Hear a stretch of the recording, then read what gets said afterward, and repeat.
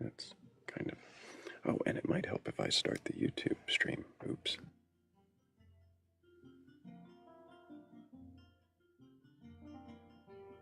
I launched it, but we've been sitting there on starting soon the whole time. My bad. This is what happens when I oversleep. All those inebriated guests will not be on YouTube. It's amazing how easily they'll be forgotten. Martha is asking how she can help with the goal. Oh, the gift goals. Those are in the top right corner of the screen. There's a little, right now it'll be flashing a rose, and then it'll flash I think the friendship necklace. A friendship necklace? Yeah, so it's showing those two gifts as a goal in the top right corner. It changes and it slides out. You can slide that little thing, but if you click on it, it shows you what the goal is. Usually I only set one at a time, but TikTok keeps insisting I set roses, so I threw roses on this one too.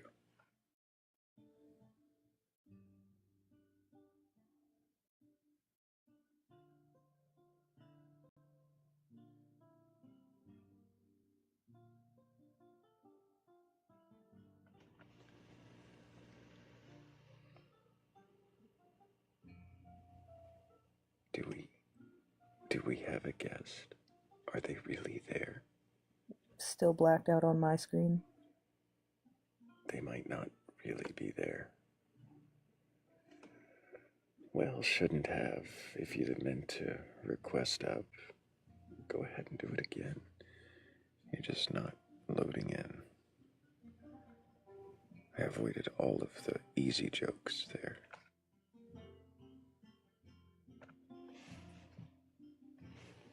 My brain was screaming them while I spoke.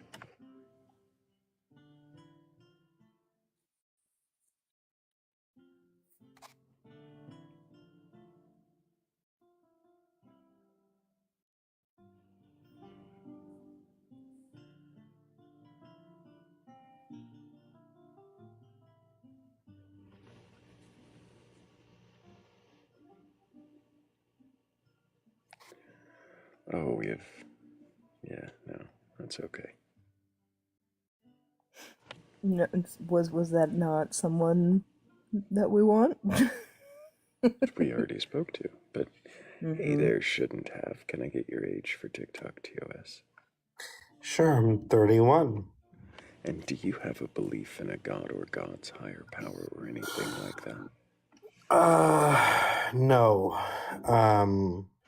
Why the hell not? Well, I used to be a pretty devout Christian, and then I read the Bible. And now I'm not convinced. So you were a Christian until you read the Bible, and now you're not convinced. Correct. What was it in reading the Bible that changed your beliefs? Just the very different God in the Old Testament and the New Testament. I mean, the idea that if we believed both, we believed that you could just follow a series of rules, the Judaism rules of the Old Testament and get into heaven. And also, there was an easier way in the New Testament. It seemed a little bit contradictory to have this God of the old faith that was so pious and rule-based and the opposite of that in the New Testament. It didn't seem to really add up. The inconsistency. Sorry? The inconsistency of it. Yeah, it seemed a little bit odd to me. I mean, I kind of think if I were to describe my religious understanding now, I would default to. There's a young adult novel called The Book of Pie, but he describes it pretty well. Whereas, every religion is talking about the elephant in the room a little bit differently than I would say the elephant in the room. But the folks in Judaism are feeling the leg of the elephant and saying this is what God is, and the folks that believe in Islam are feeling the tusk and saying this is what God is, and the folks that believe in Buddhism are feeling the ears and saying this is what God is. It's all kind of the same God, but we're all experiencing different aspects of it. I'm sorry, I guess is where I'm at now. So you do believe there is a God? I'd like to. I don't know if I do believe it, but I like the idea of it. I see. You like the idea of there being a God that everyone is feeling little pieces of. Well, no, I like the idea of there being something consistent amongst the religions. Why? Well, I think there's something that draws us together as humans that's beyond just basic human behavior. I like the idea that, surely there's something more than what we have here. Surely there's something more. What does that mean? There has to be, right? There has to be more than I just... don't know why you would say there has to be more. What do you mean by more? More than what? More than the day-to-day. We go to work, we come home, we gather in groups occasionally, depending on whatever we gather in groups for whatever, right? We gather for a holiday or drink a lot of alcohol. How much have you had to drink tonight? Oh, not yet. I've been thinking about it, but not yet. I see.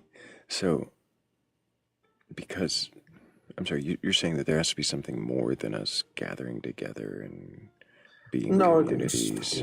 It feels like there has to be, there has to be something more than... What do you mean by more? What is more? Beyond our life, So afterlife. You think there must be some kind of afterlife? Why? Why does it have to be there? Because surely, if we're not, I don't know. I don't know. I don't know. Don't call me Shirley. Second of all, we like I don't knows here. Yeah, I mean that's I don't know. I don't know if we die and Hades pulls us across a river. I don't know if we die and we go to some place beyond. I suppose the reason I say there has to be is because I've having family that has passed. I like the idea that there is some world beyond where I'll actually get to be with them again and say, you were right, you were wrong, or whatever, just talk to them again. Like I like that idea. It's a nice idea. Is it realistic? Probably not, but I like that idea. I like the idea of so because you like the idea, then it has to be there. I'd like it to be. Even if it's not there, right? Even if it's, I spent a fair amount of time in Bali, and we talked a lot about, meditation. We talked a lot about reincarnation, and, that's fine too. I don't know.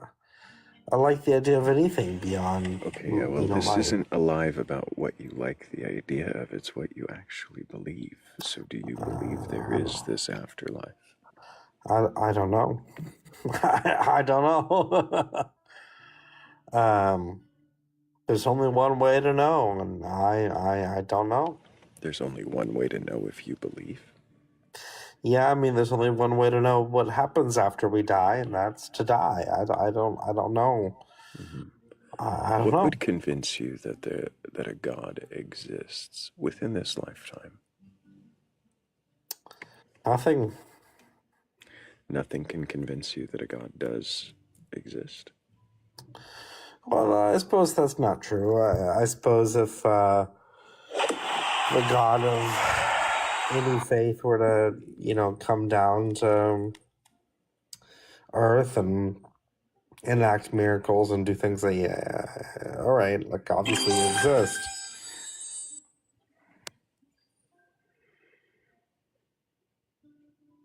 So, if a God came down and performed miracles, then you would believe in it. Would you worship the God just for performing miracles and existing? None of the miracles.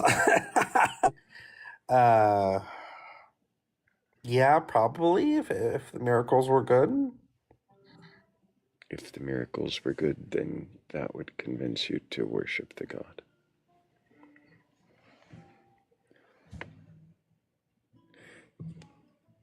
Good by your standards. I don't know, you say it like it's all some ominous thing. I don't, Everything like it's an ominous thing. I suppose if there were, the Mormon God or the Catholic God or one of the Roman gods or whomever, appeared today in front of us and did some incredible things, I'd probably be. Does it matter to you if God exists or not? No. Why not? With an asterisk being that, does God exist? My question is, what is God? But, would I like to believe there is an afterlife beyond this plane? Clearly Yes. you would. That wasn't the question, though. The question was about you caring if a God exists. And you said it doesn't matter. Yeah, I said, why? because I think, generally, across most religions, if you're a good person, if you're kind to other people, if you try your best, whatever that religion, those rules may be, and that God may be, I think that surely, whomever that is, if there is one, Yeah, whoever surely is. Shouldn't have. I don't think I have any more questions for you. I'm ready to move on. Morgan or Philly, if either of you've got a question for shouldn't have, this is your chance. No, I think you asked all the questions I wanted to ask. I'm interested in the way that you're saying that you don't believe that there's a God, but you do have this hope that all of the religions are talking about something that's somewhat the same. Am I representing your position fairly? No, that's fair. I think that we all would love a higher power, across religions. Yeah, I do think that, there's so many of us that want or believe in that surely some of it has got to be true. Why would it be important to you that all of the religions are touching on something that's the same?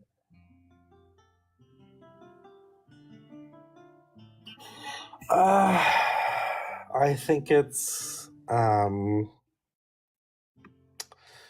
the importance of a shared experience. We all together,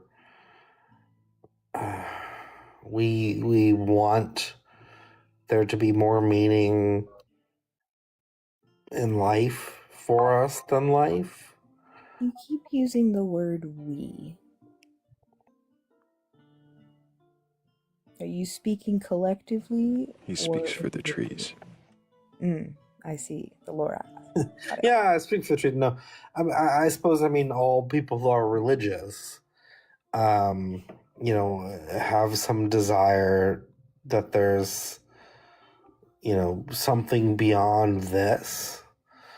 The only reason I think it is because, I get in in the capitalist society, we all want to believe we're working towards something greater, but there's so many societies across time that have had some form of god or religious figure.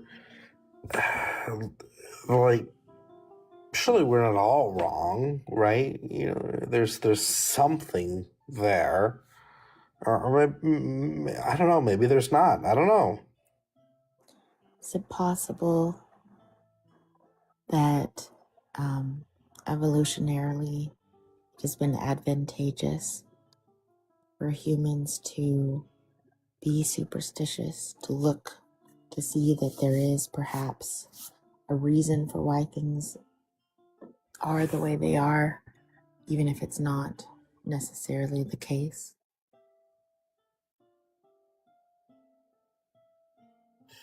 Yeah, for sure, but like at some point,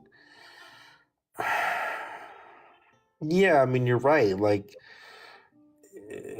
do those superstitions matter?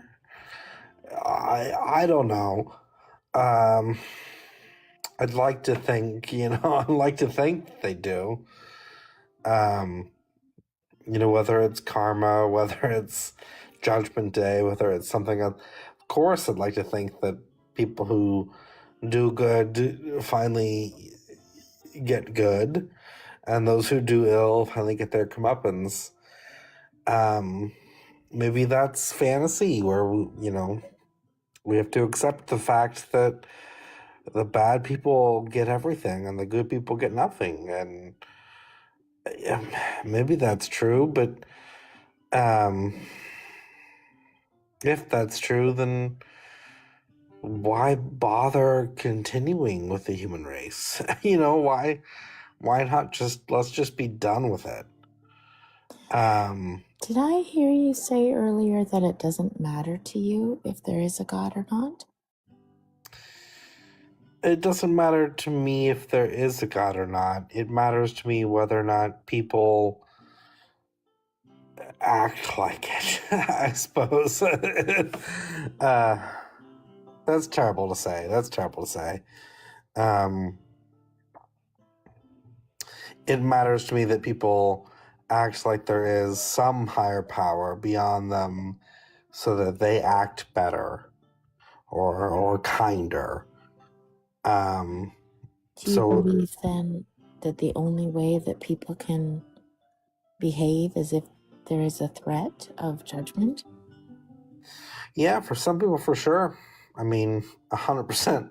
There are bad people there who, there are bad people there now who don't believe in the threat of that and do whatever they want.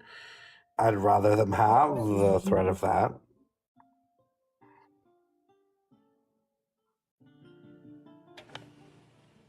What was that, Philly? Were you? Oh, Morgan, sorry.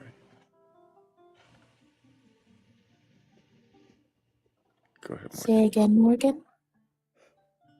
Sorry, I'm just waiting for everyone to stop talking so I can say it again. No, I'm waiting for you to start talking so I can interrupt again. Of course. What about you? Like, what is your assessment of that? Not like other people. What is your experience with it? Does that make sense? Yeah, no, it does. I think, my experience with it is that I don't necessarily believe in the Christian God. But when a family member of mine was going through a really tough time, they found a lot of comfort there.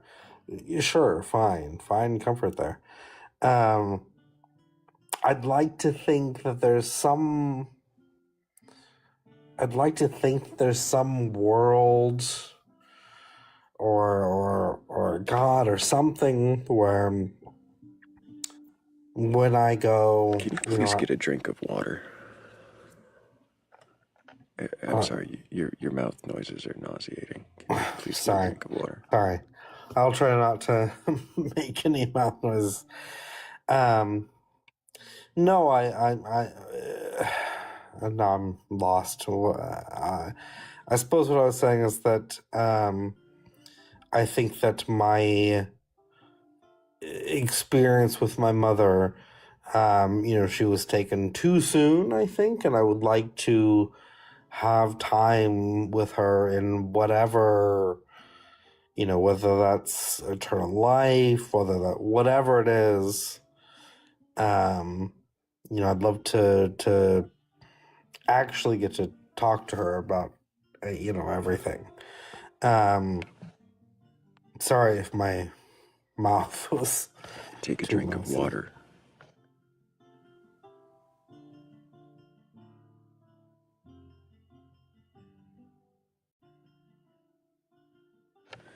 And while he grabs a drink of water, yeah, thank you guys for 23,000 likes. Appreciate all you tapping the screen, sharing the live. And if you do have a belief in a God or God's higher power or anything like that, you're capable of questioning that belief, go ahead and request on up. We're not here to debate or argue, just to see if you can question it.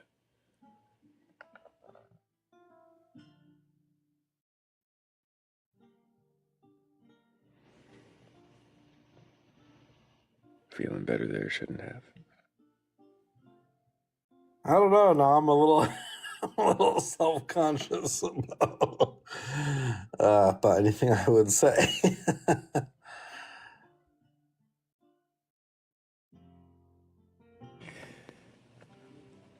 Did that answer your question, Morgan, before my interruption? Sorry. Yeah, it did. Thank you. Awesome. Shouldn't have, yeah, I don't have any more questions for you right now.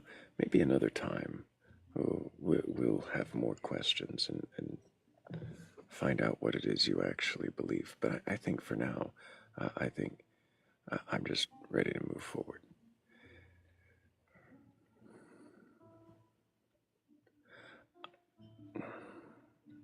I won't say it. Good job, Thrayle. Proud of you. But I said that I won't say it. That's almost saying it.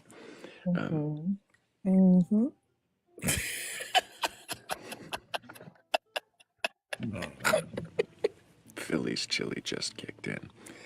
No. No.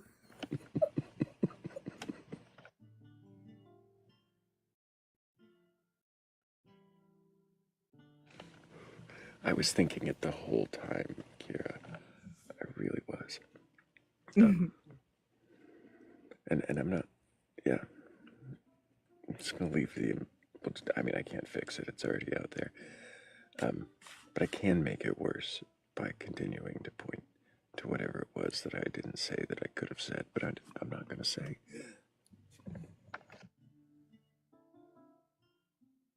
Listen, if you can glean meaning from arbitrary comments, that's a you problem.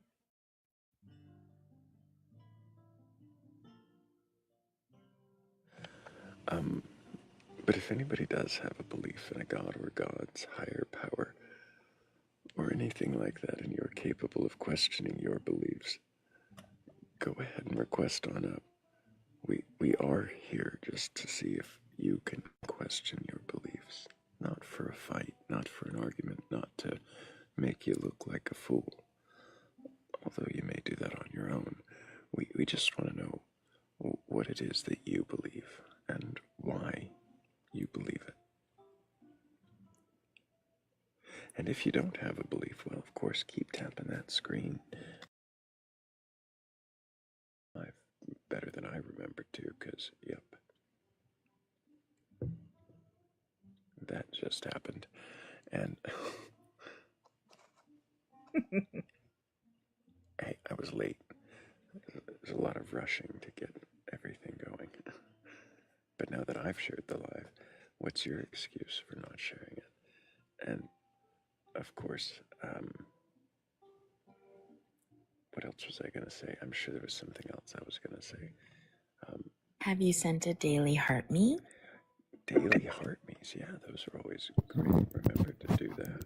Hey there, Taco.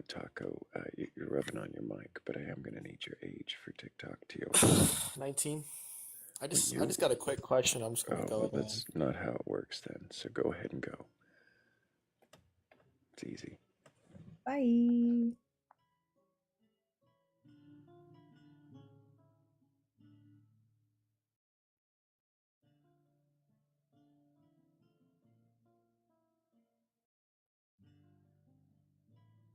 Well, he said he had to go ahead and go.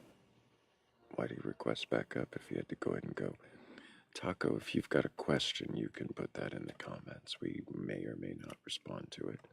But that's not what's going on here. This isn't ask me anything. It doesn't say anything like that, does it?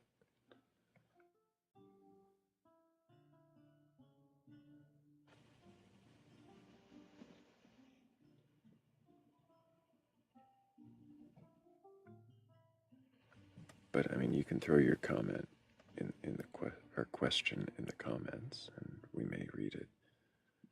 Awesome.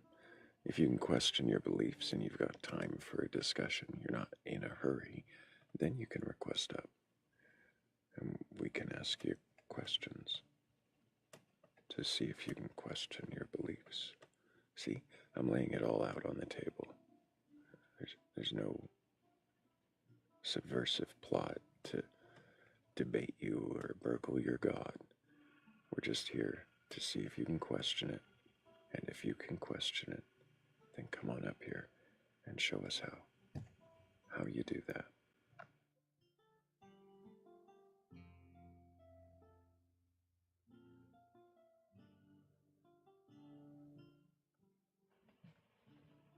People always assume there's some like trick to it. The trick to it is be honest, answer questions, introspect. Quite literally, it's just just answer the question. That's it. And it's not like Thrayle said, we're not trying to change your that is not an active goal or even a passive goal of this live. We don't want to change your beliefs. We don't want to, we don't want you to feel attacked. Just want you to answer the questions honestly. It's really some of the most enjoyable conversations where there is respectful dialogue around a willingness to question beliefs. Oh, Kiera is converting everyone to Norse paganism.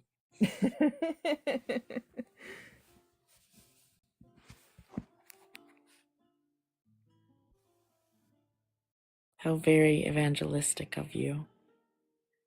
Never heard of an evangelistic Norse pagan. We did get told to basically get gnawed on by the world eater forever. Oh yes, no, I was here for that. That was fun, but I don't know if that's necessarily evangelizing. He did later apologize. Oh, that's so kind. That's so nice. I don't know. I don't know. Well, apologies fix everything, right? That's how that works. Apparently. Oh, okay. Glad we're on the same page. Yeah, he admitted he was trolling and apologized, but I'm, not interested in the trolling. He'd been here before. he'd been seriously questioned before, so to mock the process in that way and leave in a huff while telling everyone to essentially go to hell. I think it was childish and he didn't like the questions. But who knows, maybe another time he'll have better luck.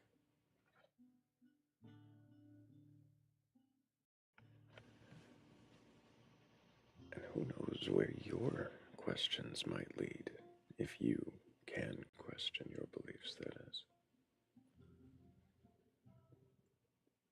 What does that even mean to you, to question your beliefs? I'm curious, Morgan. What Yes? does it mean to you? What does what mean to me? I'm sorry. I was also watching Avatar.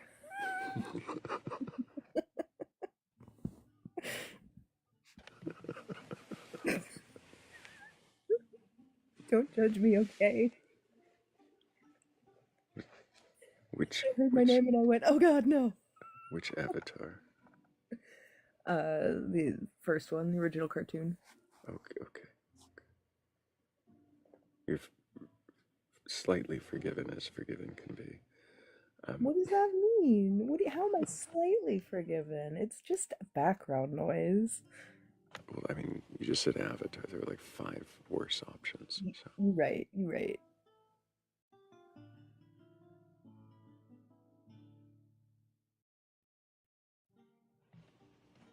But anyways, what was the question?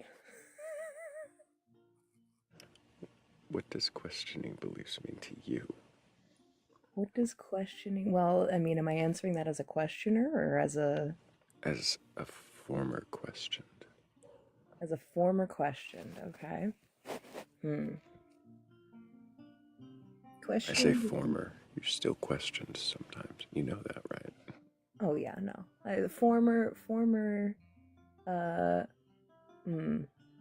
That's arbitrary. It's not important. I'll think of something later. Anyways,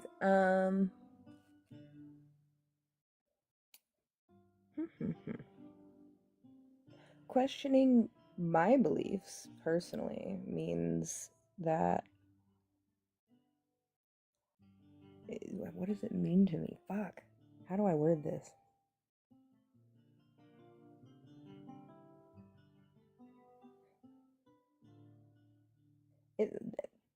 Me personally questioning my beliefs is just a constant state of being for me. But as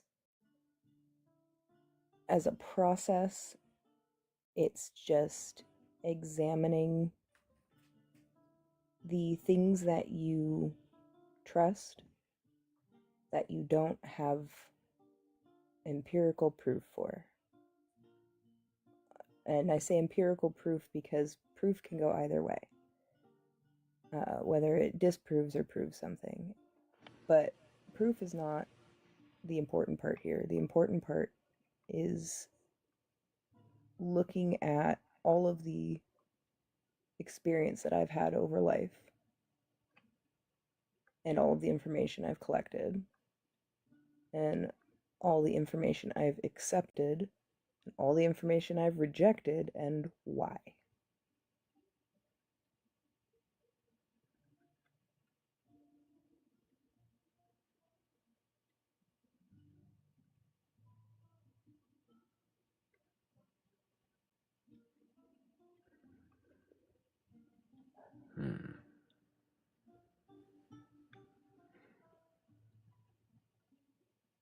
Because I don't just question my belief, I also question my lack of belief.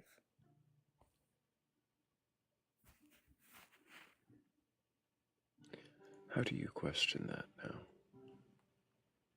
My lack of belief? Mm-hmm. Well, to start, I will never claim to know everything about the existence of a deity or other power. But in questioning my lack of belief, I mean, that's I think more so experiential, insofar as people around me experiencing their lived-in religion, and it seeing that a lot of the time highlights how isolating not being a theist can be. And so like that truly becomes a pros and cons list for me. Like what are the pros of believing, what are the cons of believing, and almost always the cons outweigh the pros.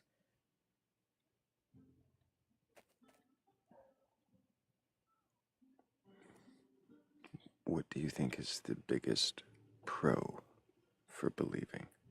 Community. 100% community. And that may just be my personal perception, just how I've seen collective religions interact with each other and with me. But that is one thing I envy most when it comes to a believer, is the support system they inherently have. And that in and of itself is always on the pro list.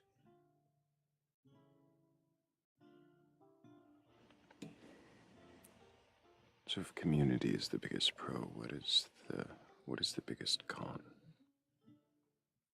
Ooh.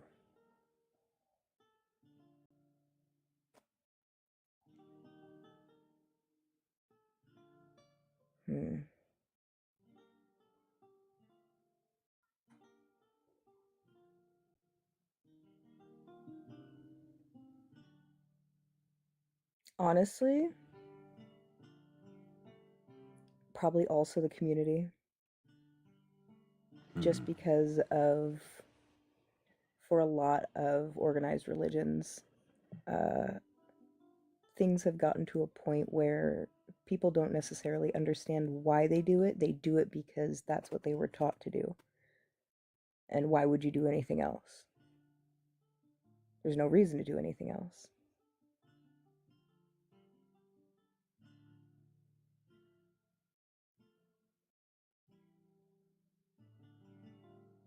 But and the where the community is a pro, insofar as you get support, you get camaraderie, you get resources, it can also take those things away from you, especially if you're even remotely nonconformist.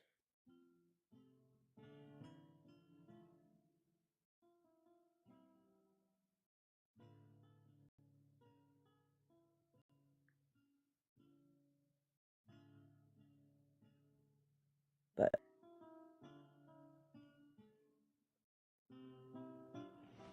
So community's the biggest pro and the biggest con.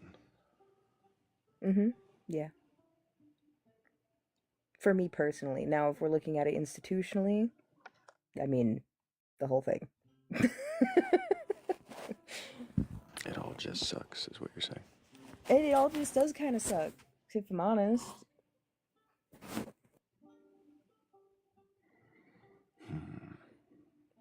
I wonder if there's any believers about to save you from further questioning.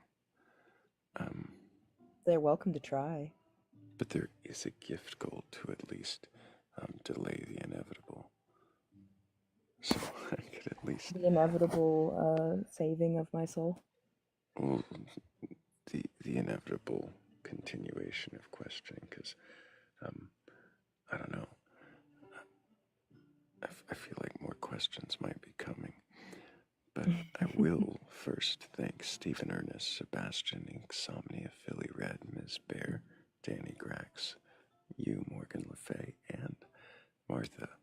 Thank you so much for helping with the goal. I appreciate all of you. And I think we actually did get someone with a belief to request. Wonderful. It worked. Oh, we actually have two. We only take one guest at a time, so wait there in the queue. We'll get to you very shortly, I'm sure. But hello, Christopher.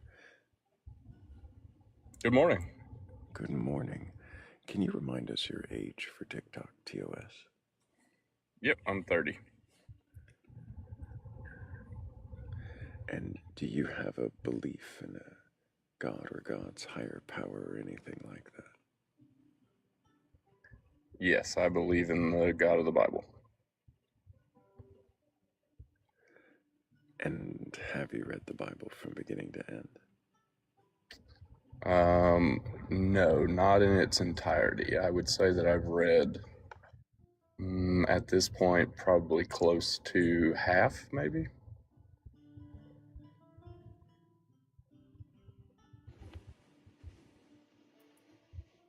And do you believe this story is to be true and literal?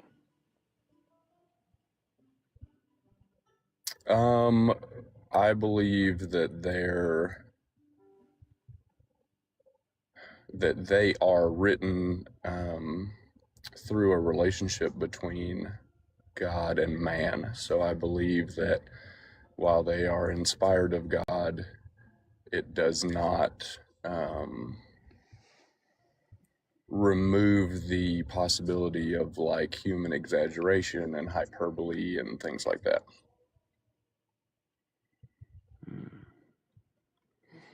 So there's exaggeration and hyperbole, but otherwise it's true. Yeah, I would agree with that. Is the six-day creation true, or is that an exaggeration or a hyperbole? To be honest with you, I don't know. I believe that it could be true. I mean, we're talking about an all-powerful God, right? So it definitely could be true. But, you know, there's always the question of, was it a literal day? Was, you know, maybe 1,000 years per day, you know, a misunderstanding of time between how God operates versus how we see things. There's the argument about light being created before a sun. So how would you know? How would you distinguish between the two? So yeah, I don't know.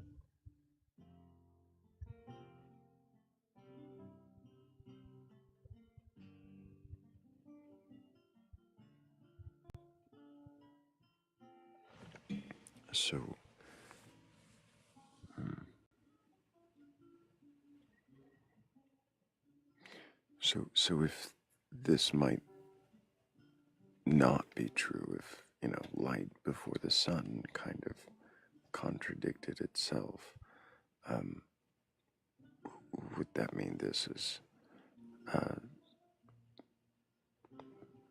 likely some kind of exaggeration or even a myth?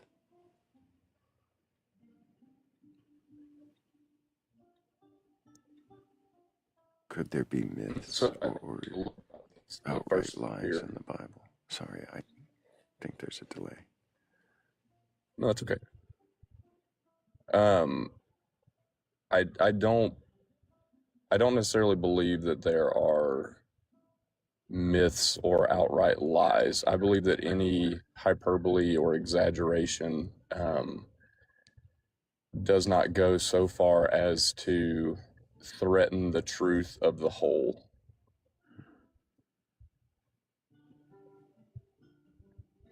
What do you mean by truth of the whole?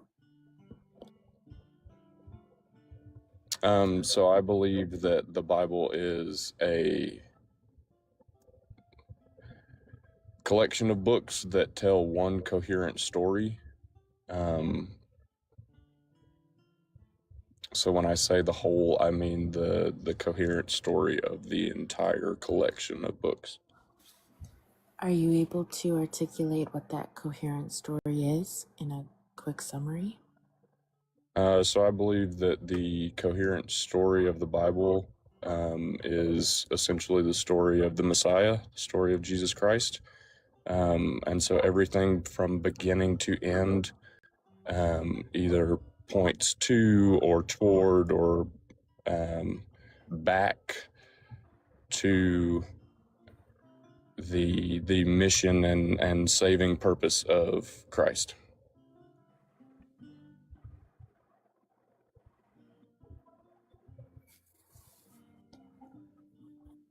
And you believe that the Bible is consistent in this?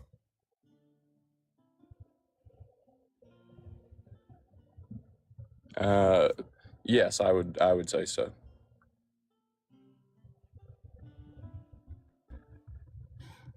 How would you know that the Bible is consistent in this without reading the whole Bible? So yeah, that was actually on my mind as I answered that question. So I would say that I'm still looking into it, but so far, based on things that I have read for myself, things that I have listened to other people discuss,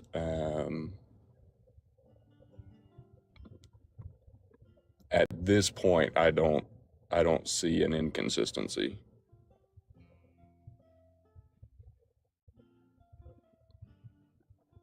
Do you think it's possible that Christianity is not true? Absolutely. I think we could be wrong, for sure. How would you know if it's not accurate to reality?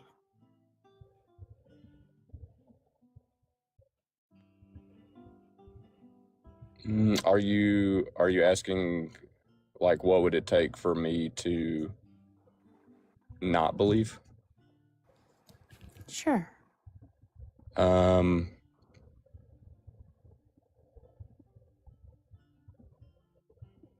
Yeah, I mean, I guess I would just need some layered inconsistencies. I guess really at this point in time, I couldn't give you a specific, like, I would need to see this for me to not believe. But I think there are things that could break down my belief over time if you were to, show those layered inconsistencies and untruths. If you were to choose between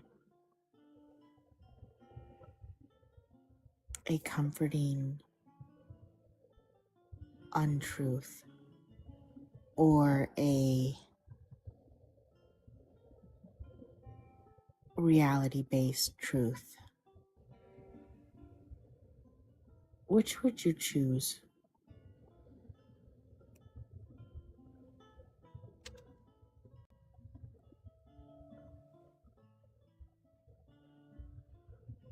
That's a really good question.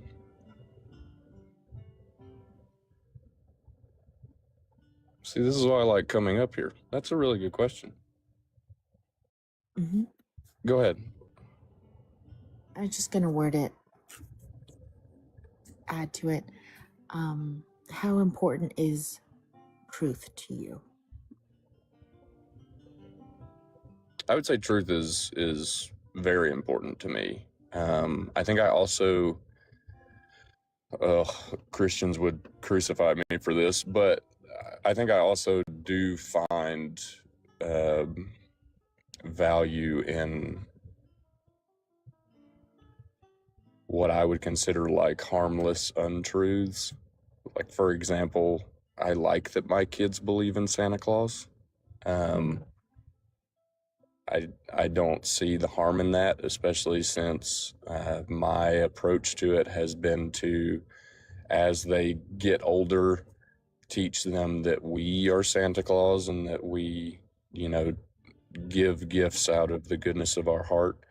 You mean Santa's not real? I'm sorry.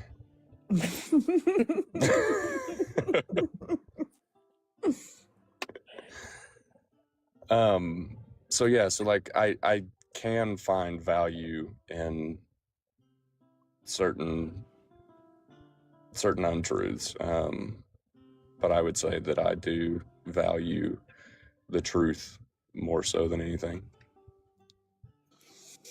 Mm-hmm.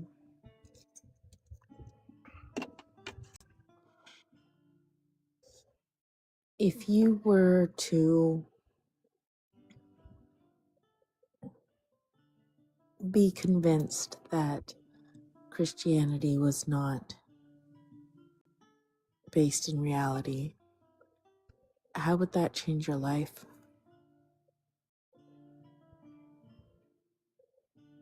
So this is something that I've wrestled with, and I would hope that it wouldn't change like who I am fundamentally too much.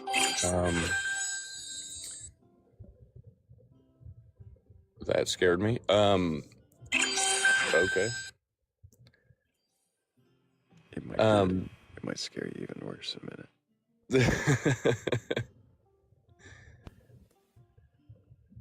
But I like who I am, I guess. I don't know, is that narcissistic? Is that crazy? I have a deep care for people, and I think at this point in time, like, do I attribute that to the cliche who God made me?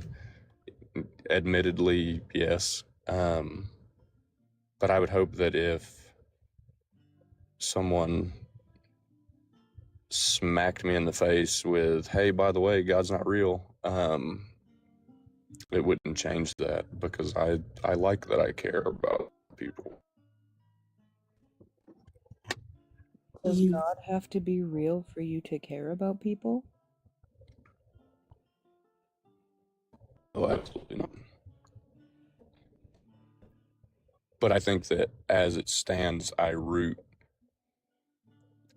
that aspect of me in God, right? Because of the cliche, this is how God made me.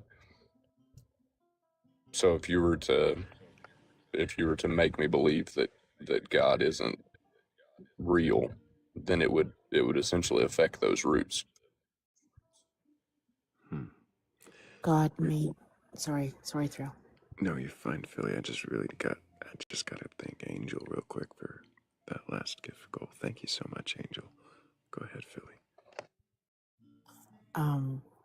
God made you caring for other people. So if there is no God, then your innate caring for other people wouldn't potentially last. No, not necessarily. I just mean that it would be a oh, what's the word I'm looking for?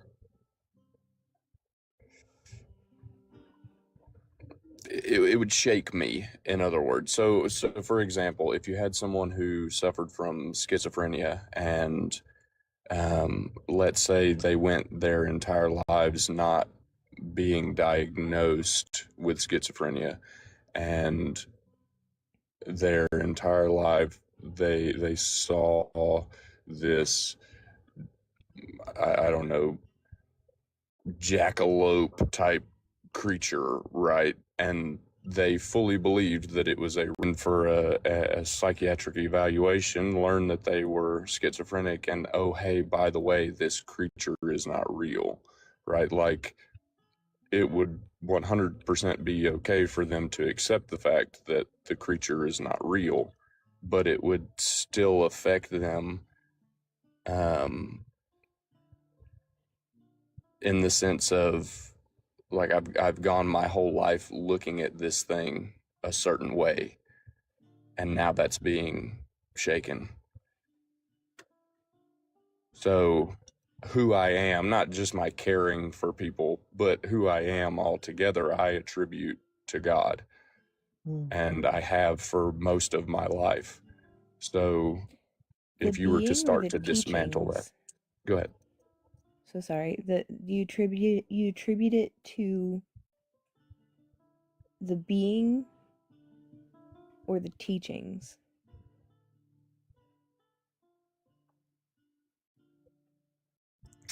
I guess technically what I know of the being, I know mostly from teachings. So both? Can it be both?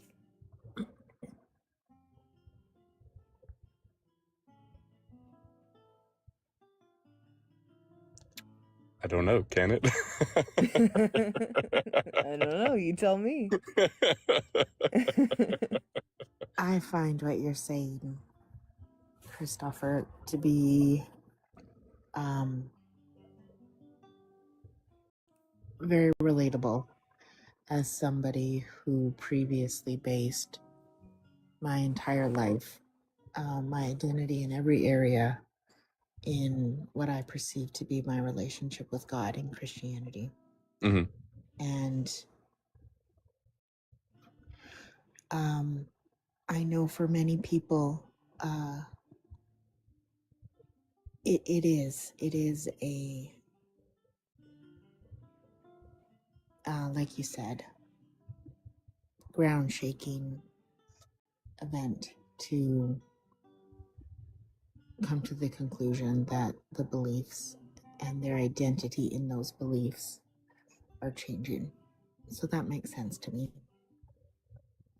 Is that something that you think would be worthwhile if it led you to a truth?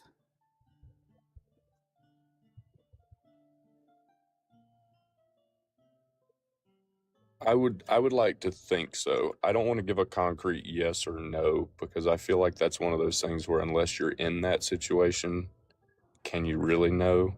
Mm-hmm. So I put that on the same plane of like, would it change me if it were proven to me that there wasn't a God? You know, like I don't really know, but I have a hope in that situation. Mm-hmm. So in the same way that I hope that I would not change, that it would probably shake me. Yeah, I feel the same way about the other. How did you come to the conclusion that Christianity is a reliable and accurate way to view reality?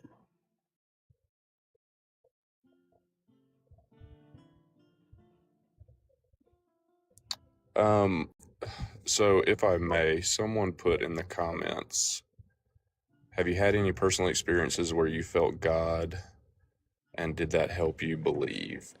So for me, I think this relates to your question because I do feel as if I have had moments where I have quote unquote felt God. But I also believe that I have had moments in life where I have completely turned tail and run in what I would define as the other direction. And putting those beliefs aside.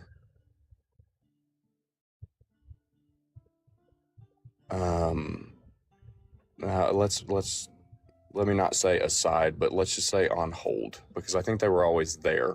They were always in the core of me, but I did a lot of ignoring.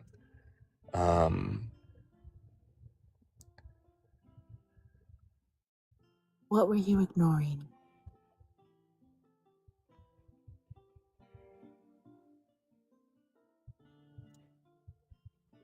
Certain values that were taught through the Bible, through church, by way of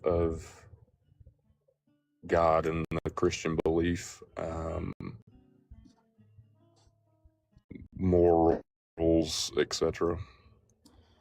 Is it impossible to hold to those values or morals without the Christian beliefs? At this point in my life, I don't believe so.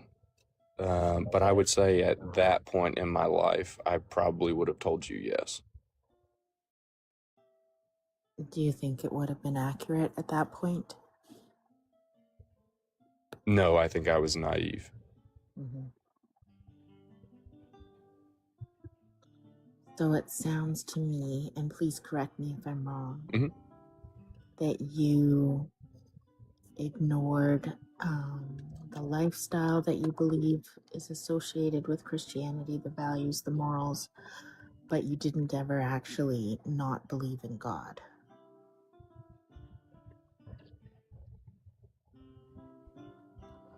I would say that at least captures the heart of it. So yes. So, what is it that convinces you that there is a God, the Christian God?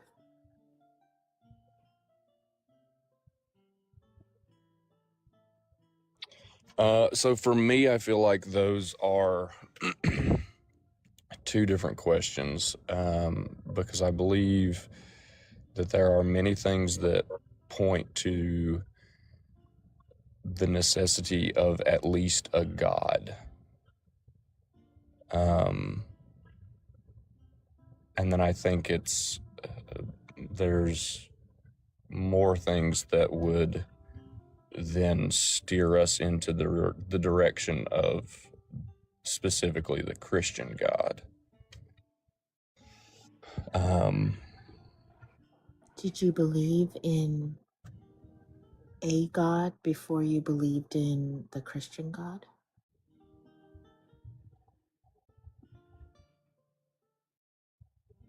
Unfortunately, no. But I think most of that had to do with being introduced to the church at a very young age.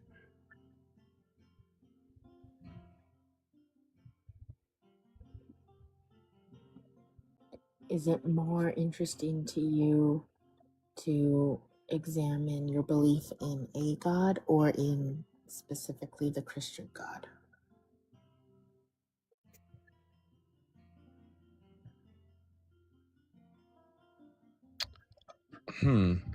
I think both are interesting, but I would definitely say that I do more examination of the Christian God than anything else. How do you examine your belief in the Christian God?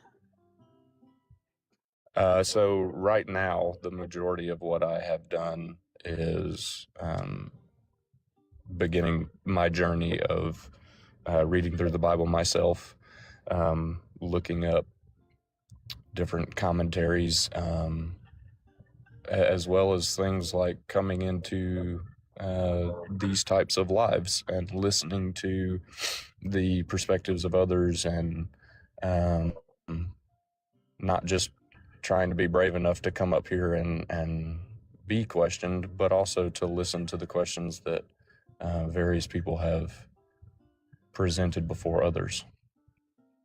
What questions have gotten you thinking that you've listened to, that you've heard? I like some of the general questions. Like I really find the question that you asked me about would it change me if it were proven to me that God didn't exist. I find questions like that to be very interesting, and people's answers are typically pretty interesting. The other things that I find really interesting, last time that I was up here, Thrayle hit me with the potential contradiction in Genesis of when plants and animals were created. So different scrutinies like that, where we can dive deeper and explore the text a little bit more, I think are very interesting. Did you do any further considering or research regarding Genesis 1 and 2 contradictions? I did actually, yes. What did you conclude? Conclude is a strong word. Change it. What's that? Change it however you want. Well, so I don't want to say that I have landed anywhere yet. It's still something that I'm looking into, but right now I have found quite a bit of scholarship and I would say kind of let's call it a comfort for myself, because I will admit not knowing is hard for me. That's just how I am. I like to know which is why I like to come up here and talk, and I like to listen to this live, because it helps me to be a little bit more okay with I don't know as a starting point rather than the finish line. Mm-hmm. And I think that's awesome. But referring specifically to Genesis 1 and Genesis 2, what makes a lot of sense for me is that Genesis 1 is kind of a cosmological view, whereas Genesis 2, we are looking deeper at the relationship between God and man, man and creation, God and creation, those types of things. And so when we read about I think it uses terms like the shrubs of the field and things like that. If we look at it relationally, we see different different plants in agriculture that need a human relationship in order to thrive and survive. And so At just, first, yeah. Go ahead. sorry, I interrupted. No, that's okay. Go ahead. At first, I was hearing what it sounded like you were saying, that the two different stories have different purposes, and therefore that's why they're written the way they are, and it doesn't really matter that there's a contradiction. But as you continue to speak, I'm getting the impression that you believe there is no contradiction, because it is talking about different, I don't know, perspectives. So I think a little of both of what you're saying is true for me, at least at this point. Like I say, I'm still looking into this. I don't want to say that I've landed in anywhere or any particular spot just yet. This is just what where I've come so far. So I look at a contradiction as a threat to the whole, right? You do, So, okay. So if we just isolate these two chapters, for me, the whole here is God as the creator, the relationship between that creator and the creation, and the relationship between God and humanity. So even if we have an issue of order, I don't see that as a threat to the whole when we're simply looking at God as the creator and his relationship to creation and humanity. So even if you acknowledge that there is contradictions, that doesn't shake your belief, because it's looking at different relationships that God has. Well, so once again, just to clarify, for me, So you're saying there is no contradiction there. Right, I would not view that at this point as a contradiction. I'm still looking into it, so I'm Sure. figuring it out. But Is there some reason that prevents you from seeing it as a contradiction so far? well, just because so far I don't see it threatening the idea that God is the creator, or that I think I just understood. So you're saying that if you accept it as a contradiction, then that shakes your faith. So you can't accept it until you're sure.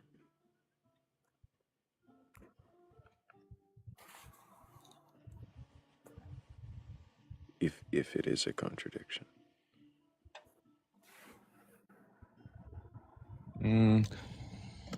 I don't know. I would have to ponder whether or not that specific contradiction would truly shake my faith. Like I said earlier, I think it would have to be layered contradictions in order for me to. If this contradiction were true, or well, if it were a contradiction, right? Mhm. Wouldn't it call into question the two creation stories, not just the 6-day one, but also then Adam and Eve? Mhm. And then that would also call into question the genealogies, the sin, nearly So every story that follows until we find archaeological records. So I would agree that you would be creating a foundation. I would be okay to say that, yes. A foundation of what? Of that layered contradiction that would then cause me to not believe. So you would definitely be creating a starting point. Let's put it that way. Does it comfort you or discourage you to hear that I was a Christian pastor who had no problem with looking at these passages as not fully integratable?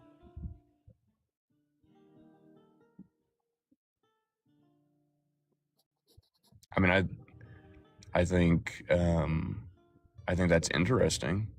I don't know. I don't want to sound rude or anything, but I don't know if that gives me a comfort or a discomfort, or I don't know how that affects me yet. Mhm. Just saying, you don't have to abandon your Christian beliefs just because there are contradictions here. Right, fair enough.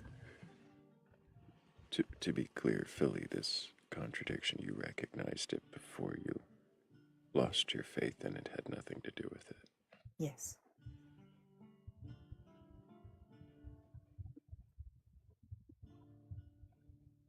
Can I ask how long you were a pastor for? I'm just curious.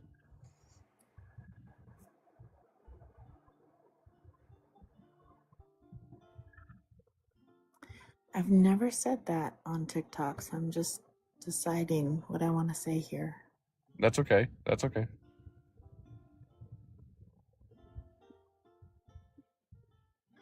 I worked, it was years. Okay. 100% respect. No further question.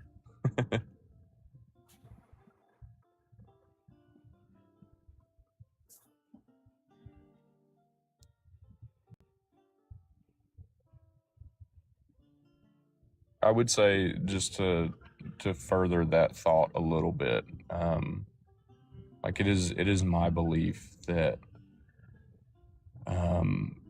God wants us to do those things. Like, God wants us to question and see it for ourselves. I don't believe that the Bible teaches that we should just have blind faith. So I personally believe that even if your questioning led you away from that,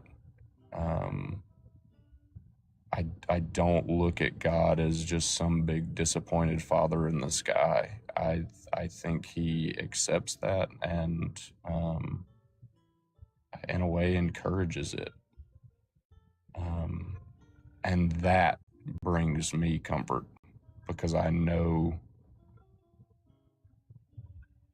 Your God is big enough to not be threatened Yeah, by your questions. I yeah, understand. yeah.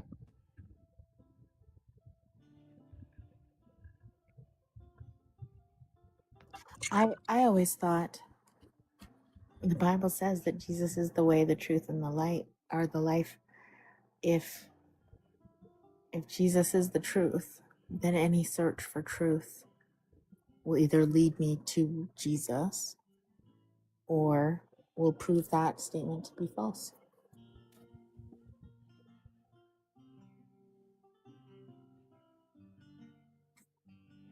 That would be the hope, right? But my immediate like gut reaction to that is, wouldn't that only be true in a sort of utopia, right? Because don't we have so many outside like opinions and other things presented as truth that they work on us, they affect us, they change us. I know a lot of people like to believe that God is just up there pulling strings and we're all puppets, but I don't see it that way. I see it as us having free choice, which means my misunderstandings, if there are things right now in this conversation that aren't true, but I believe them and I am speaking them out into the world for whoever's listening to hear, and whether they misinterpret it or not, that has an effect on all of us. So even if we are ultimately seeking the truth, and Jesus is that truth, right? Even if that's the ultimate goal, I don't think that means that there are no obstacles or fallacies or roadblocks or whatever you want to call them along the way. Sure. Do you believe the scripture when it says that God is not the author of confusion, though? Yes, I do. So someone who is earnestly seeking the truth, who is earnestly seeking God, should not be finding confusion if God is not the author of confusion, unless God is not to be found, or God is making themselves unavailable. Is there another option that I'm missing? So I think so. For me, the other option would be kind of what I was trying to describe, and that would be that God isn't necessarily standing there with a neon sign pointing at his face. It's the idea of the search. It's the idea of not having a clear roadmap. You said that there would be fallacies along the way, though. Doesn't that seem like confusion, right? And if there are contradictions and shaky foundations and untruths, well then, doesn't that seem like confusion? So for me, that goes to, who are we blaming for that confusion, right? If we just blame everything on God, then we are taking our choice out of it. We're taking our individuality out of it. We're putting everything on his shoulders. And I don't think that that's the fair or correct way to do it. So that's what I mean when I say there are going to be things along the way that... If the flaw can be put upon man's shoulders for the confusions in the book that says that the God is not the author of confusion, could it not be that man is the author of all of it? Flaws and promises alike. Yeah, so that is not my current belief, but I will grant you that could absolutely be true, because man did have a hand in writing the scriptures. I believe that God also had a hand in it. So I What think hand did God have in it? so. I believe that the scriptures are all God inspired. In the same way that we as Christians look at Jesus as fully God and fully man, I think we can look at the scriptures in a similar. Which part? When you say in the same way we Christians look at Jesus as fully God and fully man, Mm-hmm. I was never a Christian, so Oh, doesn't okay. that doesn't ring in any kind of way to me. What does that mean, fully God and fully man? So at least the way that I understand it, right? Jesus is God incarnate. But with the overarching story of the Bible, the idea is that we needed, I don't want to sound too preachy. I'm really trying not to do that. Just what does it mean to be fully God and fully man? So he was born of a woman into a physical form, but he also carried with him the divinity of God. Both of those What is things divinity? in an equal fashion. What is divinity? Divinity for me is of or relating to, specifically, once again, for me, the Christian God, So the God of the Bible. of or relating to. So he carried with him the of or related to. The essence of, yes. He carried an essence of. What does that mean? Essence. So I believe he carried the full nature of God.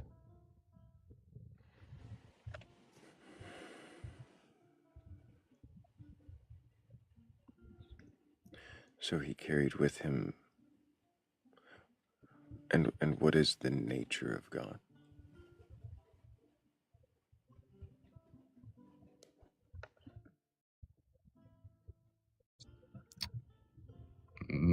I don't know that I know how to articulate that very well, if I'm being honest. Then I'm wondering what he's carrying with him. And I appreciate the I don't know, so I don't mean to push, but it does leave me wondering, what is it he's carrying with him that makes him fully God?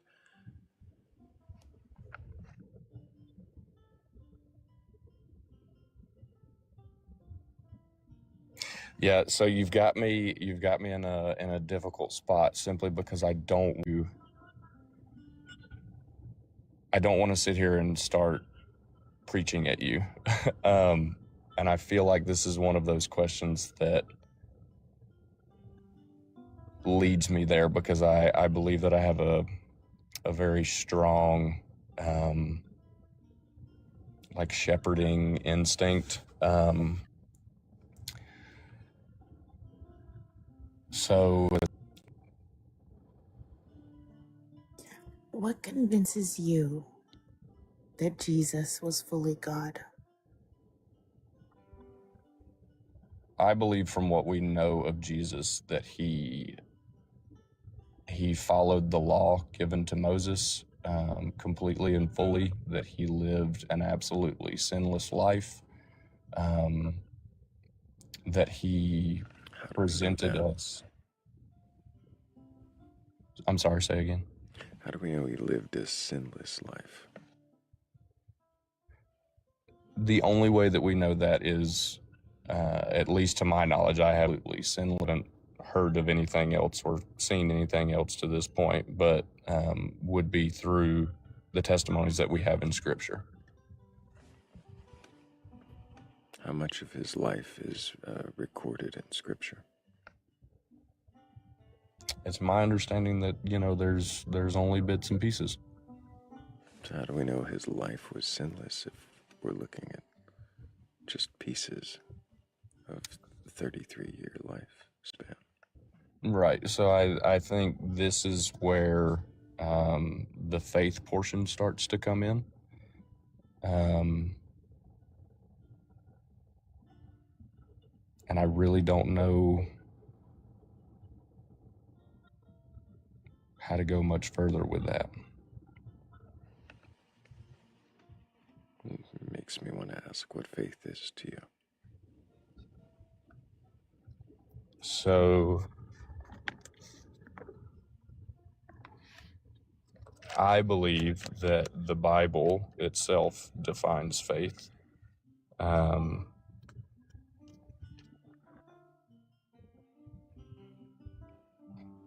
Is that okay?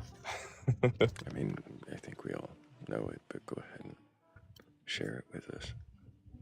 So I don't know it by heart. I would have to look it up, but I think it's Hebrews chapter 11, verse 1, that defines faith. And I think my paraphrased understanding of it is that it is a confidence in things that we don't see, essentially.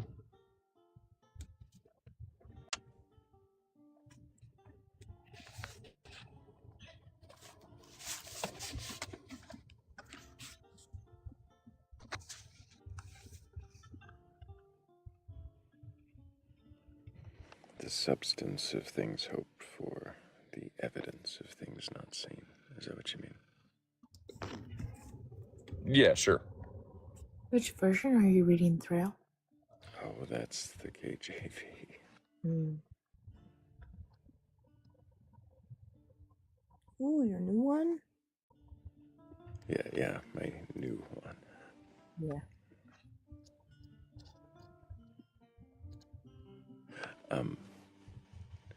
Is that the way that you define faith? Is that what it means to you, or is the wording different?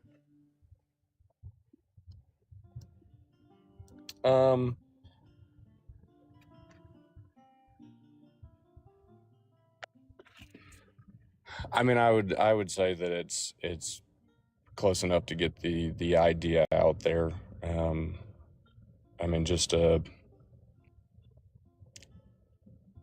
like a confidence or a certainty of, once again, the things that we're hoping for and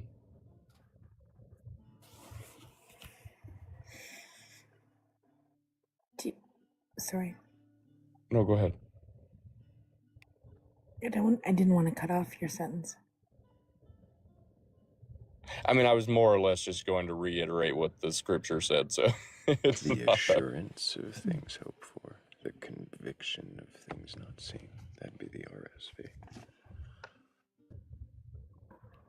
I'm pretty sure Right. I memorized the NIV back in the day. What was yours then?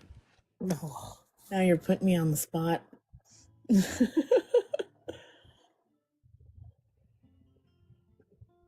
The hope of things not yet seen. I can't remember.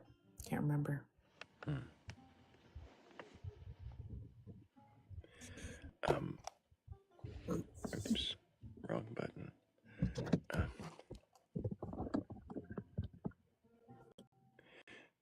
I do have a question.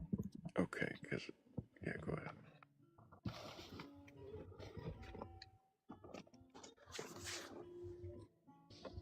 Christopher, do you think that it is possible to have faith in something that is not deserving of having your faith put in it?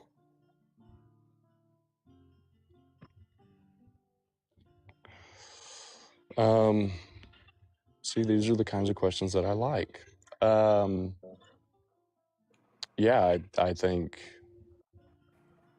everyone has their own perspective and their own beliefs and things that they ascribe themselves to. So, absolutely, I think that there's a possibility out there in the universe for people to develop a faith in something that, yeah, is untrue, something that isn't worth it, something that is all over the spectrum, right?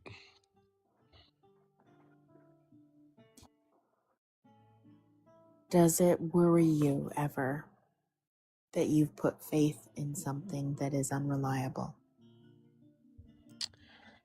My personal opinion on that is that only a madman doesn't doubt. Mm. We must talk to a lot of madmen. Mm. I would say so, Thrayle. I would say you do.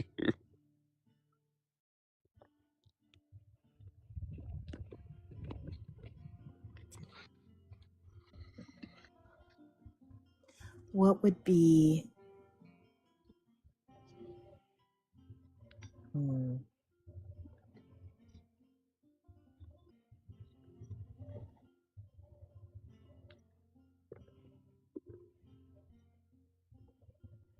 I lost the question.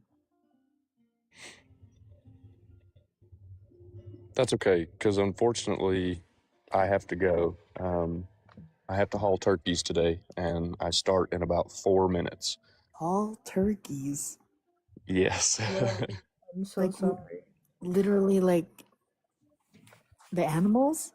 Yes, Like a that is correct. truckload of turkeys. Yeah. Yeah, so the way that we are doing it today, we're not even using semis. We're actually using trucks with cattle trailers, and we load about 165 into the back of the cattle trailer and move them from one location to the other.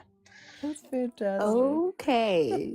So yeah, I I'm- hope to speak to you again sometime. I'm going to give you a follow. I'm going I to follow really you as well. appreciated the conversation. I appreciate you guys. I always appreciate you guys. Appreciate you, I Christopher. love sitting in here. I will probably be riding around in my truck full of turkeys, listening to y'all talk to other people. So just keep that in mind. Amazing. I appreciate you, Christopher. I hope you enjoy your turkey taxi, and have a great Friday. And Okay, from now next on, I week- will refer to myself as a turkey taxi, just so you know. It's a great. So good. Oh my gosh. Oh, that is so funny. That's I Hey, appreciate you guys have a as great day. always. You You too. too. Keep questioning, and bring us some more answers. I want to keep asking you some questions. Yes, Take care. please. W's for Christopher in the chat. He can question his beliefs. Isn't my. Sorry. I think there's some more questioning to be done there. For sure. Is it my Canadian ears, or did Christopher have an accent that was similar to Jackdaw's? The American South. Yes, I don't Yeah, think it American was. I don't know South. if it was Tennessee, but I don't know. I'm not No, gonna make him it wasn't. tell us. Yeah. It sounded a little closer to my neck of the woods. Yes, it would. Like Oklahoma or something. Could be, but That's the kind of conversation that I love because it feels honest, right? yeah, that's I don't know if it's second or third time on the panel, but our last conversation was great. I I don't believe think that was the it's second time, been. if I remember correctly, which I probably Yes, don't, it was. if I'm honest. It would be. Well, sometimes I forget people's first times because sometimes the first time doesn't go well, and then they wait months to come back.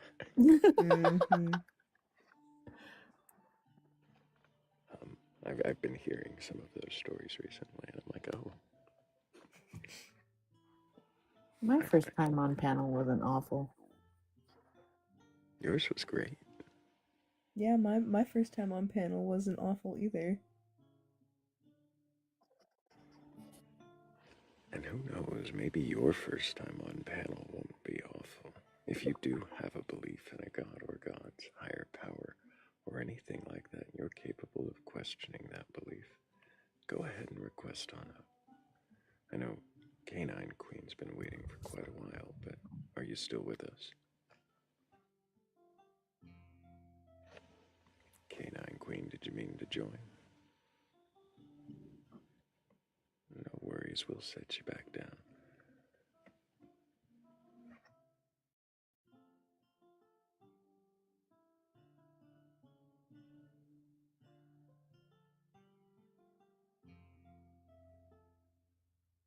Okay, let's see. That one might be a ghost.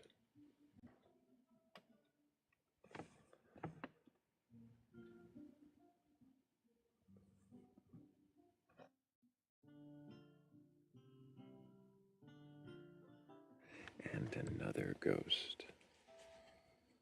Well,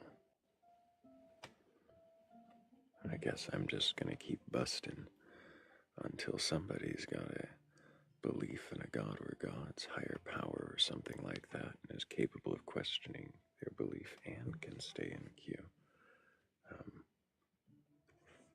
Otherwise, it's just ghosts in the queue.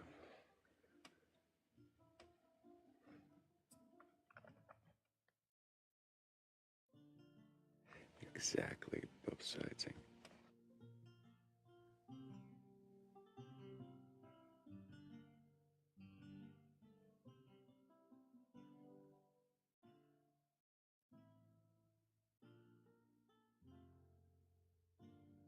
Okay, Morgan. I want to hear about the cow. I said in the Discord. Okay. Well, the only way to catch up with that is going to be to join the Discord, of course, link tree in my bio or in the Batcolyte's bio. Either one will take you there. You just gotta make sure when you get there that you read the rules, otherwise it might look a little lonely. But if you can agree to them, then you should find out you're not alone. And why should they join the Discord, Thrayle? Because then they can hear the story about how I transported my first cow to the farm. Mm-hmm. I'm gonna guess that you did not have a cattle trailer. Nope. And you probably didn't drive it with a horse either. No, because that would just be like, you just say you drove it. Like, yeah. So would you... No, Discord. It's time for some judgmental squirrels. Hello, Symbol. Hi, friends. How are you? Doing all right. Can you remind us your age for TikTok TOS? I'm 39. And do you have a belief in a god or God's higher power or anything like that? We've talked quite a few times, and I wanted to say thank you because you helped with my math again. Because you know how you were like, well, are you sure there's just one? And I was like, no. Well, you brought me to morphemes, and they're really interesting, and I'm super happy about it. And I tipped you a few times on here to say thank you. Well, thank you, Symbol. Yes, you're very smart. Morphemes are amazing. That's all. Sorry. I just wanted to say thank you. What's a morpheum? It was here. They were here before time, and they basically assist structure. So like, the best way I can describe it is like, you know how a sentence has to have like certain things in it to make it a sentence. Well, a morpheum is like that structure. That's like the easiest example I could give you. But then you have singular morphemes that's like run. That's a full thing. You can be like run, and that's a full sentence, right? So morphemes like can also be morphemes and boundaries. So like a full sentence would be the boundary, and that would be where it has to like actually connect. So you know like how like you wouldn't want to put noun in a sentence, a noun and a verb, and like you'd want to put the correct stuff in there. And that's like the morphium is like the shape of everything and the index that like it will actually like accept. The form it will accept.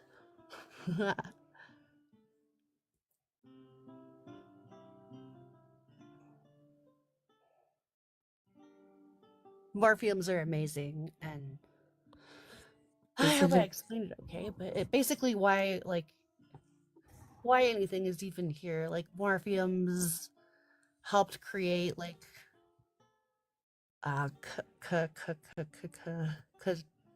um it helps create structure and I forget the C word, I'm sorry. It's really cohesion? important. What? Coherence? Cohesion? Coherence. You're smart. Thank you. Are morphiums spiritual beings? No. What's an example of a morphium? Like a sentence, like the structure of the sentence, though. Like not the Like sentence that. itself, but like do you know how you don't want to put like a noun? Like there's rules to how a sentence needs to be structured, right? Well, everything has like a structure that it has to like agree with in order to actually like bond. Are you saying, Symbol, that a morphium is the capacity to become? Yeah, you're so smart. That's why I like talking to you people.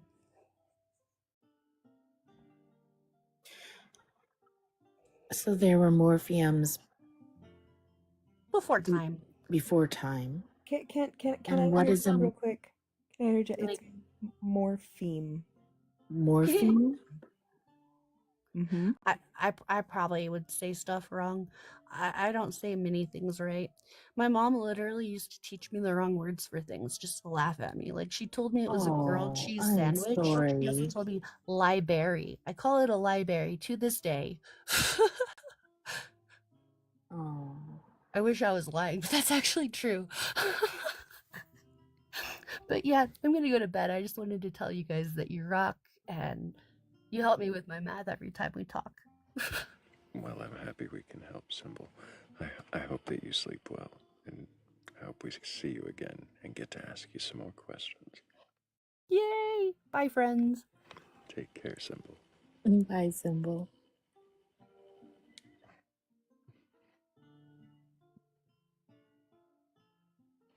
W's for Symbol. Absolutely. We all question something. Morphe is Morphe, right? Thank you. Is that what you found, Morgan? Yes. With an M, as in Mike. Oh, you found EME. Okay. Mm-hmm. But the capacity to become. So if time begins, then the potential for time is the capacity to become. And then therefore it would be older than time if time began. But that implies a big if. A very big if.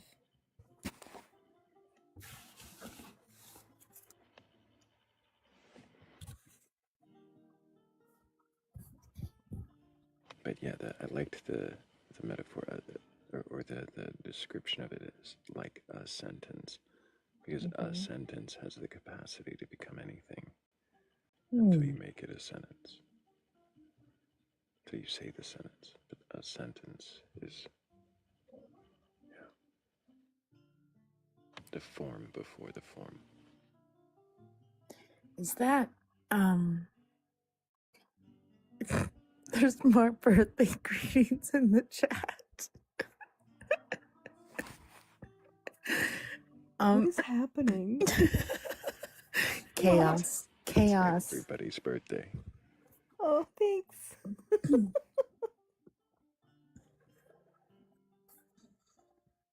My actual birthday is coming up.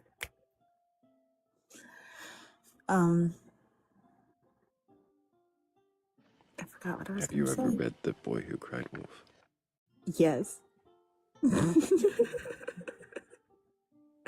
But it was not me that said it was my birthday. It was Trip last.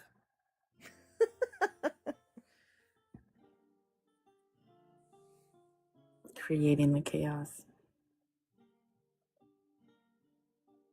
No, if you check my birthday is in there and it's been the same date since I put the intro in there, so you know it's not a lie. Or if it is, at least it's a consistent lie. There you go. Plausible deniability. She's 7 feet tall. She sees everything coming.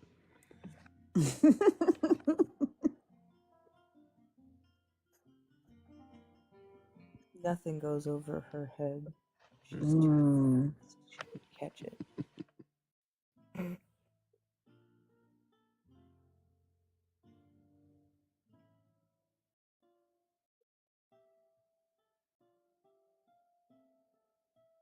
Barfing toaster, that's not a bad idea.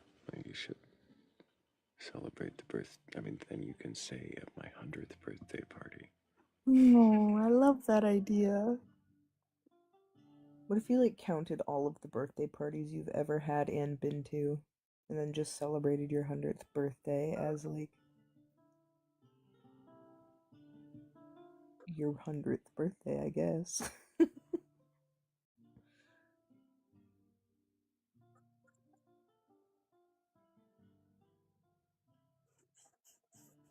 can't come up with a good segue. I've been trying. If you can think of a good segue and have a belief in God's higher powers.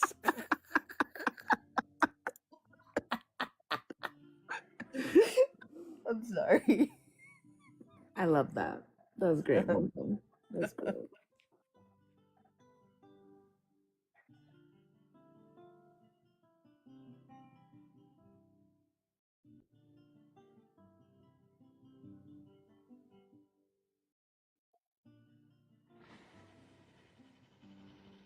Oh, My crap it. Terribly negligent host, because I didn't even notice that we hit the 42 dolphins. So, I definitely have to thank Kira, Danny, Martha, Morgan, and Squiggles. Thank you guys so much. I appreciate you.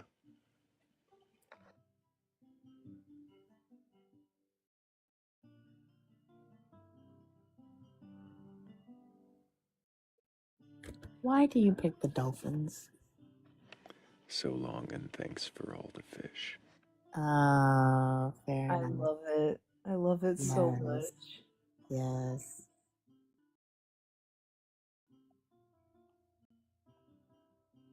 Damn it, now it's stuck in my head. Fuck.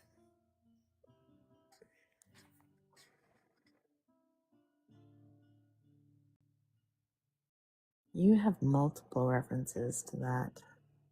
Mm-hmm. Uh-huh. I mean, it's already sandwiched. There's layers of it because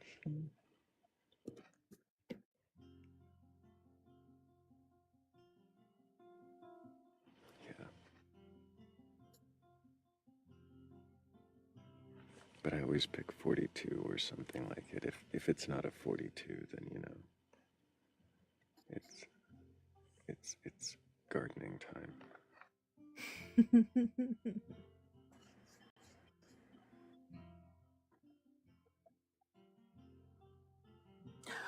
Is that why? I never made that connection. Huh? 420, 42? The answer to life, the universe, and everything? I mean, that tracks. I believe it. I mean, deep thought was a computer after all. But don't. But.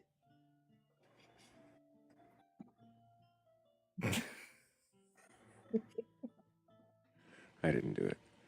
Thank God. I do not know what you didn't do, but by Morgan's Don't reaction. press it.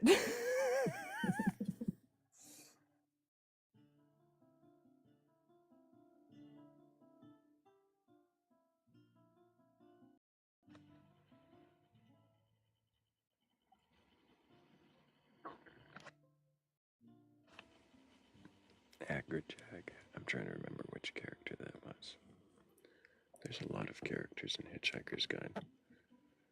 Hello, Donovan. Can I get your age for TikTok TOS? My age is 18, trust. And my belief is that toes are the most So- attractive part of the female body. That's fascinating. Mm. Everybody in the room is now disgusted and doesn't want to speak to you. With a Kyo profile picture? Hello? And that's what you're leading with? Bruh.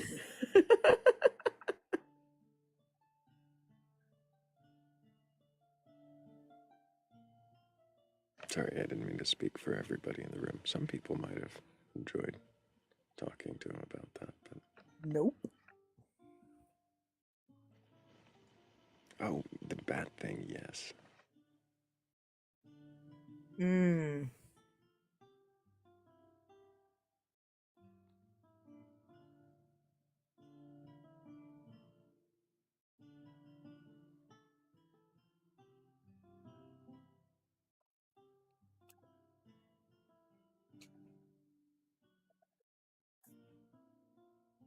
No, we just asked your age, Donovan. We're having a conversation. If you can wait for the questions, then we get to actually get that. But nobody asked anything about your attraction to toes.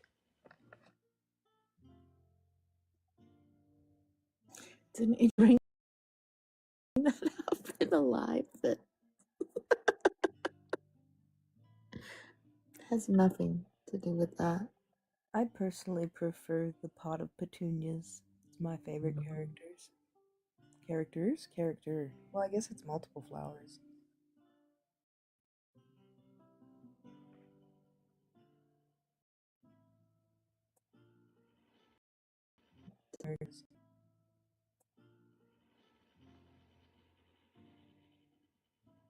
Not again. Not again. That's such a good line. Was that the whale or was that the pot of petunias? That was the pot of petunias. That Yeah. was.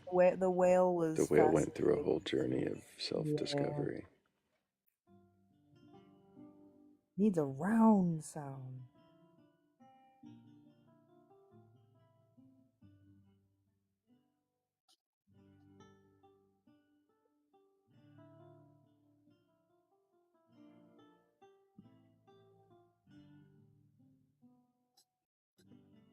That's okay, Chancellor Abbott. Just know where your towel is. You'll be fine. All you need is a towel. Don't panic. And if anybody does have a belief in a god or God's higher power or anything like that, and you're capable of questioning that belief, then go ahead and request on up. We're not here to debate or argue or burgle your gods. We just want to know, if you can question your beliefs, then what is it that you believe? And why do you believe it?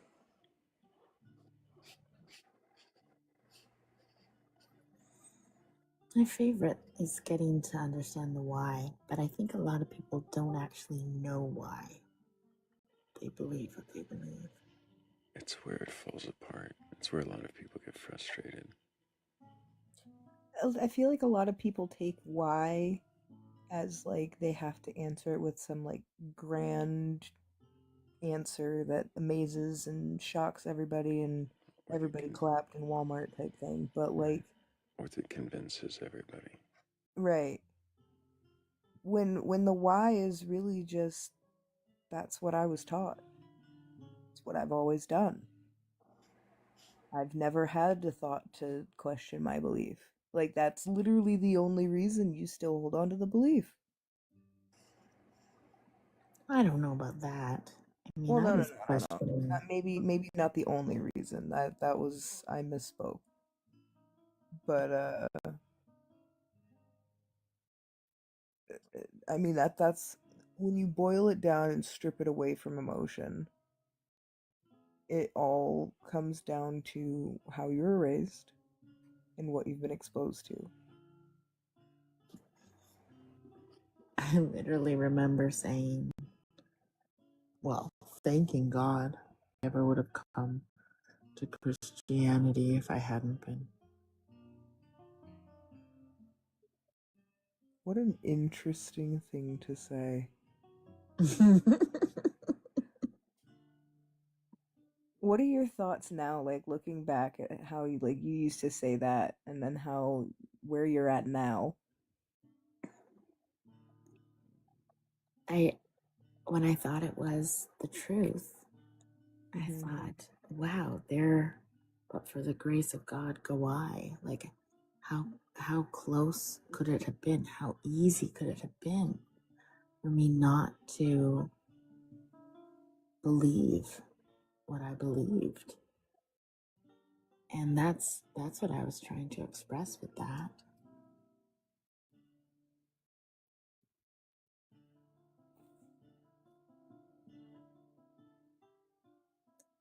I also put my dad through practically daily dinner table. What about this? Why does the Bible say this? How are we dealing with this? Like, do we actually believe this? Mm-hmm.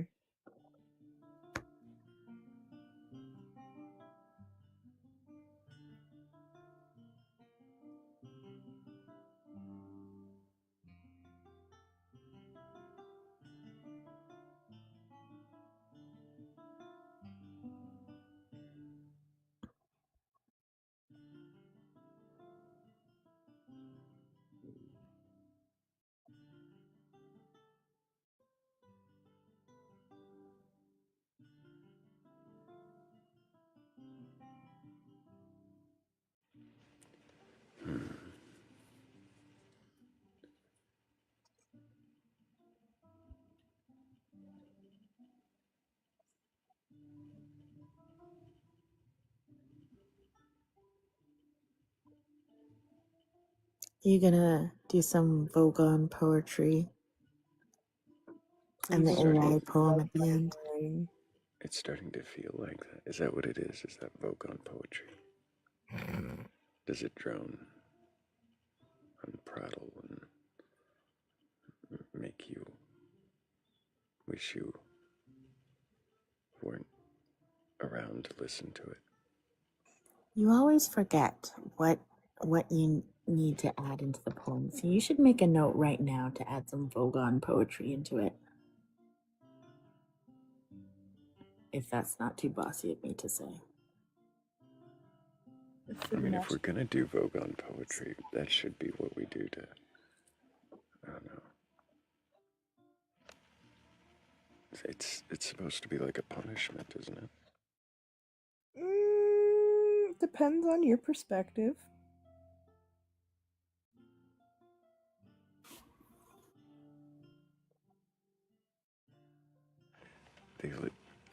They like strap you to a table to read it to you. Well, yeah, because any other species other than a Vogon would run away because of how awful it is.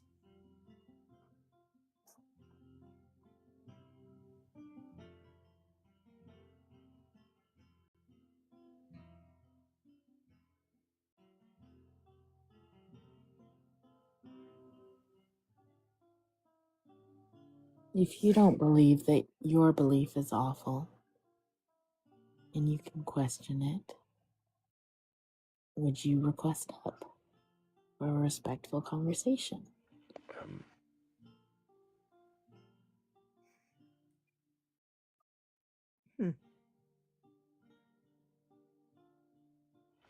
I actually had the AI write a Vogon poem. No.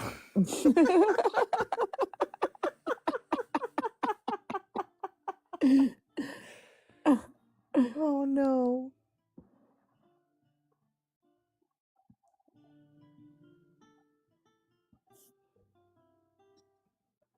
If you don't want to hear the Vogon poem, you should tap the screen, share the live. You can repost it to your story. You can repost it. You can help with the gift goal. Unless Thrayle wants to make achieving the gift goal what you need to do to hear the Vogon poetry. I don't know. I don't know. Is I it a don't even know. punishment? I don't think. What is it? I don't think there's any way that, like, this should not be. No one should be subjected to this. Save yourselves. Share the live so that we get a believer to discuss with. Vogon stand-up comedy sounds like the worst possible experience. Potentially even worse than their poetry.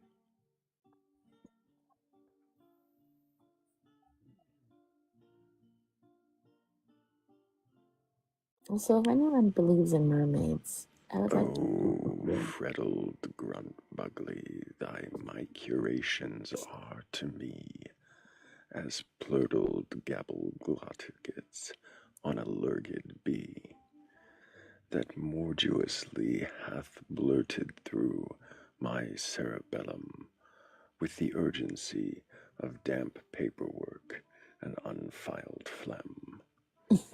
Group, I implore thee, slather not thy spongiform elbows upon the moist intentions of my afternoon, for thy whisperings smell faintly of expired ink, and the soft despair of mandatory meetings. Let us not speak of love, nor hope, nor sky, but only of the rubberized thwack of inevitability, as thou squattest upon the concept of joy and stampest it denied in triplicate. O miserable splurt of being desist, return to the filing cabinet from whence thou oozed, and take with thee thy adjectives, which have violated several health codes. That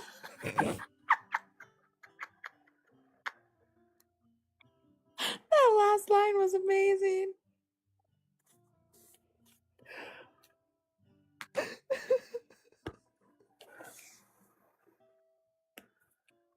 Well, that's it, folks. That's the poem. Live's over. That's the end of the live. And on that note, Until next time. something about reading that just made me, like, really uncomfortable the whole time. I could not. Is starting off with the nonsense words that I could barely pronounce, and then it was like kept getting more ridiculous instead. Just dissolves into bureaucracy.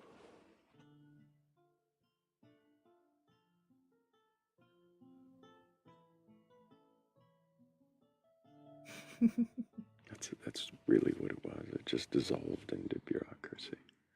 Mm-hmm.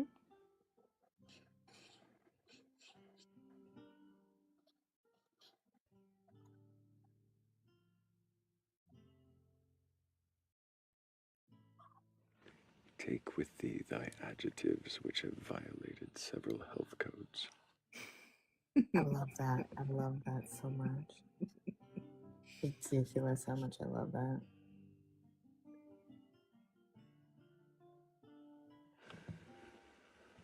Oh my.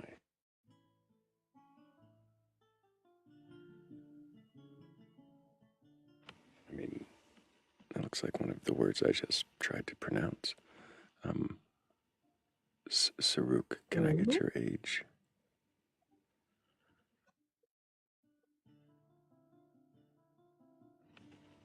Saruk, can I get your age?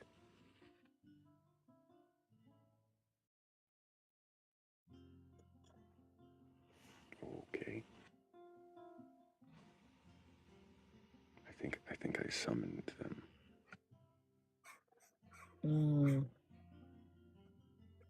They're like, my name is like that poem. It really was. That was like one of the words.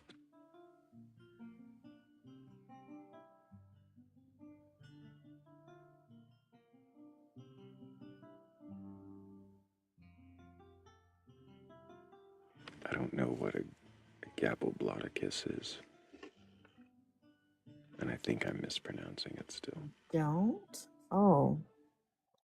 You need to read more. Increase your I vocabulary. actually think if I pronounce it correctly, it sounds far more vulgar.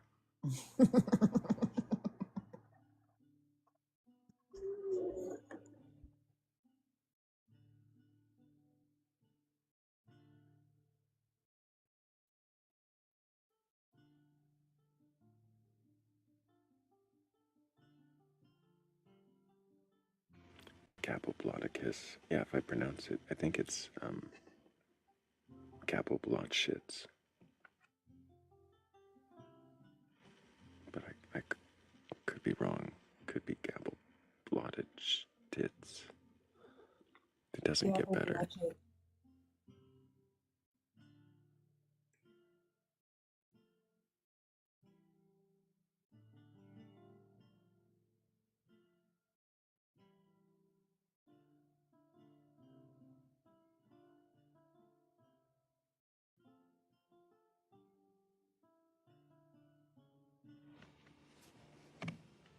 But yeah, that's what we have to look forward to is more of that Vogon poetry at the end. So I mean, unless we want something even worse, then I think we should tap the screen and share the live. And if you do have a belief in a god or god's higher power or anything like that, you're capable of questioning your beliefs, then go ahead and request on up.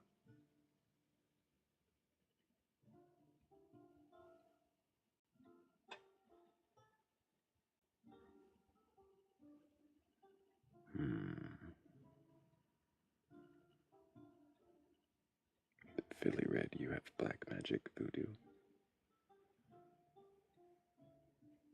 Fascinating. Did you see her previous message?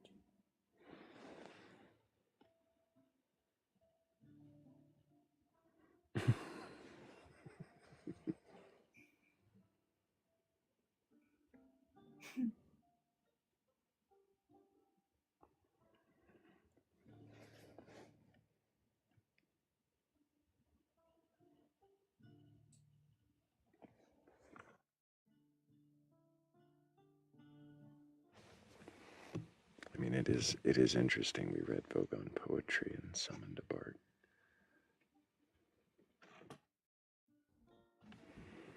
Oh, it's Donovan again. I remember this. I just wanted to say, if I made anybody uncomfortable with my comment about toes, I'm so.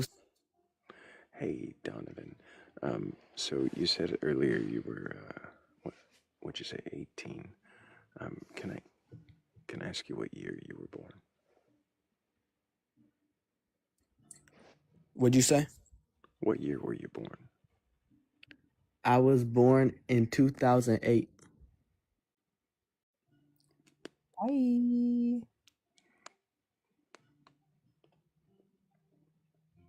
You should probably pay attention in math class.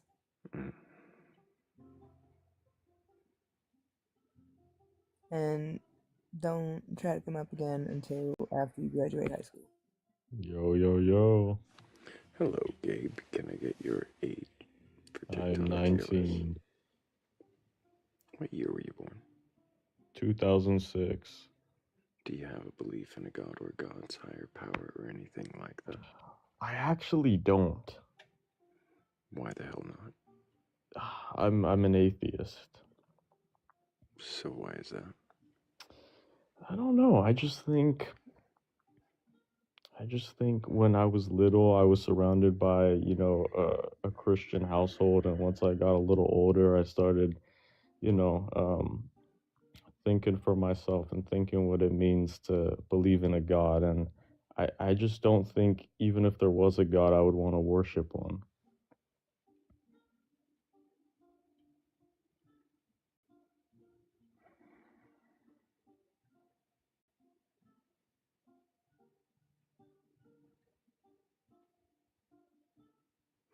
So even if there was a God, you wouldn't want to worship it. I don't think so, no. You said you were raised in a Christian household. Yeah, when Did I you ever believe?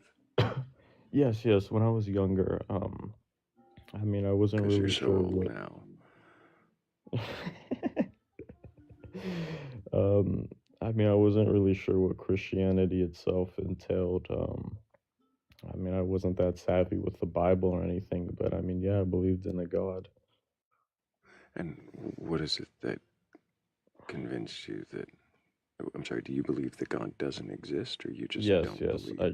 I don't believe in the idea that a God created the universe and all of us. Why is that? Um, I mean, the question is, why is that? I feel like a lot of people associate, the universe couldn't have started from nothing. Like, no, nothing can turn into something. With that logic, you'd have to apply that to, well, then who created God? And, people just say God is too complex for understanding and whatnot. They try to take that stance. So I'm just a firm believer of, hey, I don't have the answers, but I don't think that a mystical being put us all here.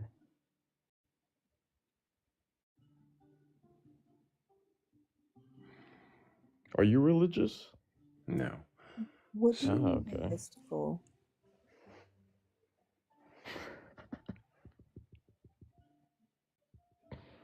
she asked you what you mean by mystical. What are you laughing at, Gabe? Sorry, universal, or whatever you want to call it.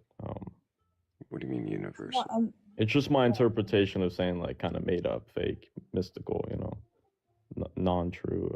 I don't know. well, I mean, I'm asking how are you using it? I think that's what I he just means. I just said, like, kind of like made up, but in a way that doesn't sound blunt. Okay. I was just looking for the single answer. Thank you. Yeah. Sorry. Gabe, what would convince you that a God exists? That's a really good question, actually. That's why I ask it. I mean, convince. I mean, I can never say. I can never say never. You know what I mean? Maybe one day I do convert from, meeting the right person. Helping me follow a journey. Or picking up the Bible, learning more about it. But I mean, I think I would just need like solid evidence, which I know is against the whole, faith ideology. But I think as of this moment, that's what it would take. Is picking up the Bible and meeting the right person? Well, I'm saying never say never, as in, like, Have you ever obviously, read the Bible? not a lot of it. No.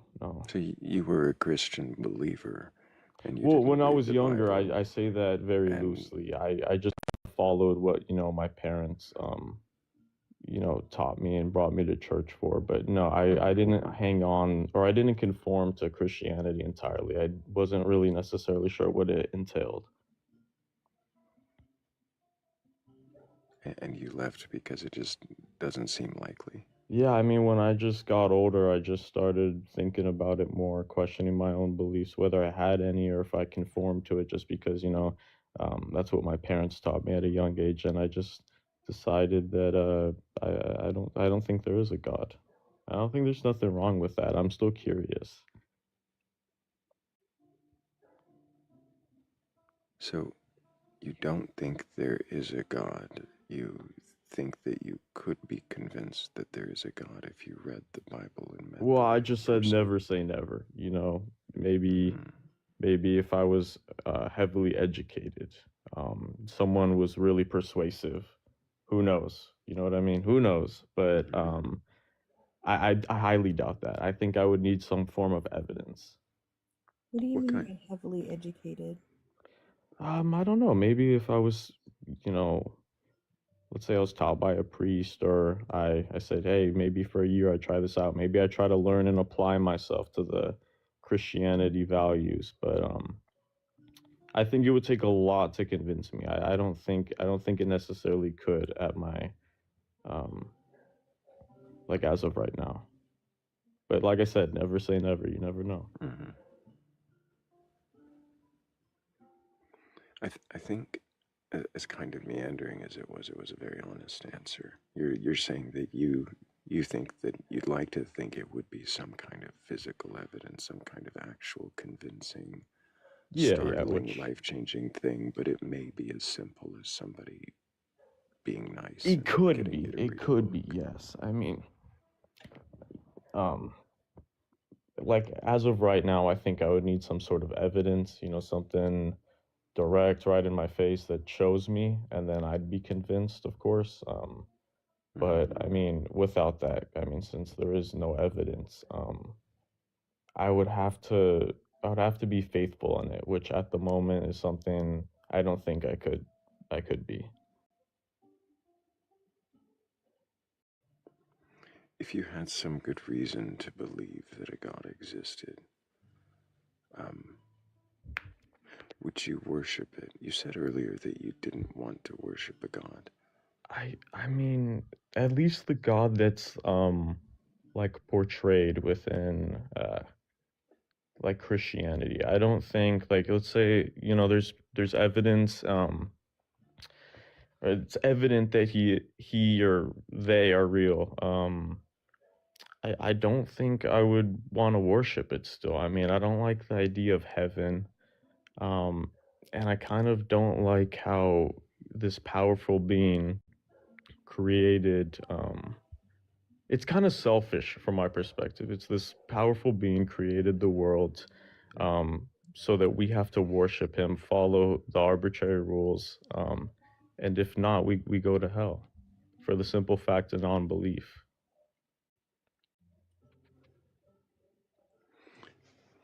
And would that threat not be enough for you to worship it if it were proven real? Um, yeah, I couldn't see myself worshiping the God. So a threat isn't a good reason for you. I don't think so, no. Can I ask you what it would take for you to be convinced, since you're a Just non-believer either? just to be convinced of a God, it would. My answer is usually that God only knows. Whatever God exists that wants me to believe it would know how to convince me. Mm-hmm. Okay, I see. If it wants me to believe it, I would. Okay, yeah. But like, what do you mean by that? What would you have to be told, or what would you have to see in order to be convinced I or appreciate, persuaded? yeah, I appreciate you digging deeper, Gabe, but normally I'd swap up the background to question the questioner before I Oh, start okay, taking questions. But I gotcha. do appreciate you coming up and answering the questions you have. I don't have any more questions for you, but I wonder if Philly or Morgan do before we move on. I do not. I'm not sure if Philly's available yet. I see. Understandable. You have like a really soothing voice. Like, I just felt like I kind of had to throw that out there. You know what I mean? Like, I'm kind of like on my bed, I'm chilling right now. Like, this whole thing Well, just feels very surreal. It's kind of funny. right. Well, I hope that it keeps feeling surreal, and I hope you keep asking questions, Gabe. But I'm ready to move on to the next guest. All right, thank I you. I do appreciate encourage it. you. Yeah, if you do come up with some firm answers and you feel like you start to believe something, bring it back to us, and I'm definitely going to want to question that. Of course, I'm gonna hit you with a follow, man. Appreciate you, Gabe. W's for Gabe in the chat. He's at least being honest, and I think he is questioning something there. I think when it matters, he'll question it. I think so.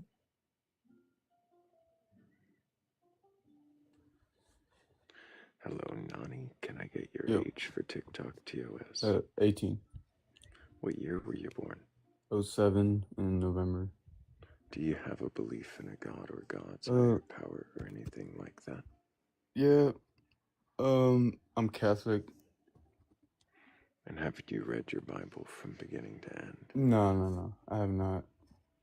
I know that that's probably something I should do. But Do you believe the stories within the Bible to be true and literal?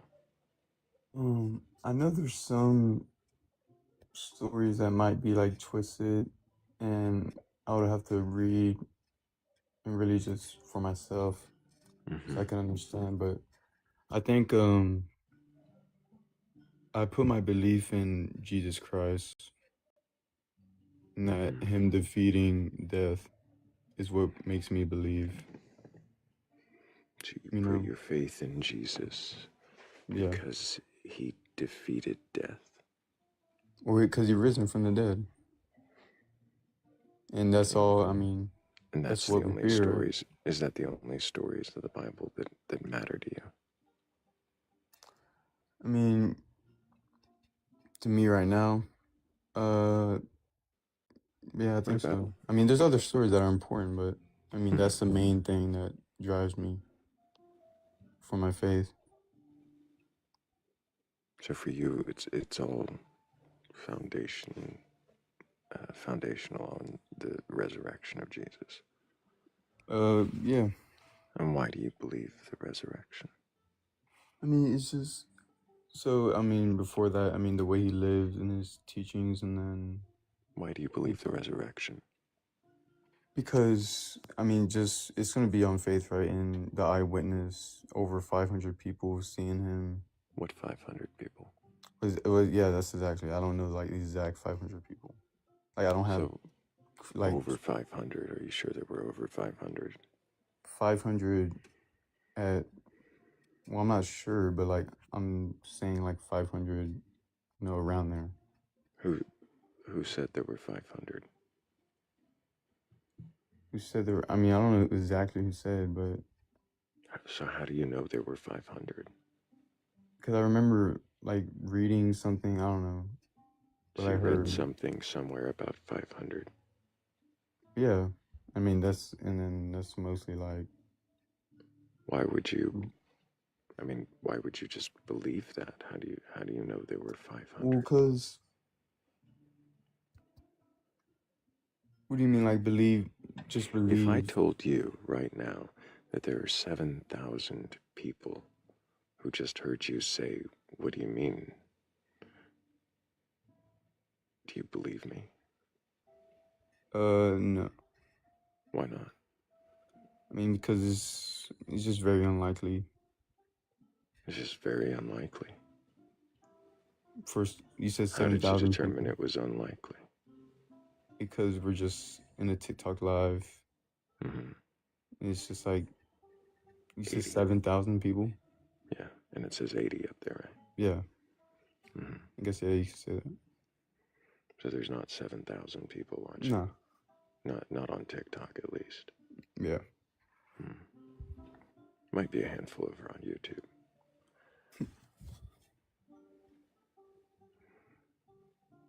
But do you think 7,000? No. Okay. Well, if I just told you there were, why wouldn't you believe me? Well, because it's not like a strong claim, I think. It's not a strong claim. So where's the claim of 500 witnesses come from? Just, well, because it was like. What makes it I know, I strong? remember seeing it. I remember hearing or seeing it. I remember hearing or seeing that there were 7,000. 7,000? Oh, yeah. People watching. Yeah, that's what you're trying to say. Yeah. So you just remember hearing 500? Yeah, I remember seeing a video. It was about. So somebody else said there were 500 witnesses.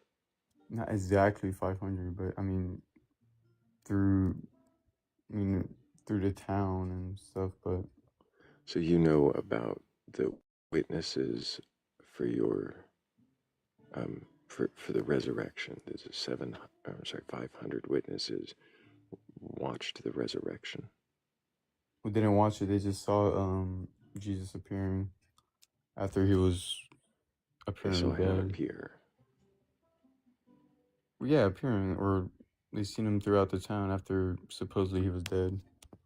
They all saw him throughout the town, like, so it's 500 different people saw him at different times of day. I mean, different times of day, like everyone saw him at the same time. Like They all saw him at the same time. no, not the same time. It's just they're going. It sounds like you like- don't know very much about these 500 witnesses. Well, yeah, I Why would don't. you believe there are 500 witnesses? Because I think that source was coming from a credible person. Which credible person? I forgot his name. I forgot his last name, but his first name, I think Cliff. I forgot his last name. I'm sorry, you're talking about a debater. I don't remember Not debater. Cliff I mean, being I a guess book in like the Bible. no, Is there not. a book of Cliff that I didn't read? No, he's not in the Bible. Oh, so it's not Cliff. No, it's someone. It's a. I mean, I guess I don't know. Preacher. I wouldn't say preacher, but So someone there's that no has book. There's no strong book faith, of yeah. Cliff where they say there's 500. So where does this 500 claim actually come from? It's just some guy on YouTube. It's not just like some guy, but What do you mean it's not just some guy? Who well, is it's it? just You don't know his last name. I don't know. It's Not it's sure he it has was like a weird Cliff. last name. It starts with a K. I know that. But it's just the reason I would like you're saying it's like crazy for me to believe So without some like guy named Cliff, whose last name starts with a K, said there's 500 no, he witnesses of this didn't like guy, exactly Jesus, say it. and so therefore you believe Jesus was resurrected. Well, I mean, Do you see how that all? yeah, it What sounds does that crazy, right? mean? Yeah, but I feel like Jesus always like or Jesus like helped me in my life and helped me How through. does Jesus help you in your life? Well, when I was going through like a tough time and I felt I had like no one to turn to. I turned to Jesus and gave me What hope. does that mean, turned to Jesus? Well, I started praying to him. You prayed to Jesus, and you said you got hope. Yeah, I mean over time. Not So like what is hope? hope. What do you mean hope? Like just the reason to keep going. So you turned to Jesus, which meant you prayed to him, and your answer, what you received, was hope, a reason to keep going. Overall, like that's not. Yeah, basically. I'm sorry. How does that verify that there were 500 witnesses and that some guy named That Cliff doesn't verify it. I mean, was? there's not going to be 100%. I'm trying to understand why it is you believed in the resurrection. Do you remember that? That was why I asked you when you said because 500 also witnesses. there was people. I don't know the exact things, but people were willing to die for Jesus being resurrected because they were Does saying. people being willing to die for something mean that I mean, something that's must like be true? Or does it just mean that they believe that it is true? yeah, they believed that it was true. I mean, if you're willing Okay, to so how die does for that it, that's tell a us very that? strong How does belief. I mean, how does that tell us that there was a resurrection? but it's just faith. I mean, you're not gonna have 100%. You're gonna have something like proof to prove it. I mean, I'm not asking for proof to prove it. I'm asking why you believe Jesus was resurrected. You said 500 witnesses. I started asking about the witnesses. You don't yeah, I anything don't about know. those or some guy named Cliff. If I can get it, you want to get it? I can tell you his last name. How does knowing Cliff's last name help you? Well, because you know the person if you watch the videos. I don't know how me knowing who Cliff is going to help you. Because you're thinking, I don't know if you're thinking it's just like a random dude. I don't know I guess why. it is a random person, but. So if he's just a random person saying that 500 witnesses saw Jesus, then why would you believe him?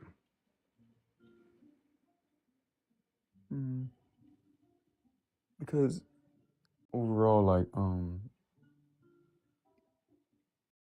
I mean, I guess you could say it's something to, How does fall he on. know?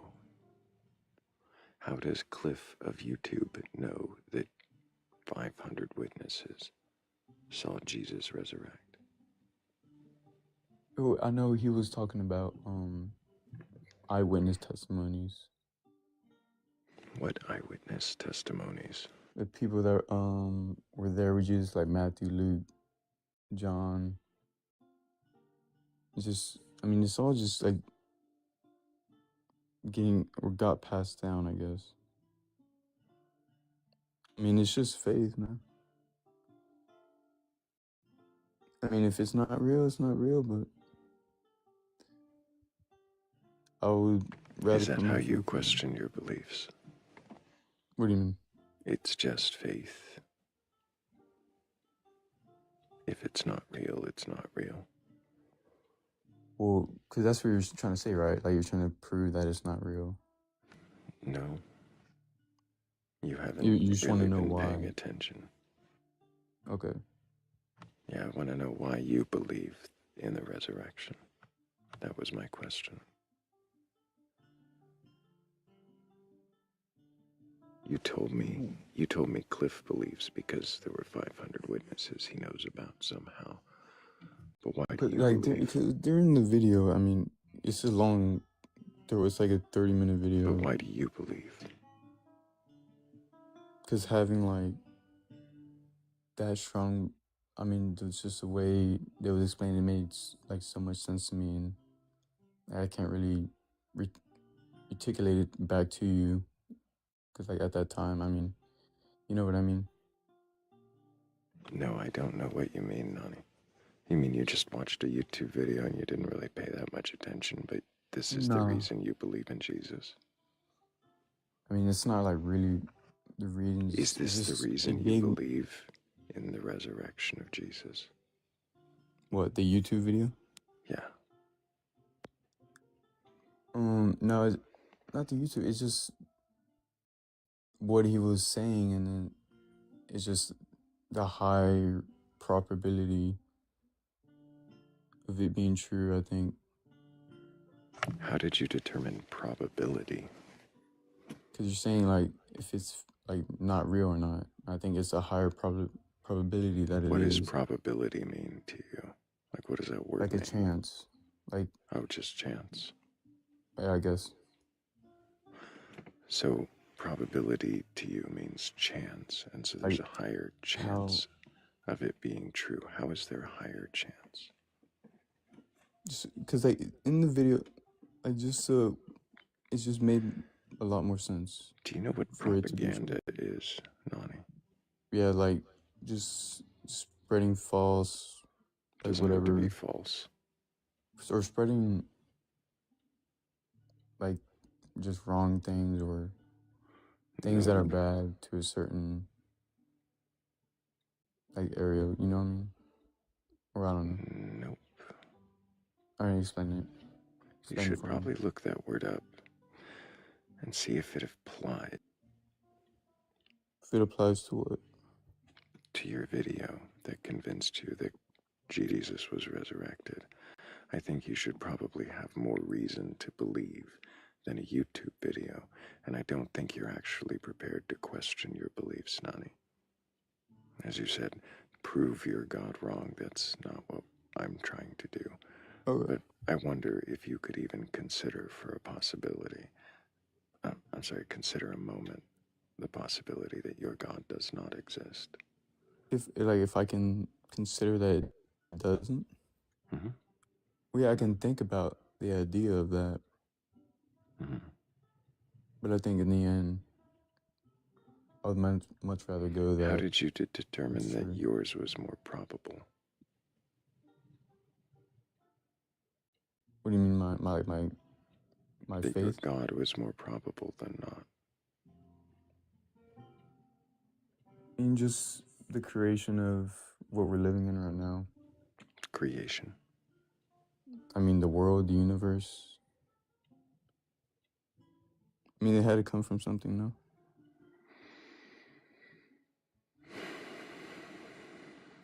And why do you say it had to come from something? I mean, because I don't think something can come from nothing. I know that's something a lot of people would say, but Who said something came from nothing? Who said that? Ever? so you think the Anywhere? world has a creator? Ever?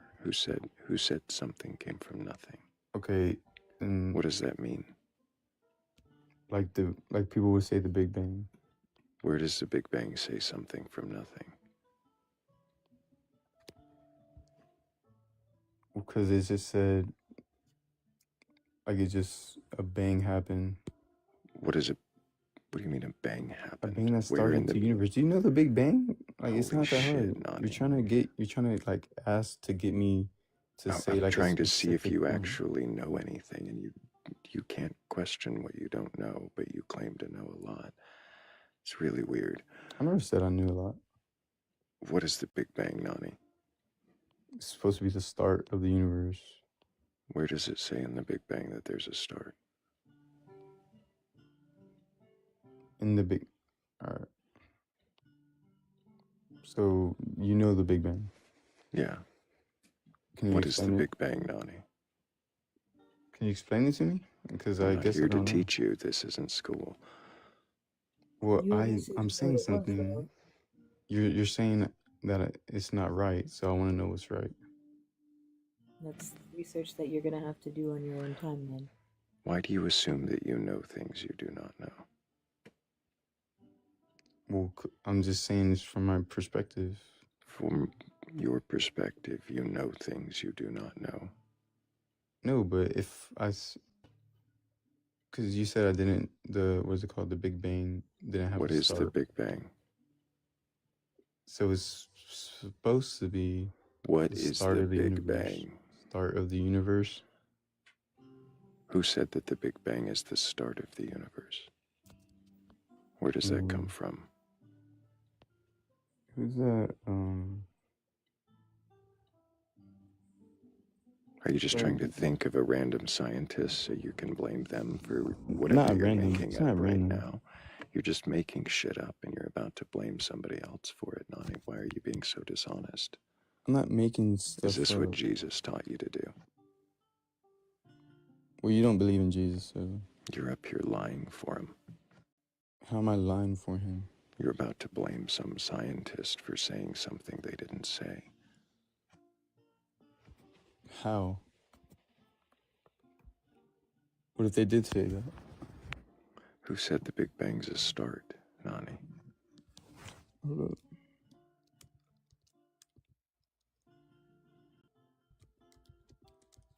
Are you Googling who said the Big Bang? Type. You know, like we can hear Yeah, you because I heard Googling. Nani, why are you Googling? Because I don't know the exact What did you Google? person who Tell me what said you it. typed into Google. What did you type into Google? If we're going to have a Joe conversation Rogan, with Google, who's let's... it? Brian so- Cox. Joe Rogan. Yeah, but no, not Joe Rogan. It's his podcast. And he had a podcast with Brian Cox. And in What the does that have- podcast, Brian Cox said there's a start. Is it Well, they Brian were talking Cox about- published paper? He was talking about the Big Bang. I mean, he's one of the most... What is the Big famous- Bang, Nani?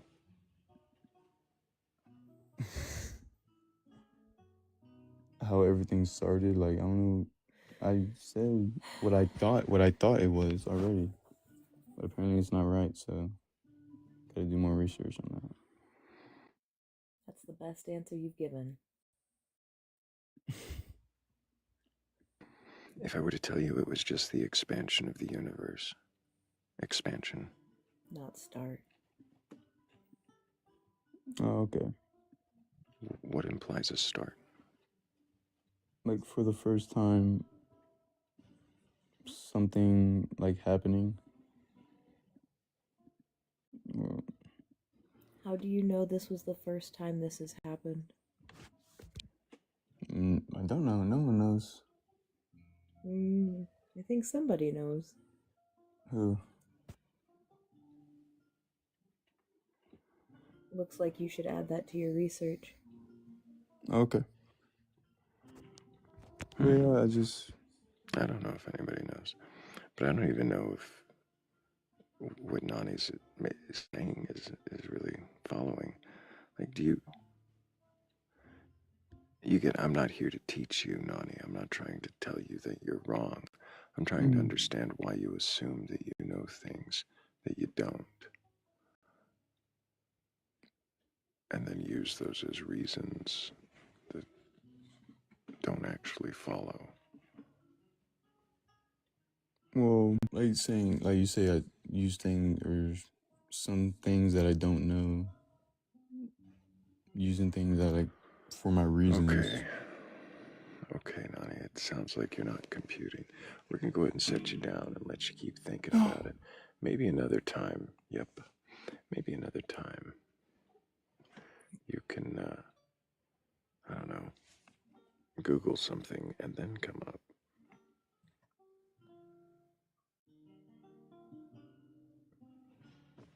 Or read your Bible or something. I don't know. Something. Please, anything. Just not YouTube at this point, please. I'm blaming the chili peppers.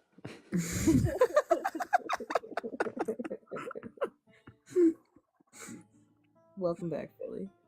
I am back to say, can you set me down? Yes, Philly. Appreciate you. Thanks. Have a good one, Philly.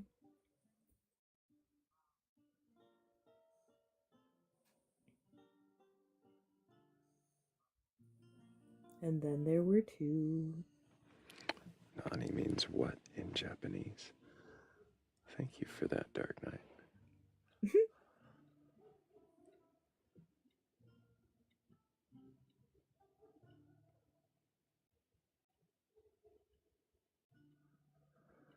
Maybe our next guest is, I don't know, capable of questioning. Oh, or a ghost. Okay. Ghosts all around. Wonderful.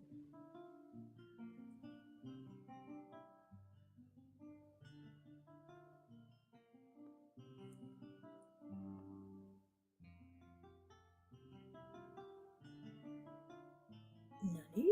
None desu ka?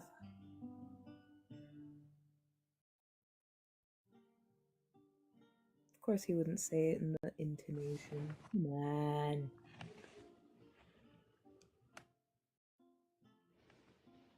Thrayle is thrailing. What is...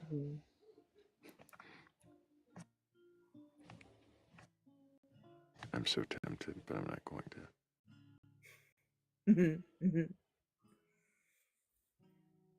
It's a thrilling concept for sure. What is intonation?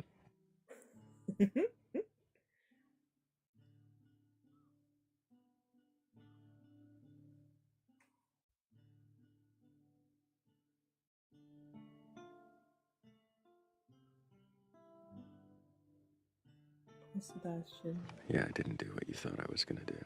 Because why would I do that? Because I'm a rebel, that's why. Expectations subverted. Okay, maybe not subverted. Played right into. But if you have a belief in a god or gods, if you've got expectations of an afterlife, or you have some firm conviction of some kind of judgment or creator, well then, go ahead and, well, maybe not conviction. No, go ahead and bring it up. I want to know what it is you believe and why, and if you can question it. If you can, I'm going to have plenty more questions, and if you can't, well, I really just want to know why.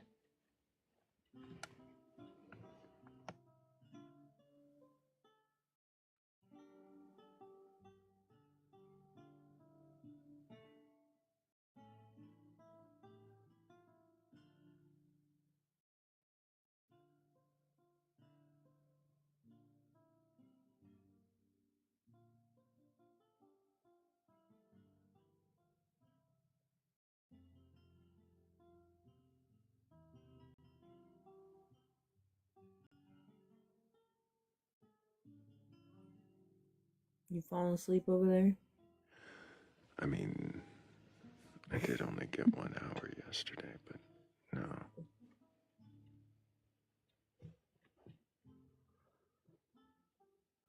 I was thinking about something. Thoughts do tend to be something.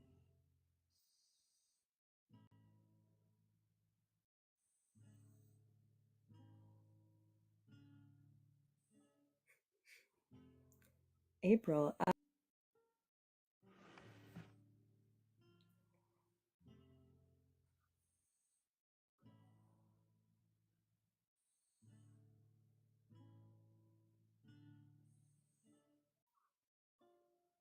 McTimey McTime from the YouTube says, I don't think he'll ever look that shit up. I bet he'll either go to Joe Rogan or his pastor for science lessons.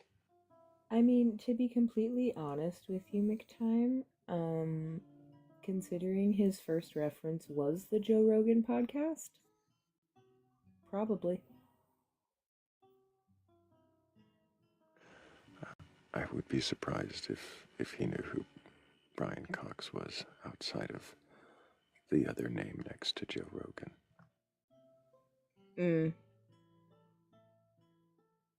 That was going to be my next question. And what is Brian Cox known for? Like, what kind of professional is he? Well, he is an astrophysicist. I do know that, but I don't think he would have.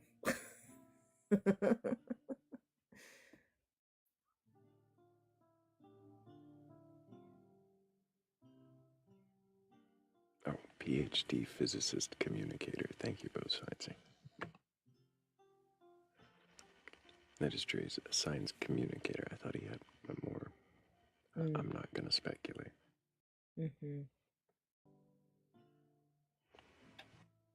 Either way, I'm not taking Brian Cox's word for the Big Bang is the start if he said it, because even Brian Cox wouldn't take Brian Cox's word for it. If he's an effective science communicator, he'd know that you should verify. Trust but verify. One of my favorite lessons I learned in the military. Well, that's a Ronald Reagan quote, isn't it? Sorry, I spoil things. There was no spoiling. There's no spoiling in learning something more about something you already know about. I think we can skip the trust step and go straight to the verify. And then... Yeah. And then, if it's trustworthy... Then we can trust it. Well, you should still question it. Trusting something does not mean you shouldn't question it.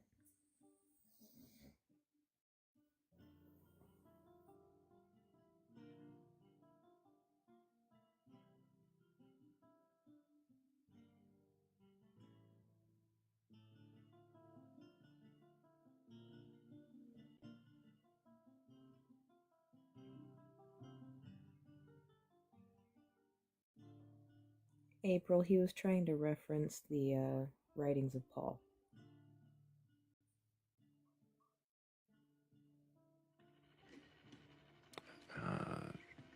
The 500. Yeah, the 500. 500 quote-unquote eyewitnesses.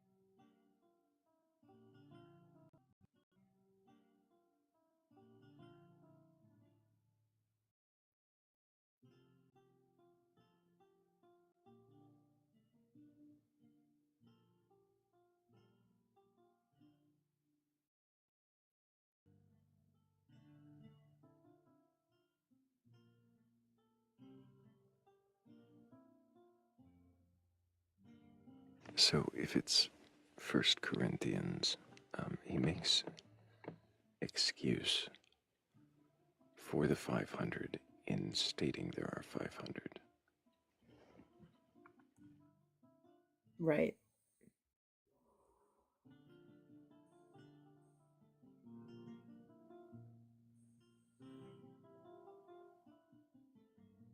Because if you say something, it's obviously the truth every single time. And especially so if you write it down. Well, it's he appeared at the same time to 500 brothers and sisters, some of whom He appeared. Yeah, is it some? Most of whom are still living, though some have fallen asleep.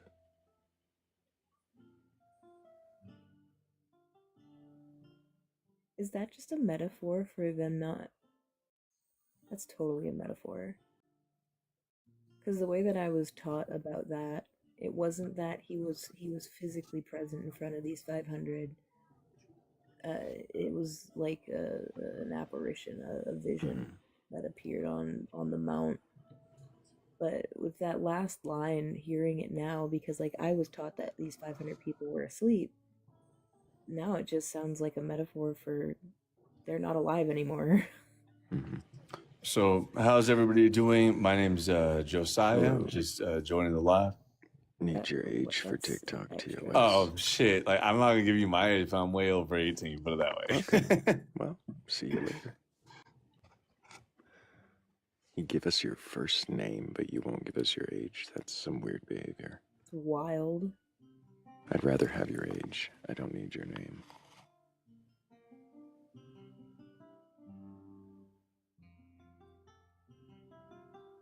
He's probably exactly that age, Shannon. Doubt it.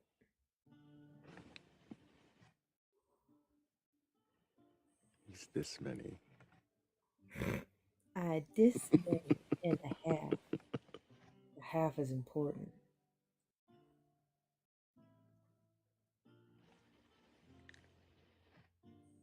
What dignity, homie? What does 37 have to do with dignity? Damn, if 37 is a loss of dignity, I'm screwed. Good night, Fibonacci. Good night, Fib. Hey, nothing but shit talkers. I was just literally just trying to, chat it up tonight. We're not here to be chatted up, so can you read the prompt? Right, yes. What are my beliefs? Okay, so... Nope, that's not the question I was referring to. What is? Can you question your beliefs? Absolutely, I've done that for quite some time. And what does that mean?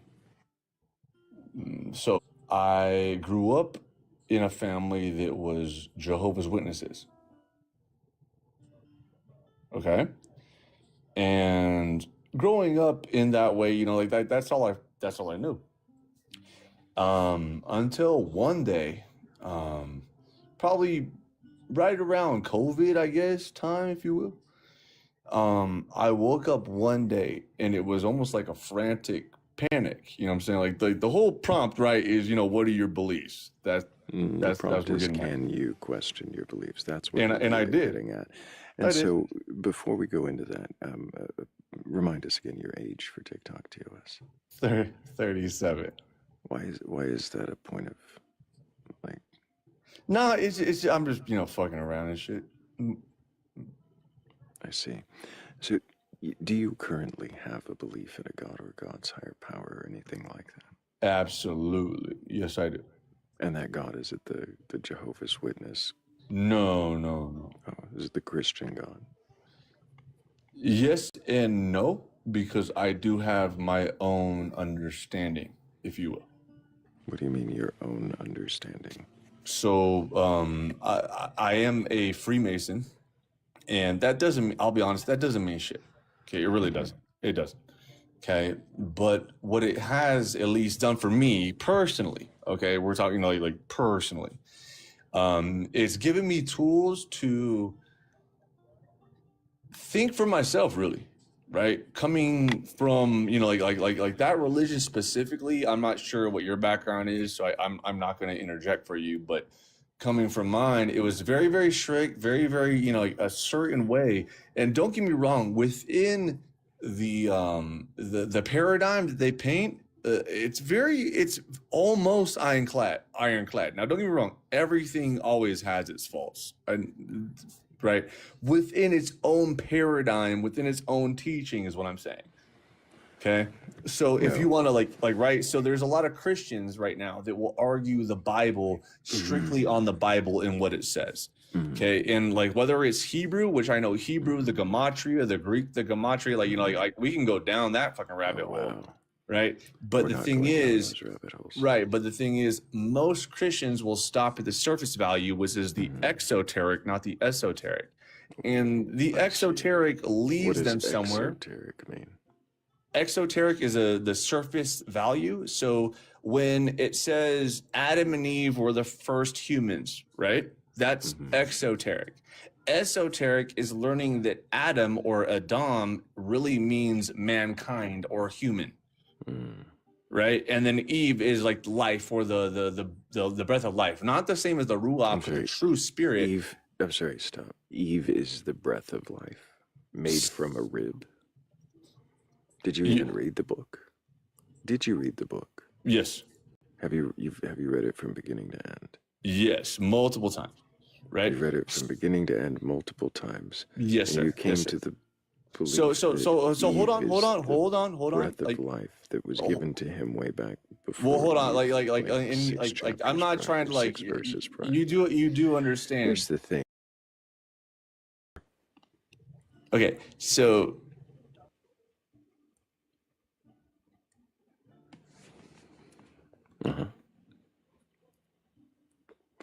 So what?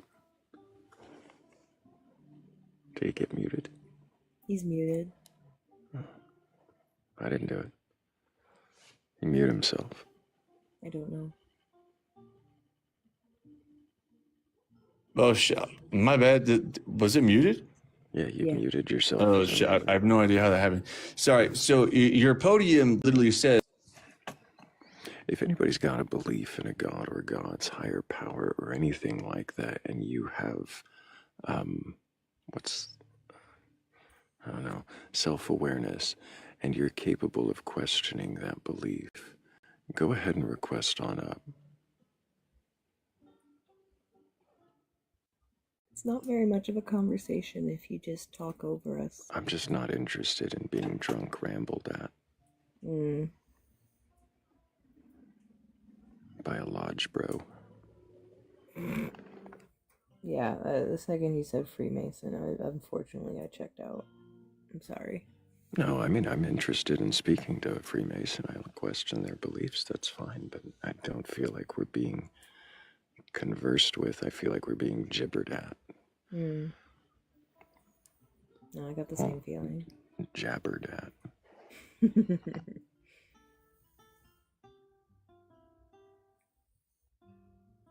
I mean, it is one or the other in the requests right now.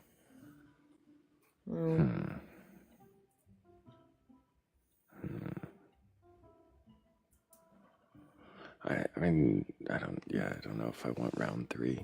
I just don't feel like it's a conversation when, like, he's just waiting for his turn to tell me his life story. I don't feel like I also sense some I want to prove you wrong energy, so I don't care about it. Yeah. What is energy? They all have I want to prove you wrong intention, if that's what you mean. Intention, that's probably a more accurate word, thank you.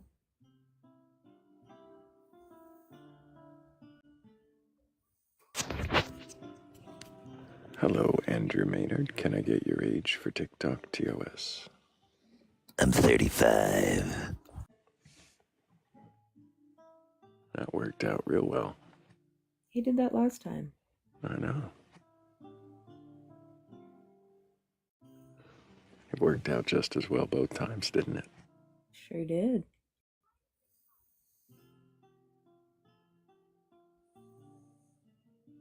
Toaster, what the fuck?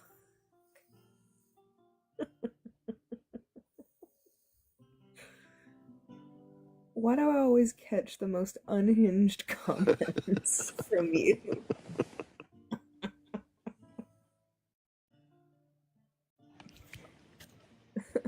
Ask me a question, Daddy. I'm not interested. Gross.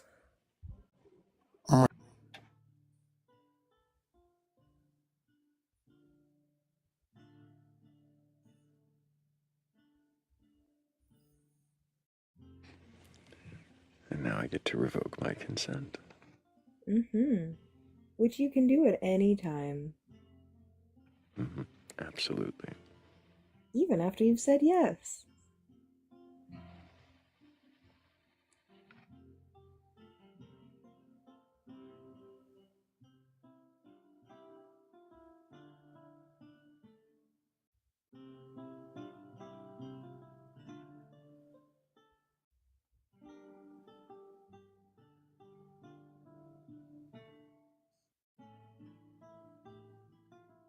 One thing I am thankful for getting out of the military is never having to watch that fucking tea video ever again. They had us watch it every year. Tea video. Uh-huh.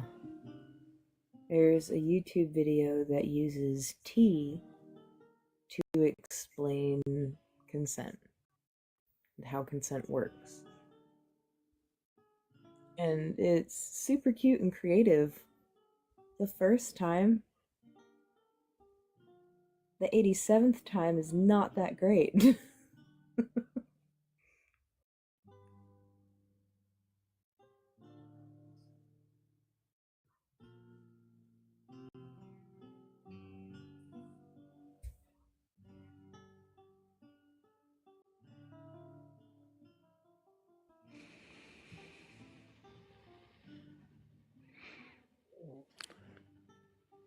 Hello, Linda. Did you mean to join us?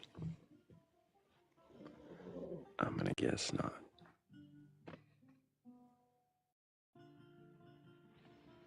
Rest well. And if anybody has a belief in a god or gods, a higher power, or anything like that, and you're actually capable of questioning your beliefs and carrying on a conversation like an adult, because you are one, then go ahead and request on up.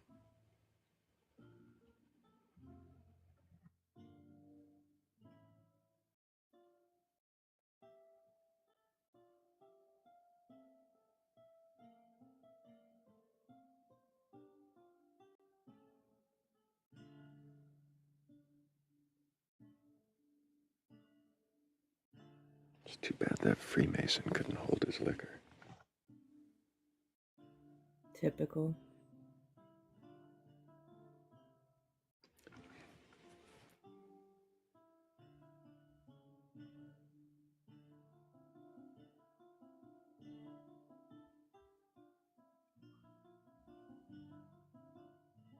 I feel like we're always like when it's just you and I, it's like probably the worst time for like any kind of banter's not the right word, but I feel like any other time when it's like just you and Philly or just you and Kat, like you guys always have like really interesting like deep conversations, and meanwhile you know just like, well, I guess we'll just wait for another believer. Well, what you don't know is I'm sitting here in the shed silently staring your gods in the eyes. Is that what's happening?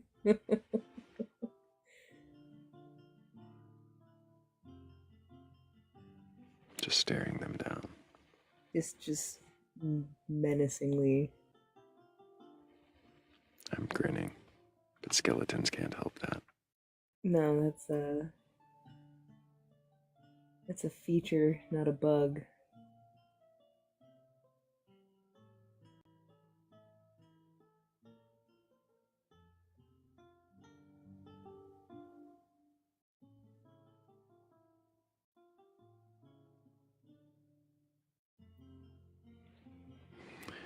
Do you retain any pieces of woo that you haven't turned over yet?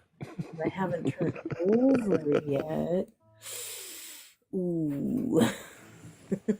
Oh no, you can keep all your woo. Thanks. I like my woo.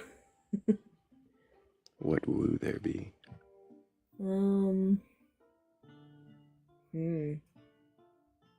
mean, that depends.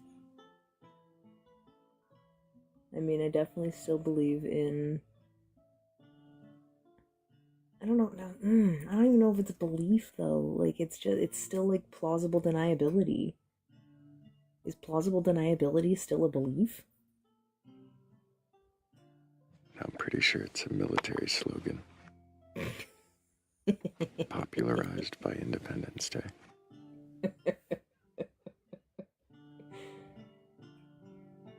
You're not wrong.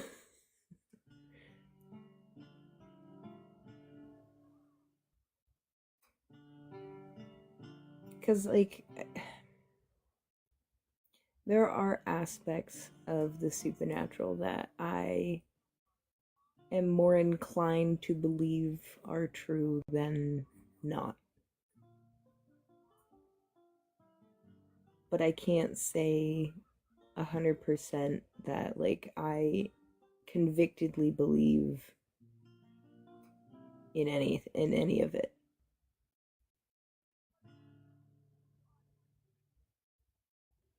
If that makes sense.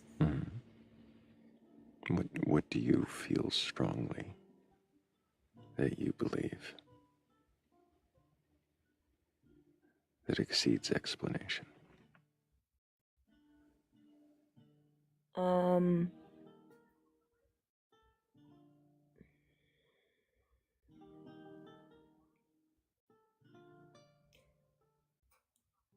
don't want to use this word, but it's the only word I've got. Spirits. But I'm not saying that in the sense of like just ghosts. It's,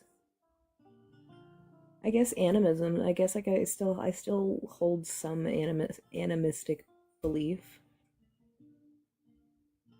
What is that? To you, what does that mean? Where, like, say for example, like a spirit, like a forest spirit. So, just to pull some names out of the ether, dryad, naiad, that kind of thing. Various different names for various different types of land spirit. Now, I'm not saying that these aren't explainable phenomenon, but to me, they still hold some element of awe that keeps them outside of explanation. At least as we are right now.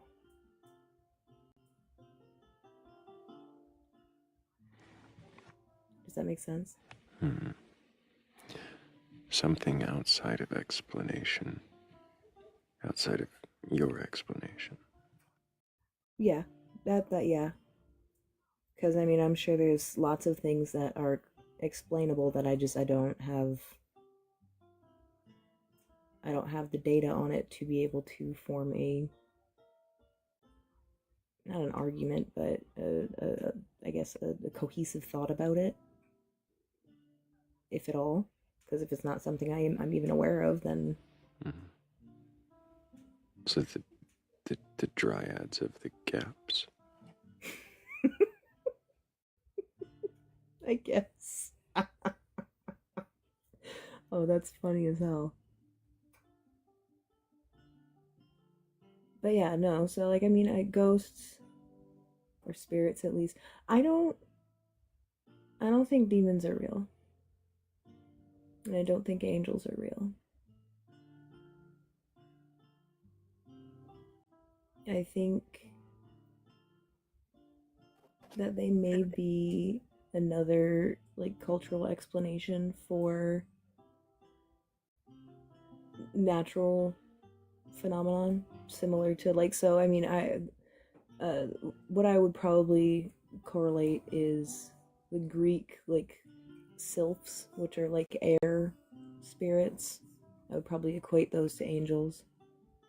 And then I don't know, fucking salamanders, which are traditionally representative of fire, would be at least what I would equate demons to at this point. That I don't find a threat from either.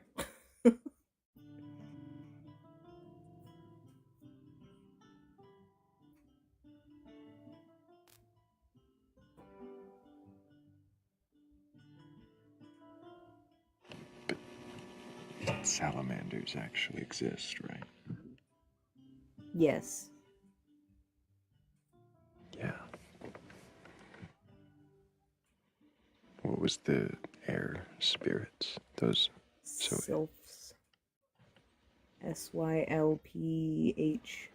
And those don't, as far as we know, I mean, those are like dryads. Dryads of the clouds. Mm-hmm. So are you saying demons exist and angels? It's another, I think, pluralistic view of. I'm just dissecting the analogy too deeply. Yeah. I'll do that. I know, it's okay. Speaking of dissections, we have a new guest joining. No, I'm just kidding. Ocean, can I get your age for TikTok TOS? I am 24. And do you have a belief in a god or gods, higher power, or anything like that?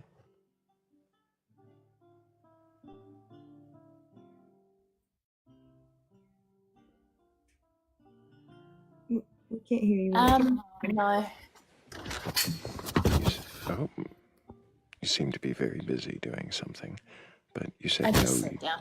Okay, you said no, you don't have a belief, right? Yeah, no. Oh, I mean, like, I have a theory, but if you mean like if there's a god or something, like I don't believe in that. Why not?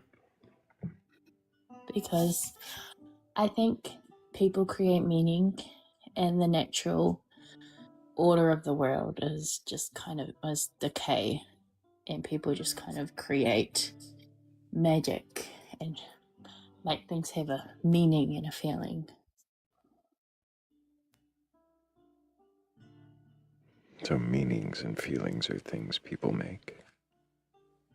Yeah, create. I think it can happen through stories, passed on, or like people trying to make meaning of the past. That, I guess, in turn creates feelings. Yeah.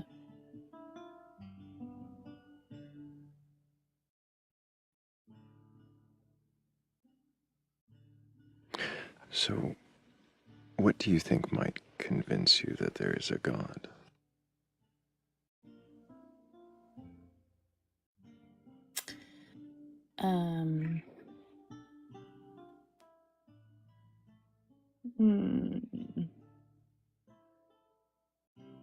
If I am a god?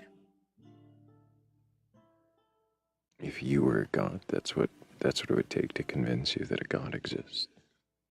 Yeah. Because then, because I guess we progress in general, like our sense of like learning things. But if there is a God, I feel like it's something that can be worked toward. And if I have learned somehow that I'm a god, then I'm like, okay, maybe there is a God, and I can like become a god. You know what I mean? Otherwise, it's just like a forever thing that just popped out of, or just was always there. You know what I mean? Like, I have to know that there's a being outside of this, And I don't know if I can believe that if all I know is this. You know what I mean? Hmm.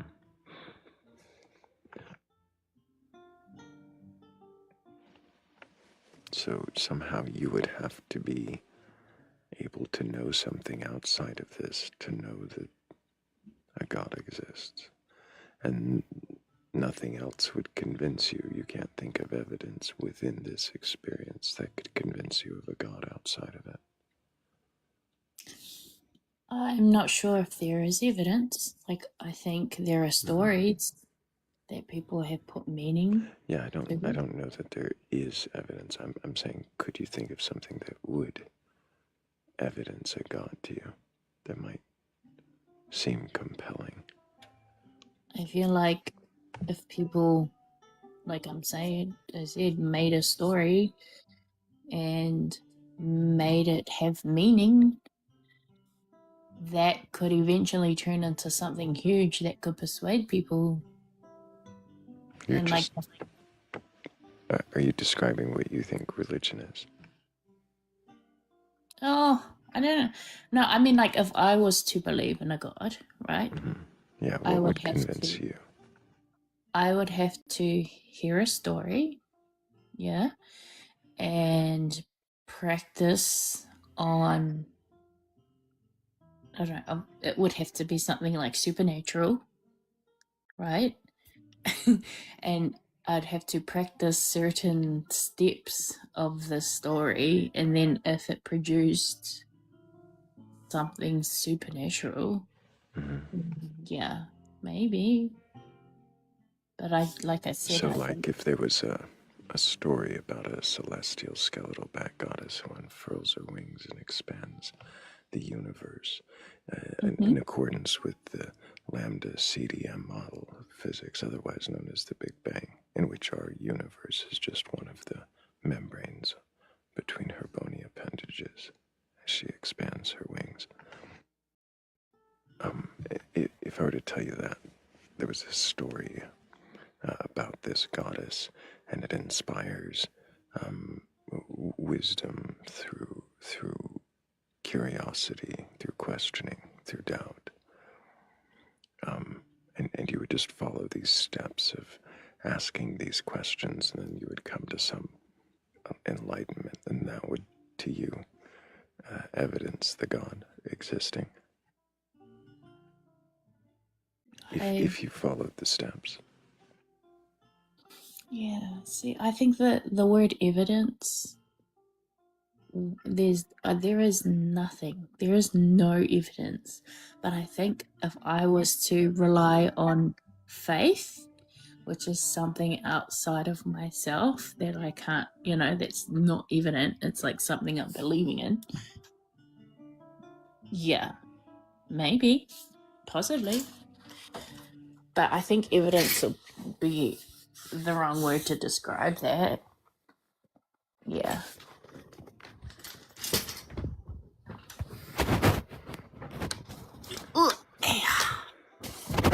We're hearing all your background noise there, Ocean. Just lay down. Got comfy. Does it matter to you if a God exists or not? I would like that, like I would hope so. Why would you like for there to be a God? Because in general, that I feel like behind a God, that means that there are people in the afterlife. Yeah. So it would be cool to see people that have passed on. You're saying if there's a God, then there'll be people in the afterlife, and you'll be Yeah.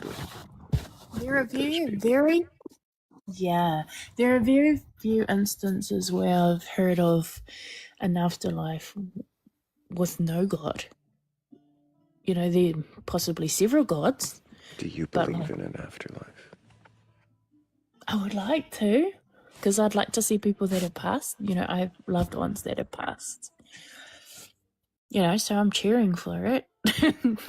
But, yeah. You say you're cheering for it. What are you cheering for?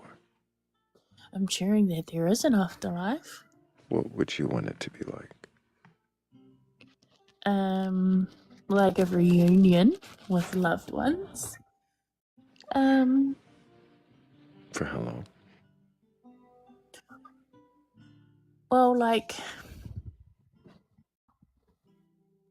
oh, I guess that is a good question because Have you then ever been to a family reunion that just didn't seem to end? no, Oh, no, of course not. So when we see them again, I think I just like the possibility of seeing them again. You know what I mean? Because if I go over, like if you go over to the afterlife, see your family and your loved ones, and then I'm assuming there's work to do because like here there's always work to do. So I just like the possibility of having to see someone when you need. That'll be great. what if the possibility includes not just seeing them when you need, but seeing them when you don't need? Seeing them all the time, always there, forever. That would be. I feel like that'll be cool. Like, because if I put it to me, like if I'm around forever, I can like zone in and out when I like. You know what I mean? So, like everywhere. Sorry, I'm not sure if that's where you're going, but Not quite. So you don't think that being around forever with everyone who ever existed would be boring eventually? They'd get old, tiring. no, people interest me. Like cultures interest me. Like centuries, wars, like everything's really interesting. And once you've learned it all, Okay, I don't feel like there is a learning all. Like I feel like there's always things to learn.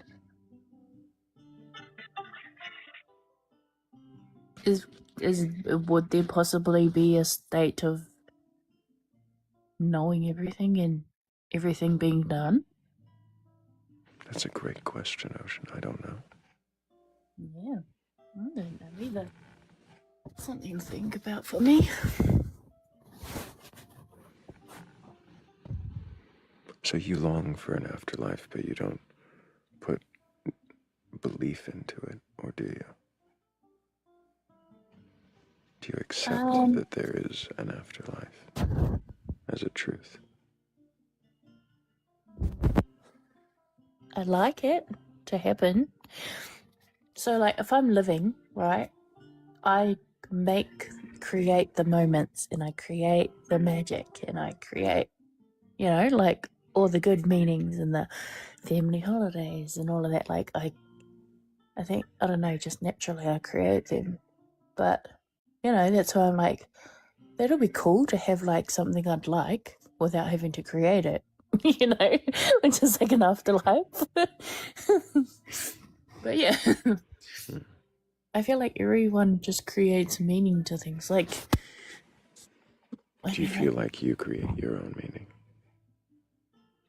Yeah, I could. You say you could. Yeah, I mean, I could, but I haven't bothered.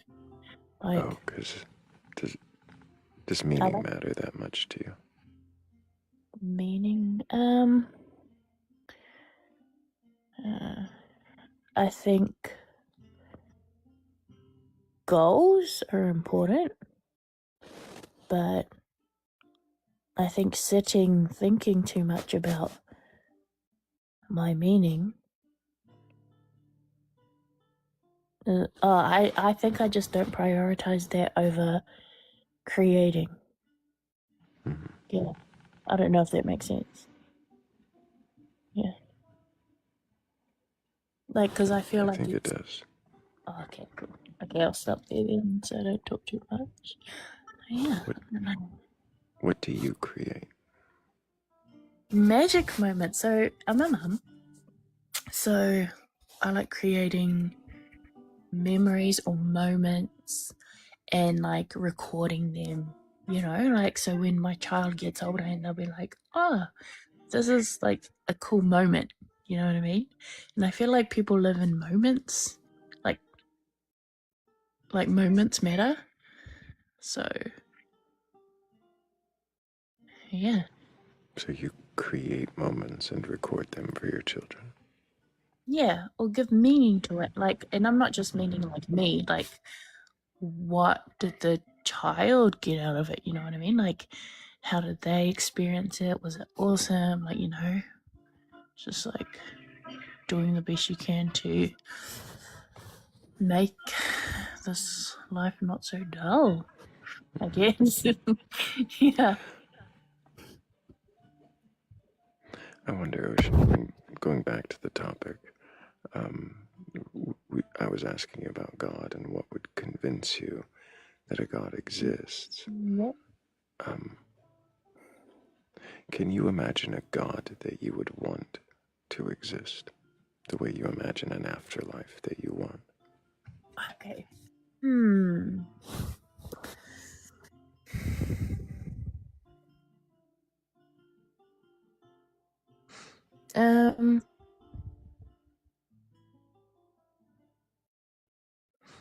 I feel like if I explain it, I just like explain an ideal man to me. I'm guessing it's a man. It could be a woman, I guess. Then I just. What you think a God would be is an ideal partner. I don't know about partner. I feel like I won't.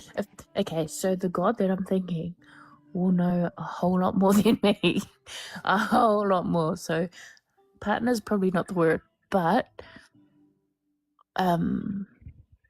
just an ideal something. You know, like I'd want this God to be just. You know, not a pushover. Because then What does that just means mean? like solidified in their stance. Solidified in their stance. Yeah, because I think as a human, we can flutter around, go back and forth, make mistakes and all of that. So if there's a God, I'd like to have a point in where I'd like to be. You know what I mean? And if this God was like always switching it up, that'll be a lot harder for me to kind of want to be amongst her. Yeah, because life's hard already. So the God is kind of like a hope of you So going you're toward. talking about having a stable God, as something dependable, reliable, that's always the same. Yeah. Can Or it change its mind? I don't know about dependable. I think maybe an example of something you want to go be or be amongst. Yeah. A God.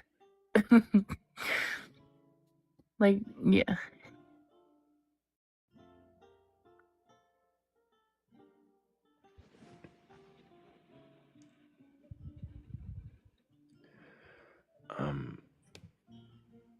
I don't know that I have any more questions for you, Ocean. Morgan, do you have any questions for Ocean?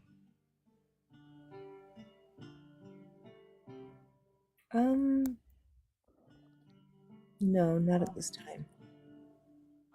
Can I just say, is it Thrayle? Yes. What state are you in? Texas. Ah, that makes sense. Okay. How does it make sense? I don't know, but I feel like I like. Well, I'm just thinking, like Beyonce, Texas. I like her voice, but I like your voice. That's why I was like, "What accent is that?" I mean, American, of course, but okay, Texas. Yeah, I definitely don't think I have a Texas accent, but maybe. Maybe some. Something, yeah. It Maybe sounds sometimes proper. it comes out right. Hmm. Maybe there's sometimes that the drawl just sneaks right through. Yeah. Okay, sorry. I think But I no more. appreciate you, Ocean. I don't know if I have any more questions, so I think we're going to go ahead and move on. But thank you so Thank much you for for coming having up and me. answering your question. Yeah, thank you for answering questions. And I hope that if you do find more answers, bring them back to us, because I'll definitely want to question those. W's for Ocean in the chat. She did great. Absolutely W's.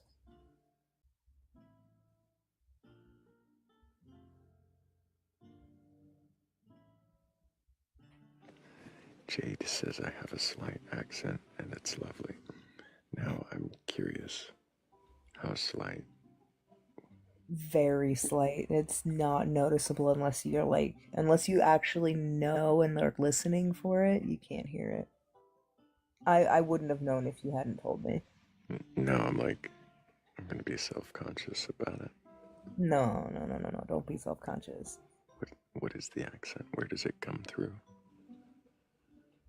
I try to eliminate all the Texas from my... There it is. That's when I say Texas. And that's exactly what happens every time you talk about Texas.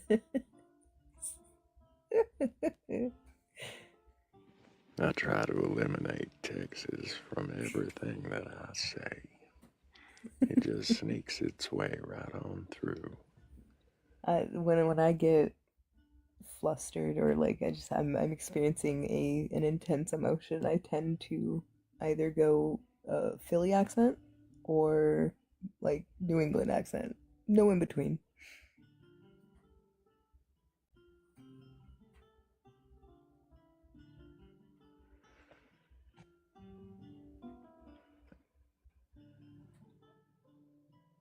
I was about to do a New England accent. No, you weren't. I decided not to.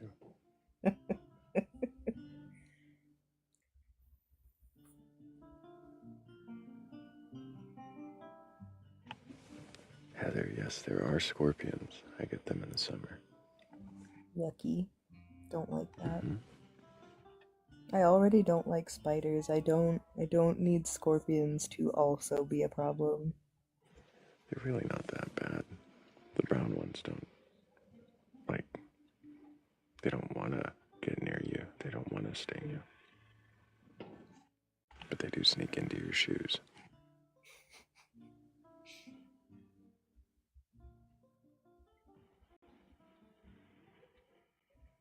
Everything in Texas sneaks into your shoes.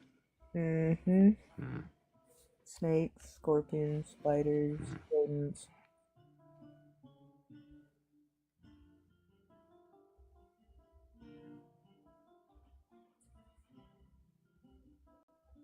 Cowboy hat on the skeleton. Bet. Give me a minute. Then you gotta take the headphones off, and that's... No, you gotta keep the headphones on. No, you can keep the headphones on. You just have to get a modified cowboy hat. Just modifying to go over the headphones. Uh-huh. Either that or it's a specific set of headphones that are already embedded in the cowboy hat. I like that idea better. I just don't do hats. I know. I did bandanas for a little while. I didn't. I still will occasionally to keep my hair out of my face, but...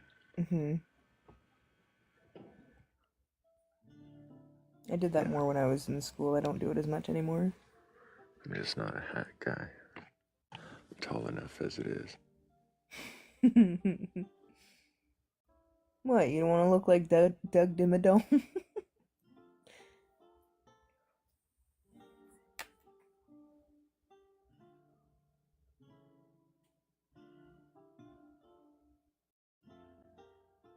I will wear some cowboy boots, though. Those can be comfy. What style of cowboy boot?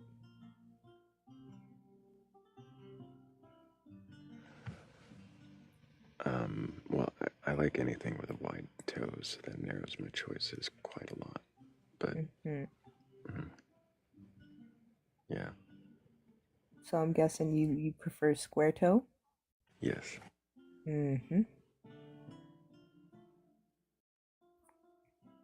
Square toe's the best. You can't convince me otherwise.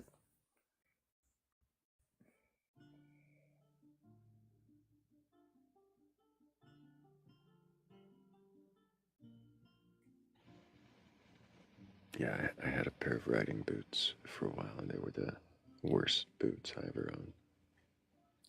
I also had a pair of riding boots that just did not fucking they were the worst. I'm trying to remember what brand they were. I don't even know. Yeah. Mine were an off-brand. They were cheap. And I'm glad they were, because I hated them. They serve the purpose. Uh-huh.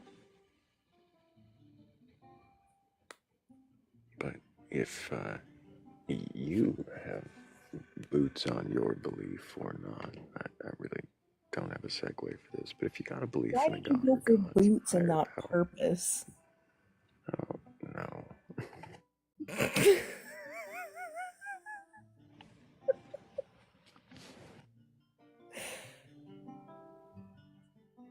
The purpose of this live is if you can question your beliefs, if you have a god, goddess, gods, higher power, or something like that, come on up. We can question your beliefs.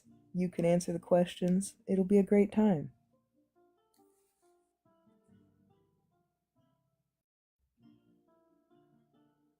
Better. Way better. I didn't.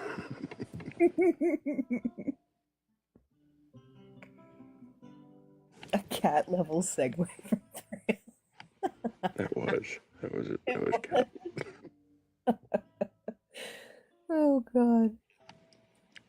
I think we can give Cat more credit than that. Whatever that was.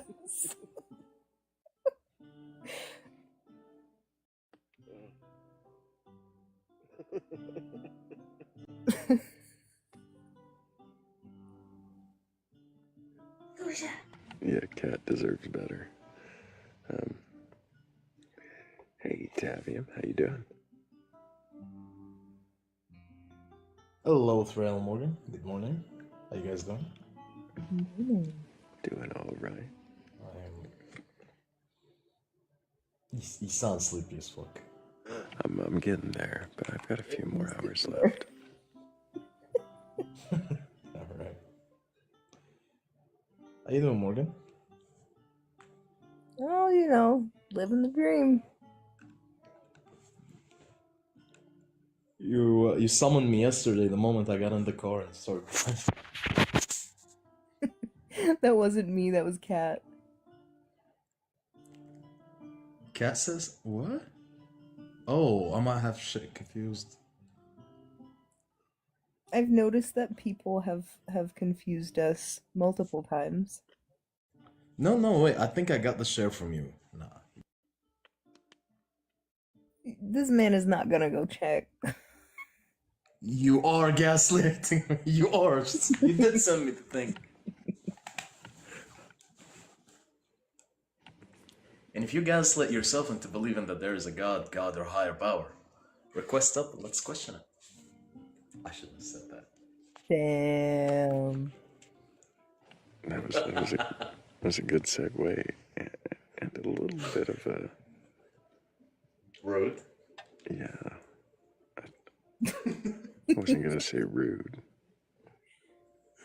I don't know. Sometimes a challenge is encouraging.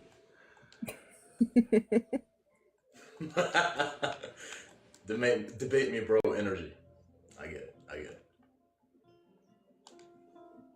I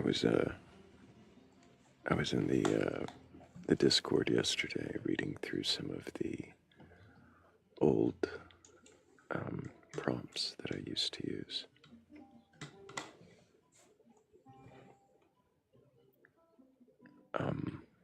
Some of them were debating. Oh yeah. Some of them were really debating. lady Thrayle. That's interesting to see.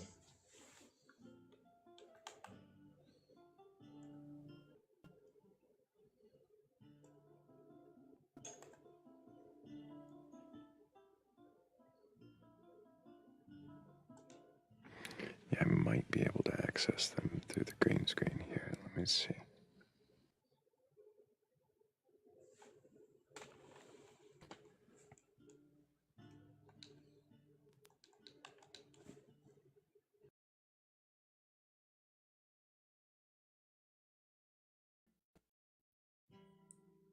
Oh no, Thrayle, no. I don't. Don't drop. Thank God. No, no, no, no, no, no, no. Does it look like I'm about to drop? Yeah. Oh no, it's okay. Thank God. Even if I do, I'll just come right back. I know. It's still scary though.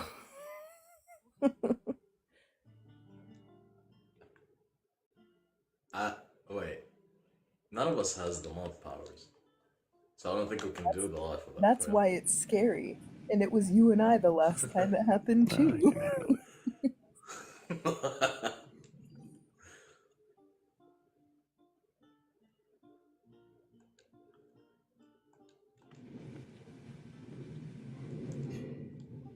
I mean, maybe that should change. Yeah, you should give Morgan some powers and take mine away. Some powers. And take yours away. Yeah. Oh, you don't want your one power, which is to use caps in chat. Alright, so I figured that I can't be trusted even with that minute power. That's very self-aware of you, Tav. I can't be trusted, bro. I can't be trusted with anything, to be honest.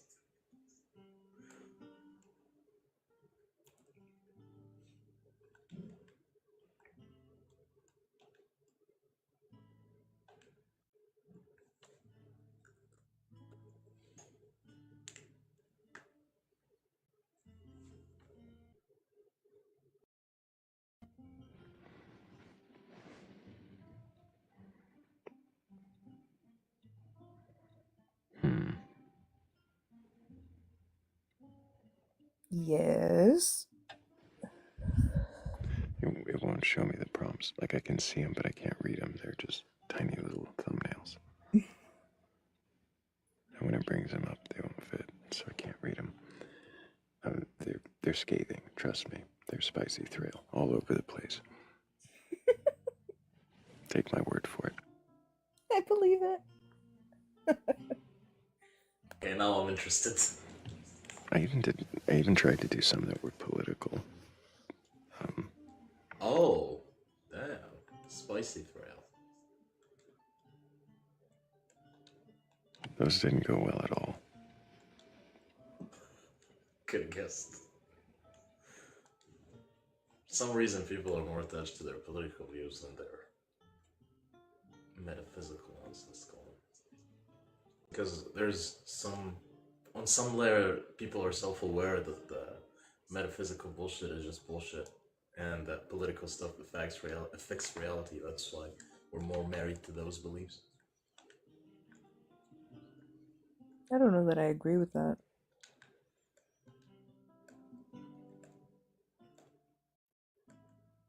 I don't think I do either. I'm just thinking. Why do you hate? Does your God condone it? Damn. Wow. Okay. Damn, I really am neurodivergent. That just sounded like a question to me.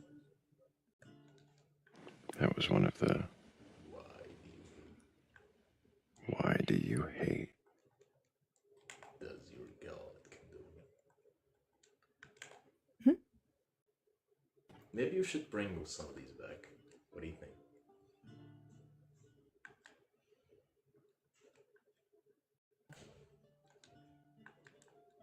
Can you do math? And why can't your God? They were kind of leading and mixing questions, just putting you in a corner. And start you on the back foot and then ask, why is it your God's fault? Yeah. So edgy, Thrayle. I know, that was edgy, Thrayle. That was the closest I would get to debate prompts. It's just being antagonistic. Antagonistic questions that assume an answer. Not something I tend to lean towards these days, but sometimes they come up in conversation. Did it bring a lot of guests? Were they what? Screaming. Was there a lot of screaming? Yeah, I mean, there's usually a lot of anger. Yeah. Makes sense. Defensiveness. Can you antagonistically question? Yeah, I mean, that's kind of how it wasn't like I would still just ask the same question. I haven't changed the first several questions that I ask. Mm-hmm. I just changed the prompt and made it clear that I'm about questioning beliefs, not debating them. And it's gotten better, I think. I'm sure it has. Maybe not. But I do need to thank Philly Red, Inksomnia, Heather's Descent, 3 Pips, Christopher, also Michael V, and Cat DeWitch. Thank you guys so much. Appreciate y'all for helping with the goal. Y'all. Yep. See, now I'm going to be self-conscious about that accent thing every time. You just did it to yourself, though. Y'all. I heard the y'all. I felt the y'all coming and I broke it apart to make it less drawl. No, you didn't break The it breaking of apart. the report brings more attention to it. Yep. I know. I realized what I did, but I was boxed in a corner. Sebastian. God. That guest was wild. We had a guest earlier, Tav, who believed in his own God. He called it God. Specifically. That's interesting. That's very interesting. What's the nature of that God? We didn't get very far. He was drunk. Yo. Hello, Super That Cadbury. makes Can I sense, I get your guess. age for TikTok TOS? Hold on 1 second. Alexa, disconnect. Now disconnected from Cadbury. Hold on, let me put my headset in real quick. Well, that seems like something you should have done before you requested it. But I'll mute you for a minute while you figure that out, because we got all the background. Tav, what game are you playing? Oh, I'm sorry about that. I'll mute.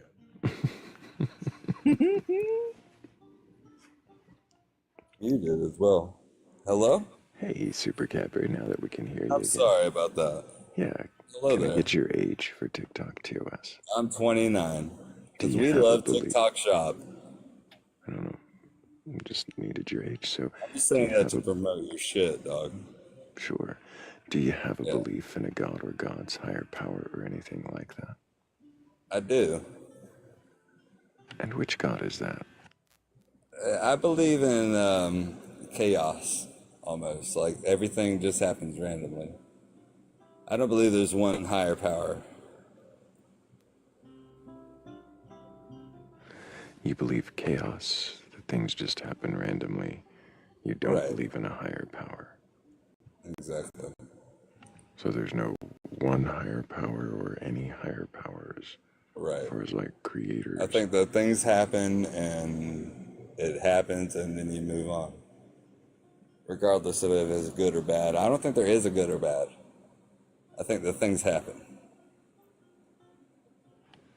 So, when I asked you if you believed in a god or god's higher power or anything like that, you said, yeah, I believe in chaos. So are you saying that it's not really a god, it's just shit happens? Well, I wouldn't say that it's a god or that it's just shit happens. I think that chaos is an actual thing. What that do you mean by creates us. chaos? I don't know. I don't know if it's a being, if it's a feeling, if it's a type of How do you idol. define chaos? I define chaos by going off the cuff. Like people, when you think of stuff and you just say it, regardless of if it's right or wrong, that's chaos.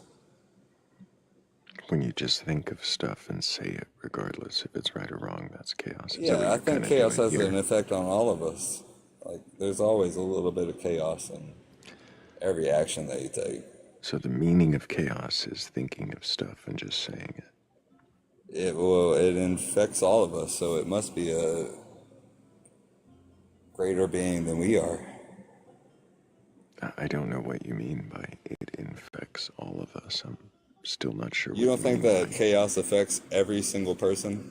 I haven't gotten a clear meaning of chaos from the way you're using it. What do you can think define chaos it? is?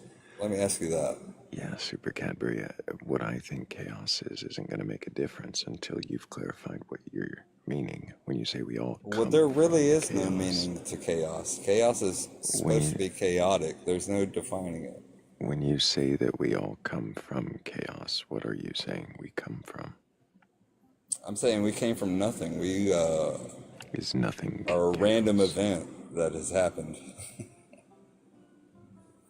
Is nothing chaos? Everything is chaos and nothing.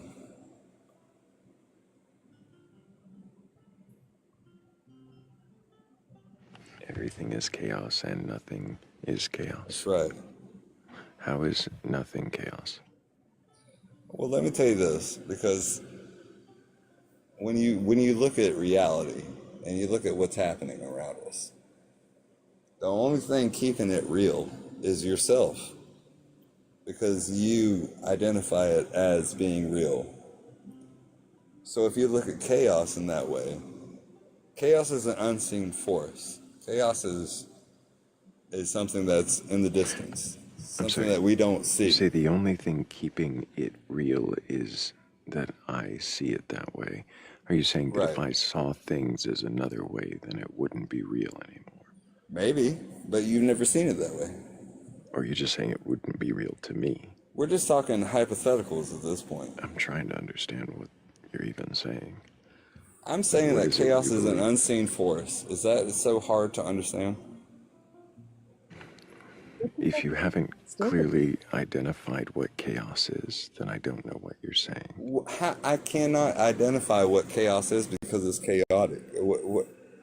There's no defining it. So anything. Your parents having sex and having you getting pregnant.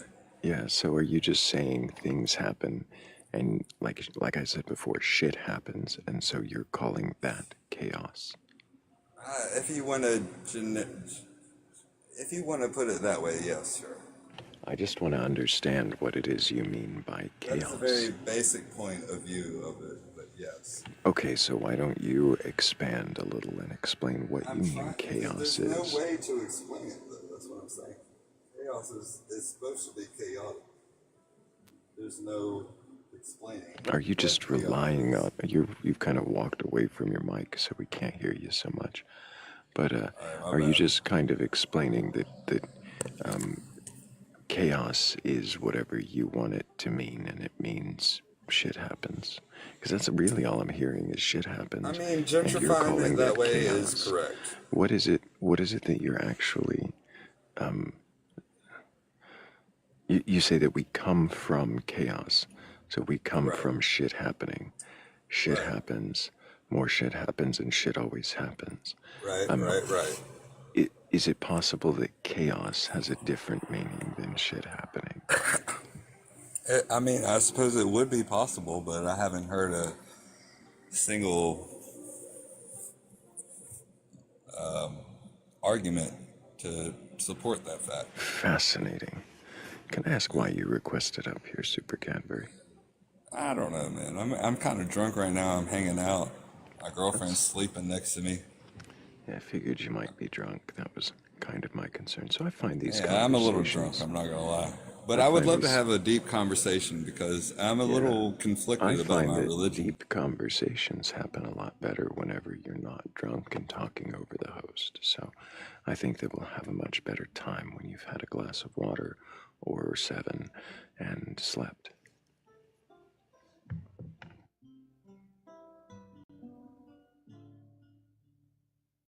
It's wild. No, that was mild. That was wild.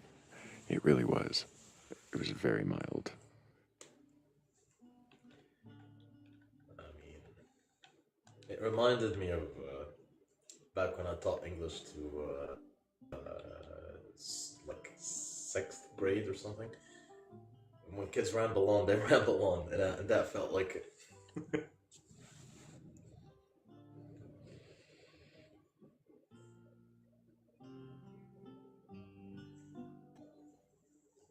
Inebriated dialects are meh. Alleviated ones, thought. Elevated ones. Elevated with, yeah, elevated ones. We do have Sounds better like something out of conversations Disco with. Elysium. We do have better conversations with clearer minds, though elevated over inebriated any day if I really had to be forced to choose. What about high? That's what elevated means. Oh. Damn, TikTok language, I guess. Yeah, that's what I meant. Any day of the week. Yeah, these conversations with a drunk mind will end up going nowhere because by the time it feels like we're actually getting somewhere, the drunk person will have forgotten what the point of the conversation is and probably gotten angry and thrown something. So, or they'll say they love everybody. That sounds very specific. Have you had an experience before like this? Ugh. It's one thing when it's a friend having like a meaningful moment. It's another thing when it's a very, very drunk person who can't really communicate well, and it's their first time ever speaking to you, ever. Mm-hmm. On the TikTok live. Mm-hmm. Public forum. Basically, practically national television. Like, International television. International television, right. I wish we had their ratings. But if we tap the screen and share the live, who knows how many people might show up to question their beliefs.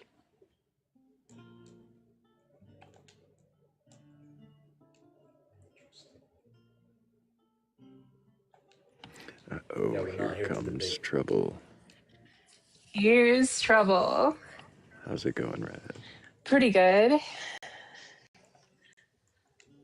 Do you prefer That was so Redhead or wasted, Trouble? man. He didn't know where he was because he was so wasted. He did. He didn't have a clue where he was. Do you prefer Redhead or Trouble? Either. Or you can call me Liz. I don't care. Wiz. Liz. L-I-Z. I thought you were about to reveal your secret identity as a wizard. Oh. I mean, why are you outing me? Somebody outed me as a wizard yesterday, so it's only fair. Apparently, when you predict things and are around for coincidences, people call you a wizard. Wait, was that the Muslim guest yesterday? It was yesterday. It was yesterday. It wasn't it wasn't a I guest don't believe per it se. was that guest. That's a common Muslim belief. Wizards are not like shooting fire out of their hands or something. They just know future and talk to jinn and devils. Interesting. Maybe I am a Muslim wizard after all. Ugh, I just got home from work. I'm exhausted.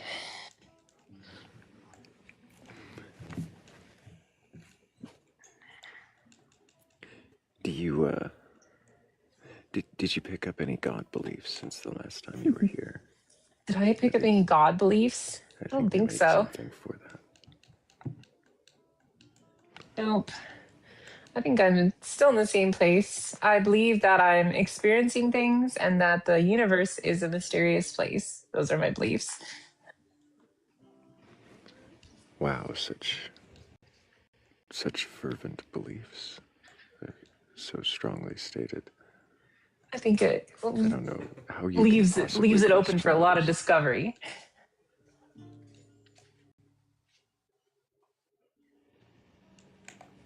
Sorry, I didn't mean to interrupt No, you. I think that's okay. There's a slight delay. Can you say your beliefs one more time just to make sure that I question them properly? my beliefs is that I'm experiencing things and that the universe is a mysterious place. The universe is a mysterious place. How do you know you're experiencing things? I guess it goes back to the whole, I think, therefore I am.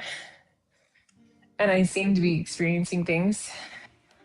When you say I think, therefore I am, aren't you presupposing the I? I guess. Probably. I don't know. That's fair.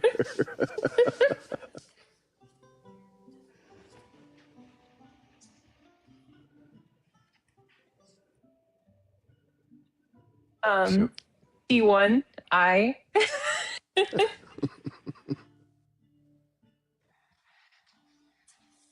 P2, I am. Yeah, that's it. That's my argument. P1. I think P1 is I think, and conclusion I think, yeah. is therefore I am. Therefore, P2. Oh, that's so funny. I would have said B1I. I'm P1'd and P2'd to death by all these Phil bros that come up on my I saw lives. your live. Yeah, I saw your live the other day. I won't give him the honor of saying his name, but I watched an exchange with a Philbro that I don't think has access to this live anymore for the same behavior. I mean, they spoke so fast, I couldn't even understand them. Well, then he did it in a monotone voice and like this, and there's no way you're gonna actually hear anything he actually said because he was just saying like he couldn't even give a shit. Okay, Thrayle, we get it. And then at the end he goes, go ahead. Yeah, he's like, blah, blah, blah, blah, blah, blah. Go ahead. Go ahead. Oh my god, that's on you.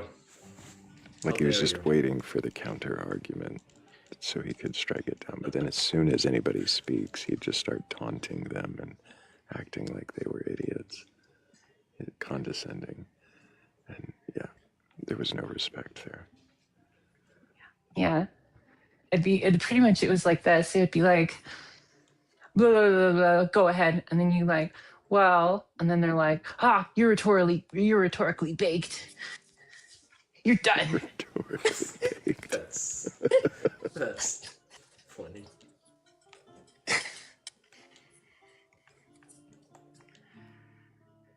This is why I don't do the debate thing, because they don't even wait for you to respond before they start prancing around and acting like they won.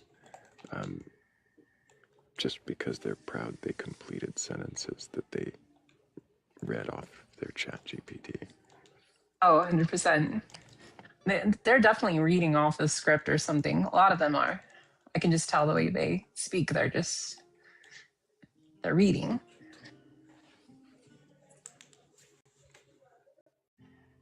I don't know. It might be in the emphatic delivery when they just did this and they're just talking like this. It's pretty clear. It's just droning on words from a page. Could be the case. It does appear to be the case. It does.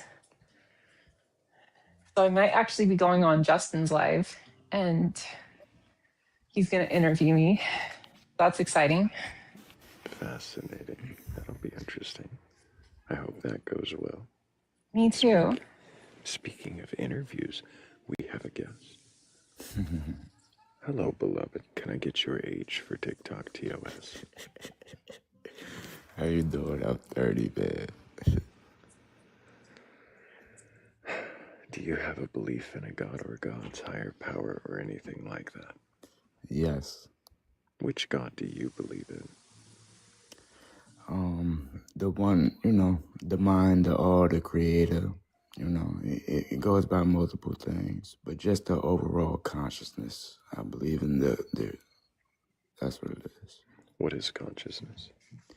The thing that's allowing us to speak to each other right now. The thing that's allowing us to speak to each other is consciousness. What is it? The internet. Oh, okay.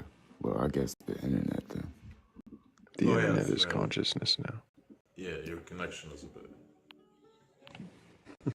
No, your internet is cutting up. That's hilarious. Yeah, it is. That's hilarious. So if my internet's cutting out, what's allowing us to communicate now? Our consciousness. In what way? In the way that I believe that we're speaking through our minds, right? We're speaking. What's allowing us to speak to each other right now? The internet. That's what I just said a minute ago. Okay, so we speaking to each other in person without the internet. What would be allowing us to speak to each other? Do you mean vocal cords? Oh, eardrums? okay, so you're trying to. Okay, you got Are you it. talking about our brains?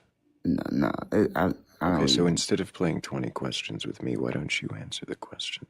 What is consciousness? I just told you it was the thing that was allowing us to speak to each other. The thing.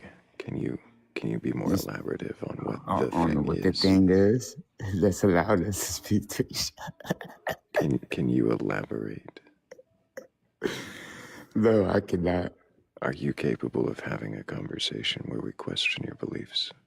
Oh yeah, I can, but it's just funny because you didn't even get a form of, or you didn't even form, or you don't even have a basis of what my belief is to even go against it. Beloved, I'm not here to go against your beliefs. Do you understand what questioning your beliefs means? Yeah, I understand what questioning it is, but you don't even have a basis of what my belief is to question it. That's because you're not answering questions very clearly, beloved. Okay, so then we need to go back to the beginning. Yeah, let's start over. Let's go back to the beginning. All right, let's try it again, and then this time, don't speak over me. Oh, okay. Beloved. What is Genesis? Sorry, what does Genesis have to do I was with just using it in a reference of the beginning. I said, let's go back to the Genesis. Do you believe in the biblical God? Is this? Look, I never said I believed that. I brought up Genesis. I just did, but that was just to. So, do you actually so believe go in back that to the God? beginning. Go back to the beginning of the basis of what you were stating. Cool. Here's where we go back to the beginning, because in the beginning, beloved wasn't on the panel. We went all the way back to the beginning. That is a beginning. Most definitely. If you're actually capable of having an adult conversation where you don't interrupt literally every time the other person speaks, and you can question then you can go ahead and request up here. But beloved, I did not love our conversation. So if you're going to just come back and do the same thing, then I'm not interested. I'll give you the opportunity, of course, to request again, but don't hit my request box unless you can come up here respectfully.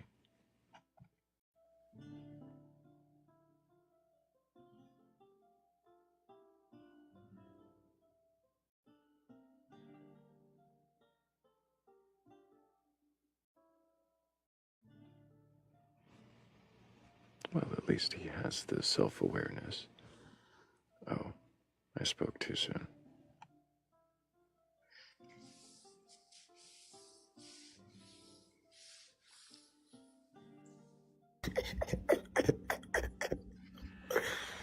Oh man. Okay, so yeah, we can start this over, God brother. Can I get your age for TikTok TOS? Yeah, I told you 30. And do you have a belief in a God or God's higher power or anything like that? Yes, I do. And which God is that? To be honest with you, it's hard to put an emphasis on it because of the multiple belief systems that I have. I don't have one construct or one way of understanding God. What do you mean multiple belief systems that you have? I dabble into a lot of different aspects of thought. Just a lot of religions and just esoteric wise dabbling in. Yeah, Christianity, Islam, Judaism, Hinduism. What do you dabble out of Islam? What do I dabble in Islam? I guess it would be more on the comprehension of it would be more on the comprehension of just when it comes to the Abrahamic religions, how they all have basically a separation and an understanding that there are the three Abrahamic religions, but the main thing that separates that is one individual, which is Jesus, Yahshua, whatever you want to call him. They all have it. So you're saying the thing that separates Islam from Christianity and Judaism is Jesus. Jesus. What about Jesus? In Judaism, they don't believe that he's the Messiah. And is that the only difference between Judaism and Christianity? I'm sorry, I cut you off because it sounds like you're just going to talk about Jesus being the Messiah. Oh no, you cut me off before I got this. I'm right. You're right. I might have gotten a little preemptive there. So, in what way does Jesus mark the only difference between Islam and Christianity and Judaism? Because they connect on multiple bases of comprehension, and when it comes to the one God and everything like that, the only thing that separates these three Abrahamic religions, because they all originate from Abraham, they all have that understanding of God, whether it's Allah, Yahweh, Yahshua. I was about to say. Okay, but what about Jesus? Why are you not talking about Jesus and how he separates them? I was just getting to that. You're just giving me a history lesson on the Abrahamic religions that I don't need, and you need to stop talking over me. But you just interrupted me. I'm interrupting you, yes, to control the conversation because you don't seem to be capable of having one, so I need to direct you. Are you drunk? No, continue. Okay. So what was the question that I just asked? You said, what was the reason that Jesus separates these religions? How does Jesus separate these religions? Okay, Jesus separates these religions in the formats of these three things. One believes, Christianity believes Jesus is the Son of God, and also the aspect of the Trinity, and the aspects of that's what separates. Do you believe Jesus is the Son of God? Yes. Do you believe that Jesus is your Lord and Savior? Do I believe Jesus is my Lord? Yes. Do you believe that there is only one God? And yes. Do you believe that his only messenger is Muhammad? No. What about last messenger? His last messenger. In the aspects of prophets and that aspect of thought, yes. So his last messenger was Muhammad? Yes. So none of the messengers after Muhammad count? Who were the messages after Muhammad in the aspects of the Abrahamic religions? Joseph Smith, Noble Drew Ali, Baha'u'llah. Oh, you talking about Joseph Smith, but those are just different branches of Christianity. You just cut me off after 3. Oh, okay. But there could be hundreds or thousands. I just named those. Okay. But yeah, what about Noble Drew Ali or Baha'u'llah? But hey, Ahmed. In those aspects, if you talk about Joseph Smith and them, then yes, you're right. I didn't say Joseph Smith again. Why did you bring him back up? Because that was someone that you did mention. So you don't know the other two? No, I actually don't. Okay. So if they claimed What about- to be prophets in the succession of Muhammad, would you believe in that version of the Abrahamic God as well? Would I believe in that version of the Abrahamic God if they believed and claimed they had aspects of prophecy towards them as well? Go ahead, Tav. See the reason why I can't. Stop, beloved. Oh. I didn't ask you the reason. Tab was trying to get something, and I want him to get his question. Okay. No, I was just asking the question you asked about Baha'u'llah. He literally had miracles and prophecies, and most of them were fulfilled and performed in front of a live audience. Would that qualify him as a prophet as well? Like I stated previously, I don't know these two individuals. Besides Joseph Smith, are they branches of Christianity? No, Baha'u'llah is like probably closer to an extension of Islam, not even a branch of it. Okay. But it's a separate thing. Okay, Thrayle, you can go ahead. I was what I want. Okay. May I ask a question? Yes. Do you believe that Muhammad split the moon in two? If that's one of the prophecies that they believe happened, then yes, sure. Who am I to deny it?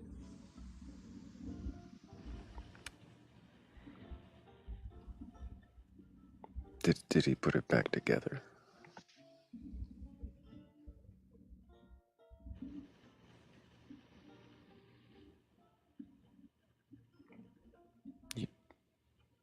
You believe he split it in half. You just heard about this just now. And you believe it? Listen, as I stated, because we didn't even it started to drift a lot. So I'm trying to really go back to the basis. And yes, I believe he split the moon. That they stated that that's one of the prophecies he has completed, or one of the not prophecies, one of the things or miracles that he was capable Why of do you doing. blindly accept everything Abrahamic without question? I never said that I do. You didn't say it. You demonstrated it. All right. I never said that I did believe or live blindly. You assume that because of me just stating these things. There's a lot that I don't You're believe right. in. I did assume it. So can you tell me something about the Abrahamic faiths that you don't believe? Okay. The one, see, this is just, it's just, you know, this is, and you was talking about me previously, but you got to understand, if you keep doing that and making assumptions, and like I stated, you don't even know my beliefs. So you'll keep on this emphasis. Would you like to actually answer the questions and clearly state your beliefs, or are you going to keep complaining about how I encourage you to share answers instead of meta commentary? Okay. I mean, because then it's like, well, you could just have this conversation. We could easily have this conversation with someone who's actually capable of Yes, questioning. yes, somebody their that's beliefs. actually, Great. yes. Goodbye.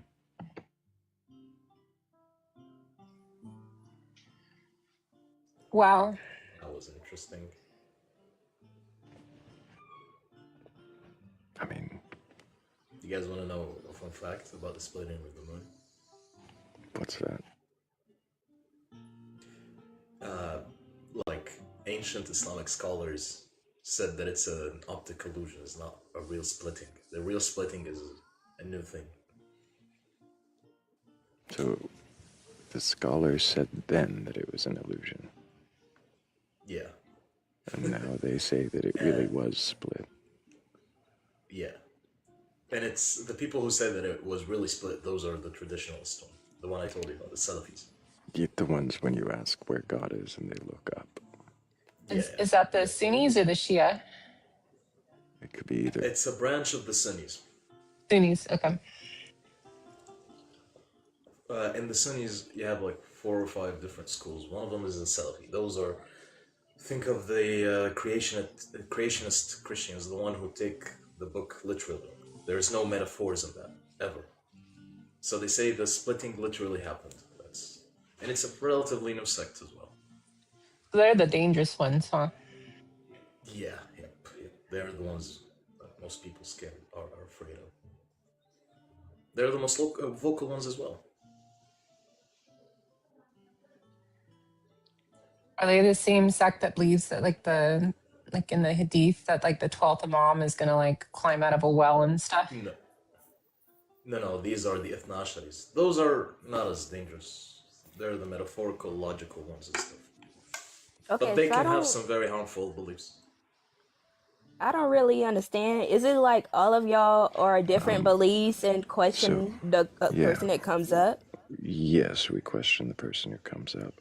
And I need your age for TikTok TOS. 18, What year were you born? 2007. Do you have a belief in a god or God's higher power or anything like that? No, Why not? I just never had. You've never believed? No. What's W atheism. I don't. What is atheism? Atheism is a state of belief where you just say that you do not believe in a god, which is what you just stated. You're an atheist. Congratulations. But what if, like, I believe I can become a god? What does that mean? Like, gods, I believe gods create life. And if I can create life, then I'm basically a god. You know what I'm saying? After that happens. Do you mean by create life, do you mean bear children? Yeah. And that would make you a god?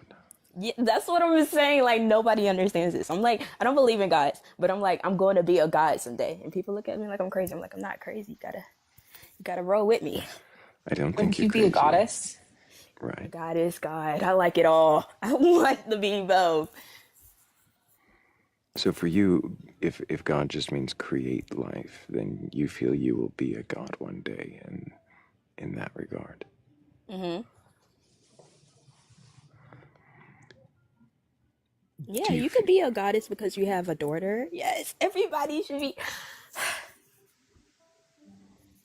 I get the sentiment, but isn't it like a natural process of just cells dividing inside of a body? But isn't that magical within itself? It's happening literally now as we speak. Yeah, so. But I feel like if that was just that simple, because like I want to like it to be like, hey, I did this, so I'm this now. So it's like, even though our cells are constantly working, I feel like gods are only people who create life. Can I ask why you give so much more power to the word God than you do to the word mother? Mother? I was just about to say the word mother is more powerful than a god. Why would Because you we were talking about gods. I mean, being a mother is cool too. They hold a lot of power. I respect that. So then, as far as creators of existence, time and space, deities that answer prayer, you don't believe in anything like that, right? No, not really. I mean, I'm not really, what is the word? I'm not really up to catch or know much about others' religions and stuff like that. So I don't really necessarily agree or disagree with anything unless I get knowledge on it to see if I like would be like, okay, that's kind of cool for me and you too. If not, it's just like, it's cool you believe that, but You're an agnostic atheist. you just scare me because I be looking up and you just appear out of nowhere. I'm like, oh my gosh. Agnostic meaning you don't know. And atheist meaning you don't believe. They think I'm interesting. Hey, there's nothing wrong with it. Well, it might be. It's a little egoistic, but hey, admit your faults and go about your day. What is the word? I mean, what is the use in putting the word God for creator of life? Creator of life? How is that like, helpful? what are you asking me?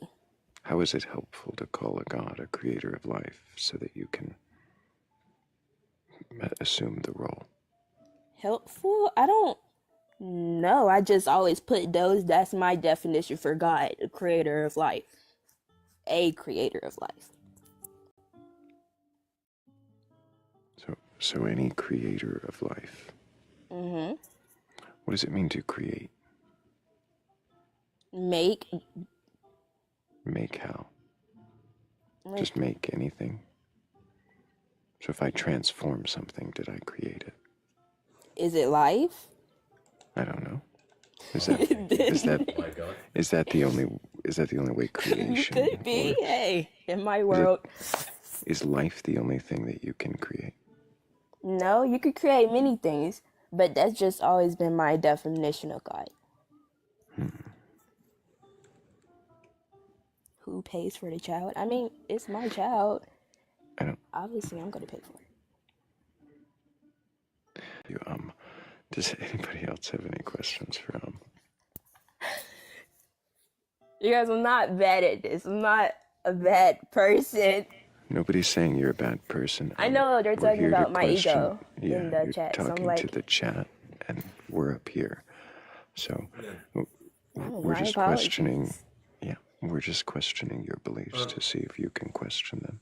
Seems you don't have any beliefs, but also seems like questioning's kind of boring to you.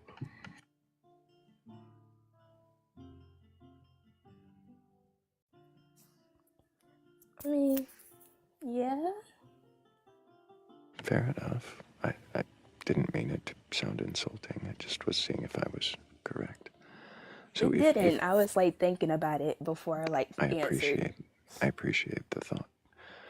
If questioning is boring to you about God, then why did you request up? Why did I request it? Because I was passing the life and I was like, hey, it says, can you question your beliefs? And I want to question my beliefs, even if I might not have any. I just like to talk, honestly. You just like to talk. Yeah. I can appreciate that. I can.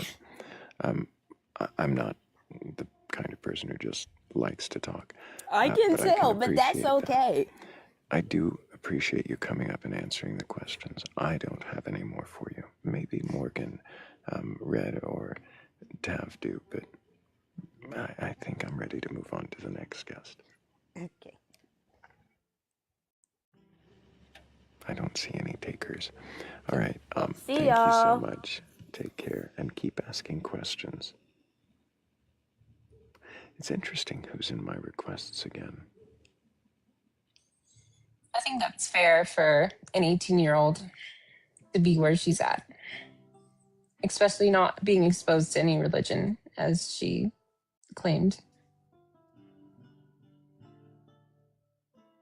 So he didn't want to stay and be questioned, but he wanted to come back again.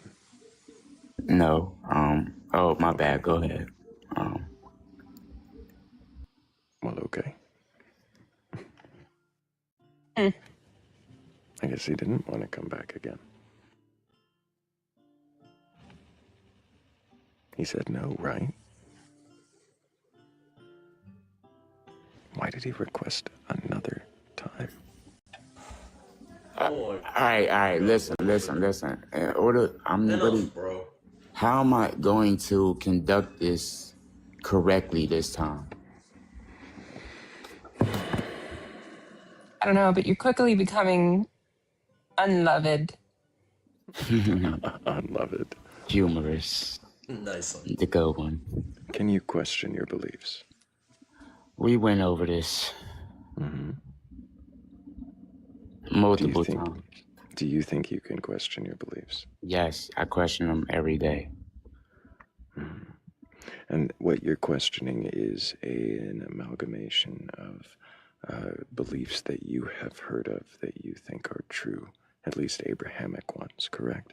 Are there beliefs that are non-Abrahamic that you also mix into this ground back? Yes. Do you want to know those as well? I'd be curious for a couple of them. Okay. Hinduism, Buddhism, Judaism. I said that. Oh, my bad. I didn't mean to add that one. I'm just, okay. You're just trying to rhyme. No. I didn't even mean to do that intentional, but I do be rapping. But anyway, Hinduism, Egyptian mythology, you know, things of that Which nature. gods in Egyptian mythology do you believe exist? Just in the aspect of the God that I believe exists is actually the same one God, which is everybody know Nefertiti. There was a guy named I'm sorry. Nefertiti's a god? No, can I finish my statement? I was asking which god you believed in. Okay, I was about to get to who that was.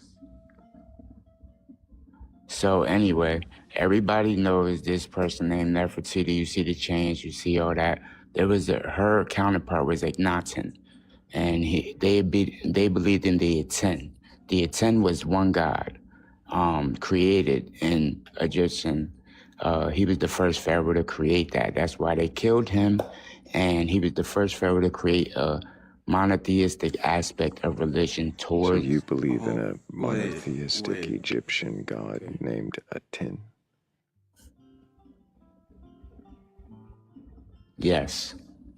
Did you get your beliefs from ancient aliens? No. Aten. Yeah, I know Aten. Sorry for my pronunciation. Not a 10, like the number 10. Aten.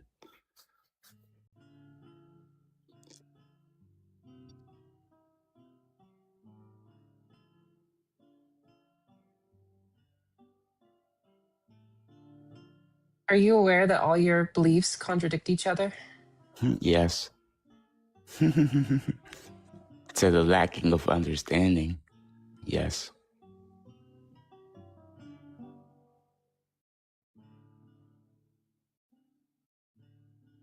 If you think that it's contradictory, why do you hold them beliefs? Said beliefs. Because contrary of belief, how y'all may perceive everything, I have a different way of perception. So therefore, even though these are mainly things that supposedly contradict each other, I'm not in it for the contradictions. I'm in it for the connections that you cannot perceive because you can't comprehend it the same way I can. Wow.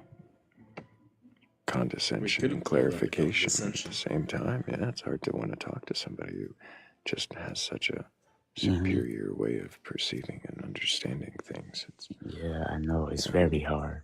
It's even more patronizing when you say it that way. Okay, so great beloved one. Have you ever heard of the Amazigh religion? Can you pronounce that again? Amazigh. Amazigh.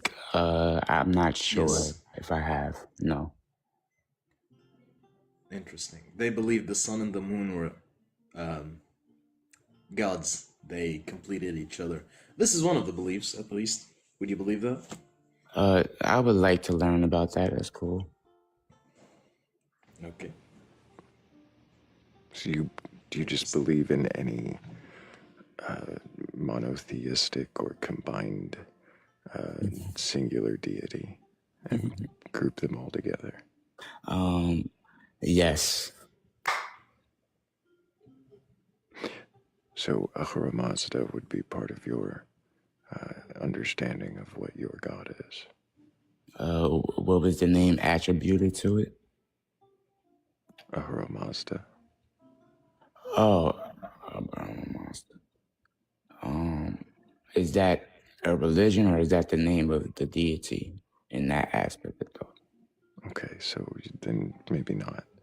So do you just add the singular deities that you've heard of to your understanding of what your God is?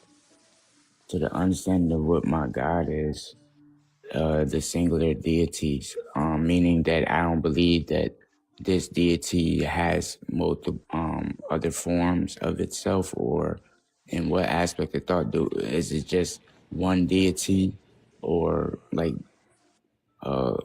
you mean like in a Greek mythology aspect? Point of clarification for you like to a make. Greek point of clarification.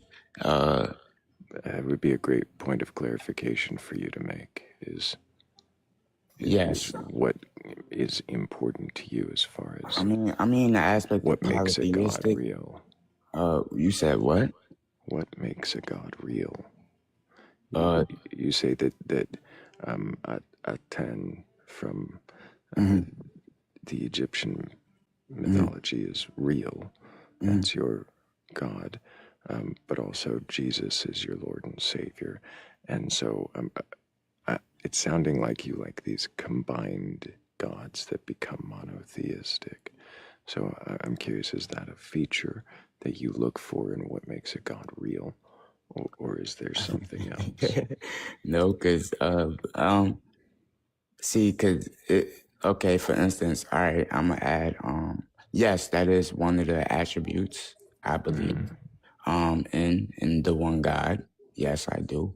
This one deity, this one form of consciousness, this one form that we came from. When everything was created, we were all one.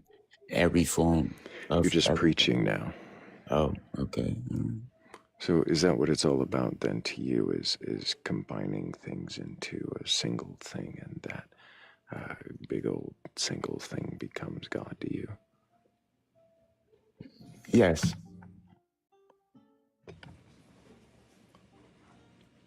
Anything Monism. else you want to add or ask? Monism. Does the word monism mean anything to you? I don't have a correct correlation or understanding of what that is. So you could probably it does ring a bell, probably it doesn't. If you would like to, you know, elaborate more on what that is, then maybe I can speak upon it. No, that's all right. So why do you believe that this singular, all-encompassing everything God exists? Because it always existed. How did you determine that? Because scientifically, uh, before the Big Bang, there was a singularity that was spoken of in this aspects of science. Are you sure? Yeah, scientifically. So there was a singularity that was spoken of in the aspects of science. Yeah, because they believe in science. Scientifically, they believe in something called the Big Bang, and they came up with the theory that everything Can you originally. tell me? Can you tell me what the Big Bang actually is? It's the thing that sparked the whole creation of everything that exists currently. Where did you get that idea? I guess in science. Another Which human, science? a human perspective. Science. I don't know which science. Do science have branches like Christianity? Actually, it does, yes. Science There's has fields biology, of there's study. chemistry.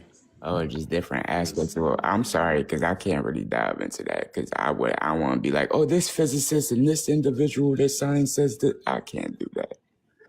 So then, if you don't know, then why would you say that this is what science says? I can't go to reliable sources. So maybe, you know what, I can't speak that much of the subject of science. I was just saying that scientifically, that's what is stated. I can't go back and resource and go back to this scientific person's perspective. So you know what, I'll just leave science out the picture. You're correct. I'm sorry for that. So then, why do you believe that your singular everything God exists? Because I just told you that it always existed. All right, you listen. I'm not necessarily sure how to. All right, I'm gonna put it like this. As long as you've been conscious as a human being, do you remember actually being conscious? Can you recall a time as a child or something that you formulate your aspect of you being conscious? Like you was like, I understand that I'm here. Did that ever happen? What? Okay. You're asking about like when I was a child, did I have a moment when I decided to formulate consciousness? Yes. When you felt like you was conscious.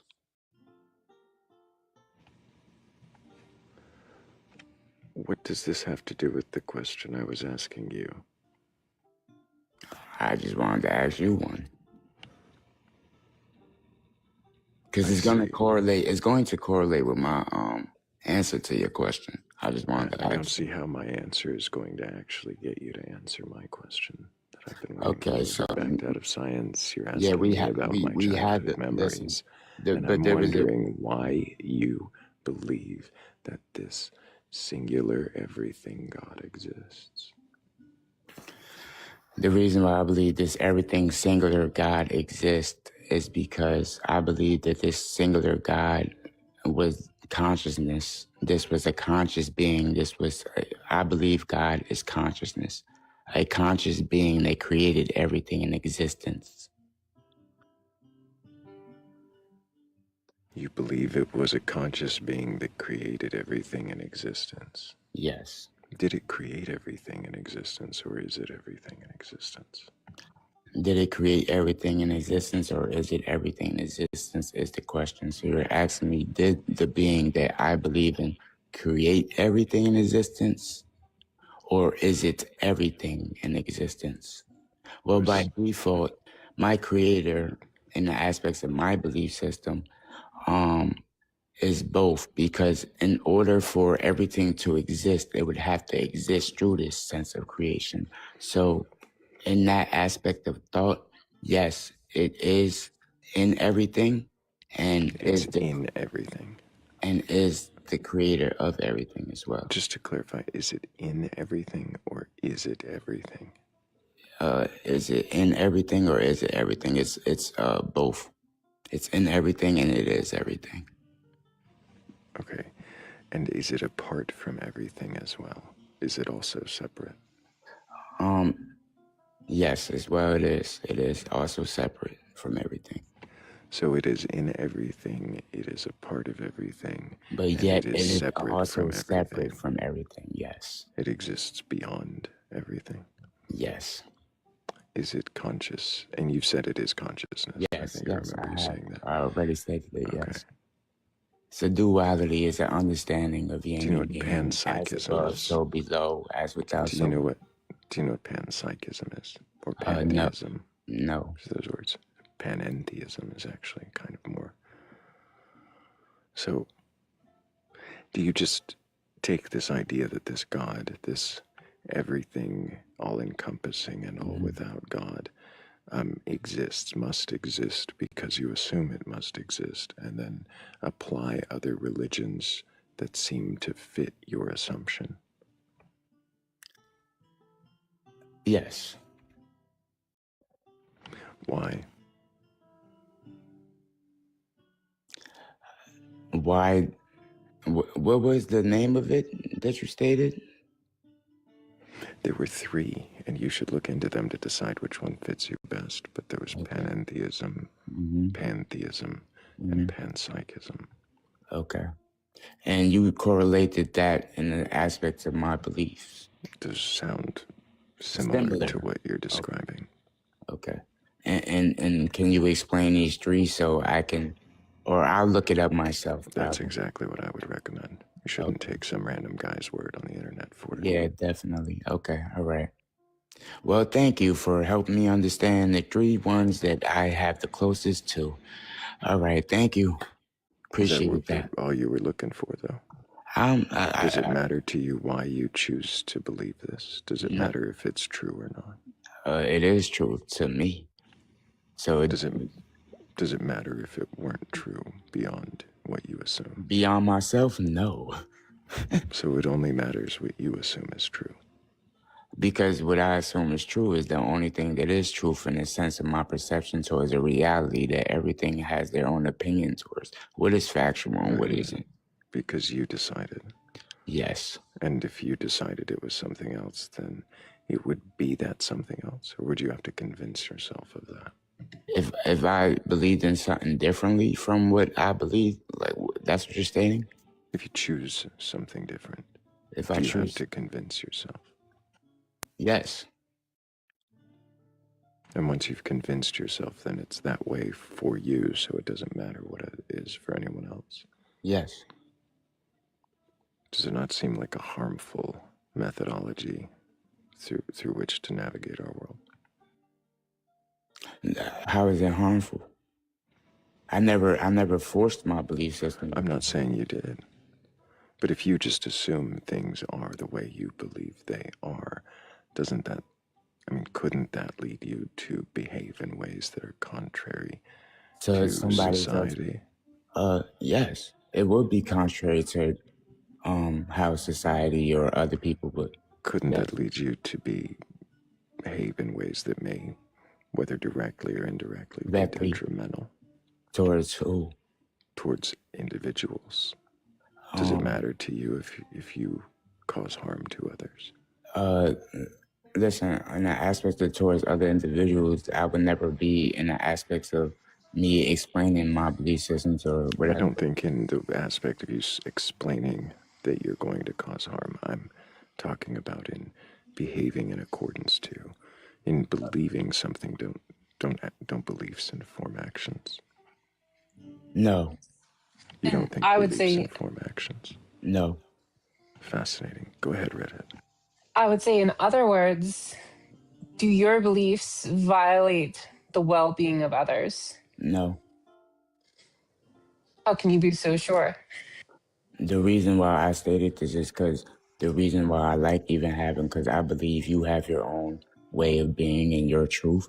So does everybody on here. So does everybody in the world. And I'll just have mine. Do your beliefs value the well-being of others? Yes. Because I understand there's differences in comprehension and perception.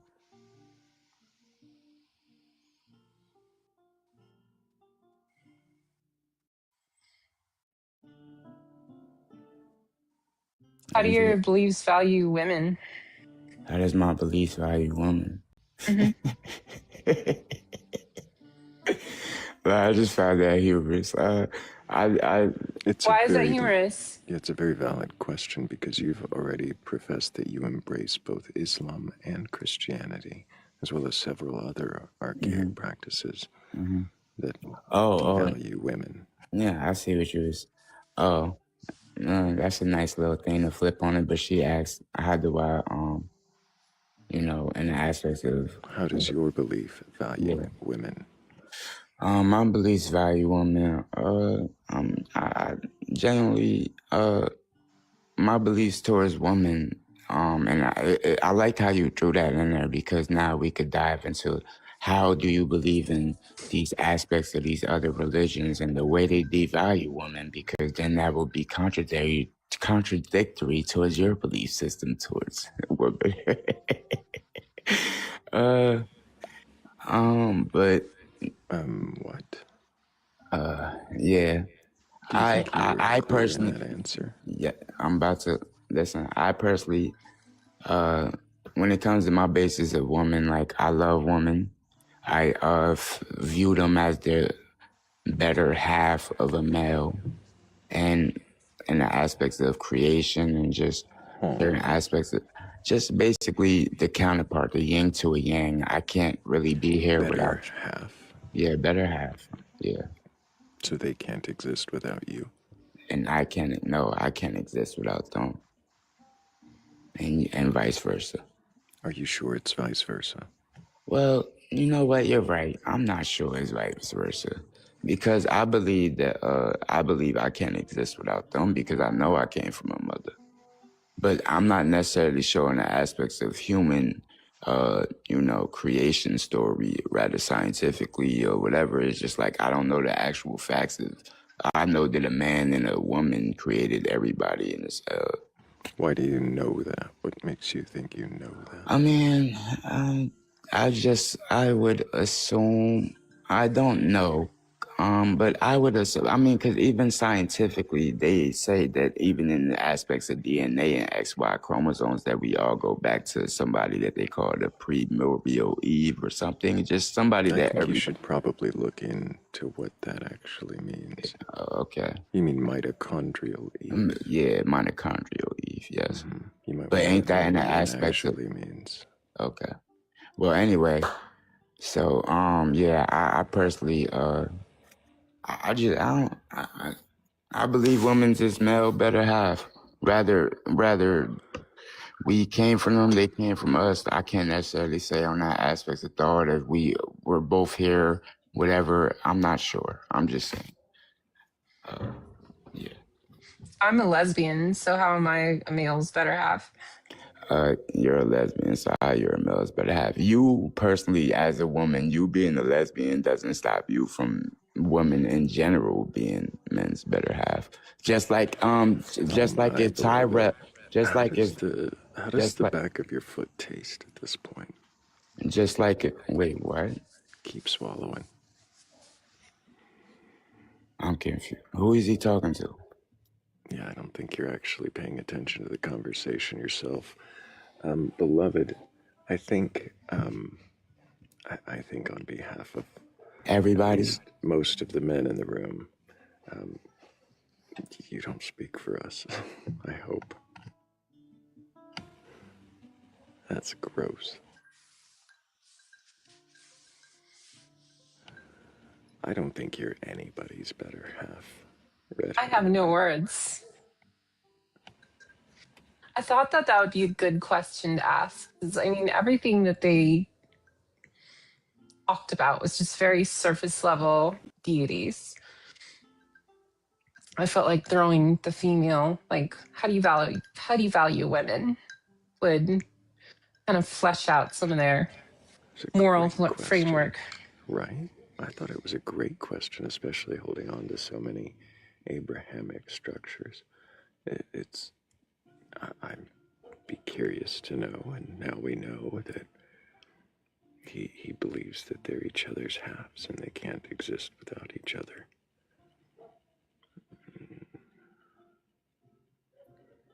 I mean, believing that, I don't know, is fine, but I just don't feel like he was engaging in a very genuine way at that point. But he's got some homework to do. Maybe we'll hear from him again. And who knows, maybe he'll be questioning some of those things. Maybe with firmer answers, we'll be able to get farther with the questions.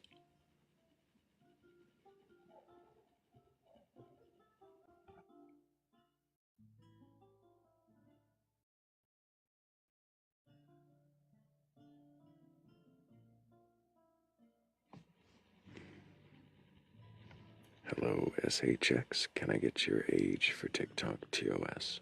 Oh, hey, I'm 33. Do you have a belief in a god or gods, higher power, or anything like that? I believe in gooning. I see. Well, good for you, I guess.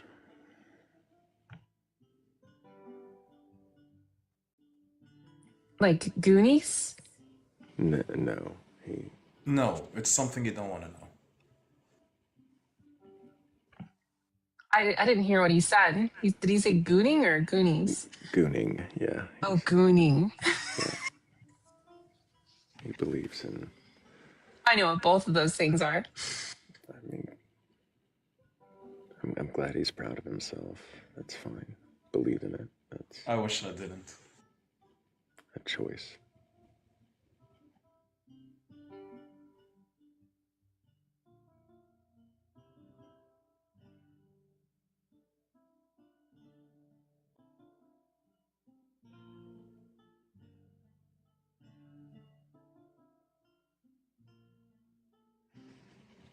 And our last one was, of course, a ghost. Another ghost. Goonies is an 80s movie, Grey Jedi.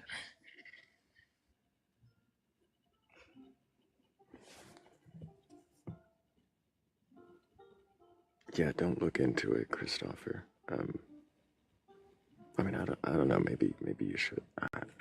You know, you're not Catholic.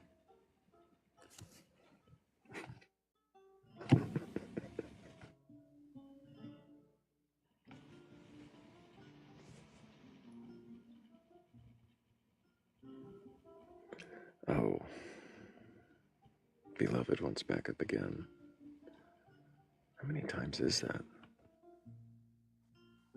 I don't know. Like I said, they're unloved now.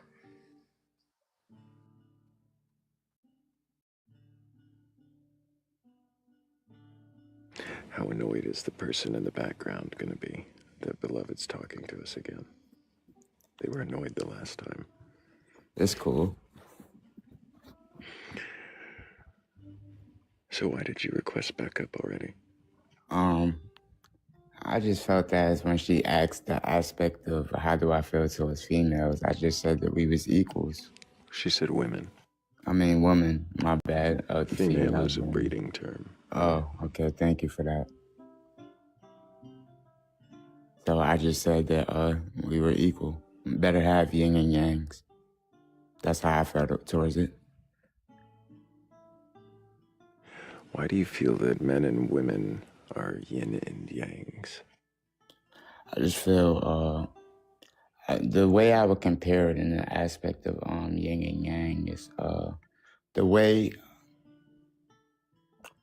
just in a lot of just even just sexually wise, I feel like you just mean their parts fit together like a yin perfectly, yeah. So it's like yin like a puzzle piece, like clear meant to be for each other. What is a man? What is a man?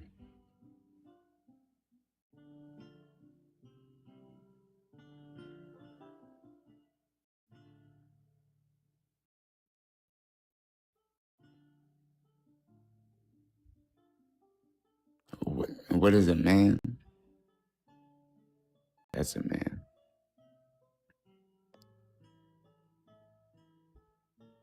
Now, do you want to get into besides the body parts?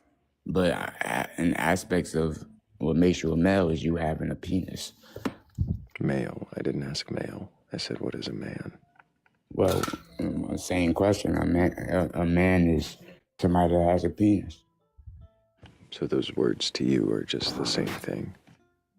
Yeah.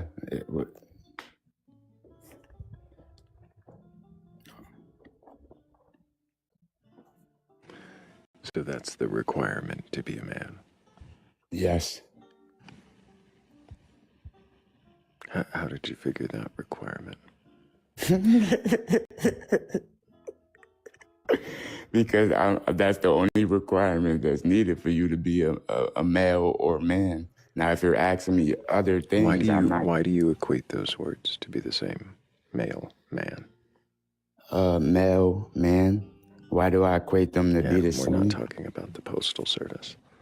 Mail, man. Oh, snap. I see what you did there. Because I deliver the mail, man. Because all I got is a penis. So that make me a male, man.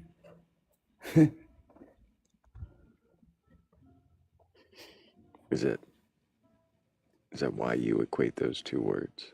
Yes. That didn't really answer the question. I mean, you ain't really emphasizing on your question. You're not really trying to get me to explain. How can I answer a question? I'm leaving them open so that I don't lead you into answers. I'm not trying to force you to say anything you don't want to say. I just told you what makes you a male and a man or whatever, those two words. You said that you equate them to be different things. I equate them to a penis. I did not say anything about my stance. I just asked you why you equate those to be the same thing. I just told you a penis, and that's it. I equate those to be the same thing. Why do you equate them to be the same thing? If they're not, because I believe they're the same thing. If they're not, then, hey, guess they're not. So you leave room for the possibility that they are not the same thing? Yeah, probably. Could it be that one is a term referring to gender and the other is a term referring to sex? Could those be different things? Hey, man, to each his own. If gender and sex is two different things, then so be it, sir. Not to me, but so be it. I find it curious that you're able to accept a whole plethora of religious ideas, and Cool. yet you're not able to accept something, that's basically accepted within the scientific community. which If I which may, is beloved, wait, yeah, if I may. yeah. So, 1 second. Okay. So there's a societal tradition here for like when girls are born. Well, not here. I mean, back in the ancient times, it might be the Amazigh. When a girl was born, she doesn't transition into womanhood at around puberty until she gets some tattoos. Okay, then she Okay. becomes a woman. Yes. Okay. When she was born a female, but she becomes a woman when she gets those tattoos. Okay. Do you see how these two are different? Yes. Different? Okay. So how can you equate the two? So how can I equate the two? Their difference. Well, in that aspect of what you used, you said that a female doesn't become a woman until the tattoo, correct? This was in this culture. Yes. Okay, in that culture, yes. This is what I'm asking. So in the aspects of that same culture, if they was this, you stated that previously the female doesn't become a woman, but that female is basically like I look at it like it's basically the same thing. It's just a future tense of that, because it's evident that a female can become a woman, It's but not a future thing. It's not a future thing. She can stay a female her entire life and not go through the initiation. if she didn't get the tattoo, okay. In that aspects of culture, you're correct. You're right. Is it possible that you live in a? Well, in that aspect, I was gonna hang on, beloved. Is it possible that you live in a similarly, or, I'm sorry, in a society with a similarly arbitrary delineation between what is woman and not, or man and not? It's no. No, it's not possible at all. No. Why? It's not even possible that you live in a society that has an arbitrary delineation. No. Why? Because in the aspects of what I believe in, just what I was telling you about the assumptions and what I believe to be truth is my truth. Now, if the world is contradictory towards that, that's their belief system, just like that aspect of that religious aspect of thought of a female becoming So is it not possible woman. then that your delineation between what is man or what is woman is not similarly arbitrary based upon your belief system? It could be, but what I believe it is not going to change the aspect of what the world believes it to be. So I can be entitled to my beliefs. All of your beliefs contradict each other. All of them contradict each other. Well, then and yet you reserve the right to be a bigot when it comes to the trans and community. That's what I'm hearing. Well, then maybe that is what it is. I'm just a contradictory, no form of belief system as individual.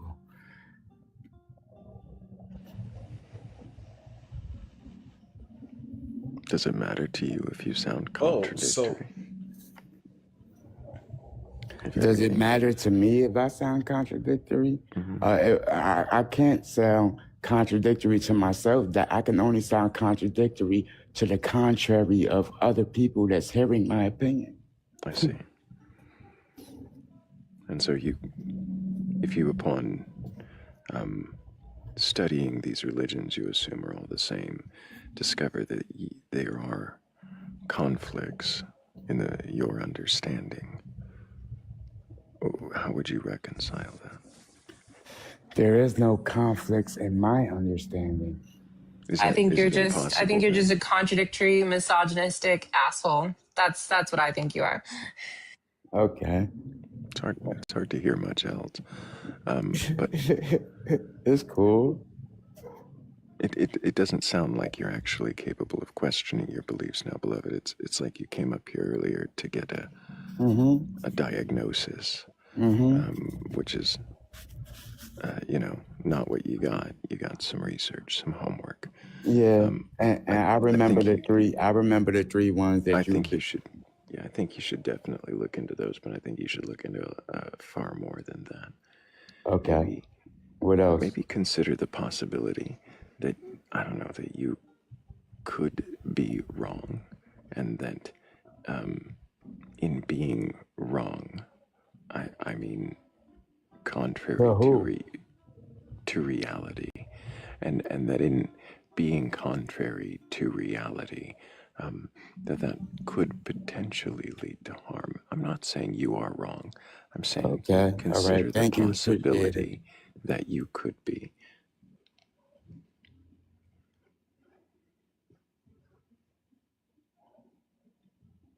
That was definitely a conversation. It was a thing that happened. 100%. I don't know if a conversation is what I would use to describe what that was, but it was a thing that happened. I can't deny that. I gotta stick up for the tea community. Absolutely. I appreciate that. It's been a while since I One of asked the things what is I a didn't tell man, but it often gets that same deer in headlights kind of silence. I don't understand how they can adopt all these beliefs from all over the map, but yet when it comes to that subject, they're just deciding to be an asshole. Just, well, certain and close-minded, but that's all right. Maybe he'll learn to pry that thing open one day. I think it costs nothing to be kind to those people. Absolutely.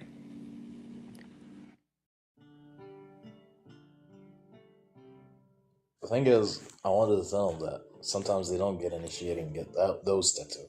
They get the manly tattoos and they go to battle and help people and fight and stuff. Like before even the Arabian colonization. Oh, we do have a guest. Twisted New Street. Can I get your age for TikTok? TOS. Yeah, how you doing, guys? Doing great. Can I get your age? My age, like my age. Yeah, how old you are. I'm like 21. Like 21. Yeah. So I was just asking, like, Stop. why do you like? Yeah, I'm not here to answer your questions, Twisted. Can you question your beliefs? I do not have a belief. So you don't have a belief in a god or gods or anything like that? Higher power? No, because I believe like no, because when you're saying like you believe, you're saying like you're doubting yourself. You see? I'm sorry. You say, when you say belief, it's like you're doubting yourself. Yeah, so you don't It's have like a doubt. belief. You have certainty. Not certainly. Like you have to know, not believe. Knowing. You have knowing. Do you have a knowing of a god or god's higher power or anything like that, Twisted? Yes. Are you capable of questioning that knowing? I won't question it because it's all knowing, like it's nature. So I used to do this. It's been a while. I'm kind of feeling it, but I lost the button. It goes something like,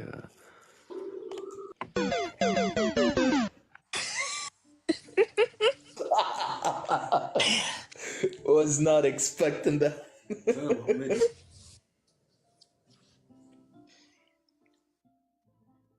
That was iconic. That was nostalgia. If you're gonna do that, you need to do the like laughing dog from Duck Hunt. Right. Definitely we need that, yes. It's been a long time. I forgot which button it was. I had to hunt it down.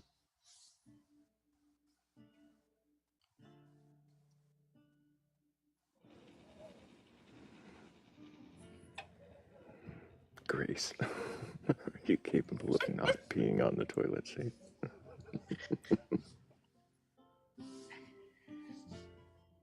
I love how like your prompt is, can you question your beliefs? And they're just like, Nope. no. doesn't even have a belief, so why would he request that? Didn't even make sense. He had a knowing. Hey, Nova, can I get your age for TikTok TOS? I'm 36. And do you have a belief in a god or gods, a higher power, or anything like that? I do, honestly. And which god do you believe in? Anansi. If you may not know who Anansi is, I can give a brief explanation. No, No, you didn't say that. You said Anansi. Anansi. N-A-S-I. Can you tell us where Anansi is from, what region or culture this is? Anansi is an old Yoruban ancestral African deity. And can you tell me what aspects or characteristics Anansi has? What is it that makes Anansi a god? Anansi is the god of agriculture, trickery, storytelling, and creation. Trickery, storytelling, and creation. And so you believe in this god to actually exist and have created, or are you carrying on a cultural tradition? A bit of both.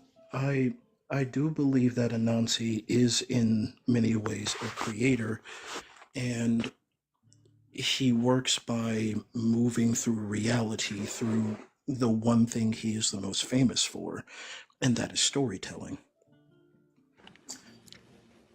Oh, I see. So you believe Anansi, the trickster, has woven itself into the stories of other gods that created?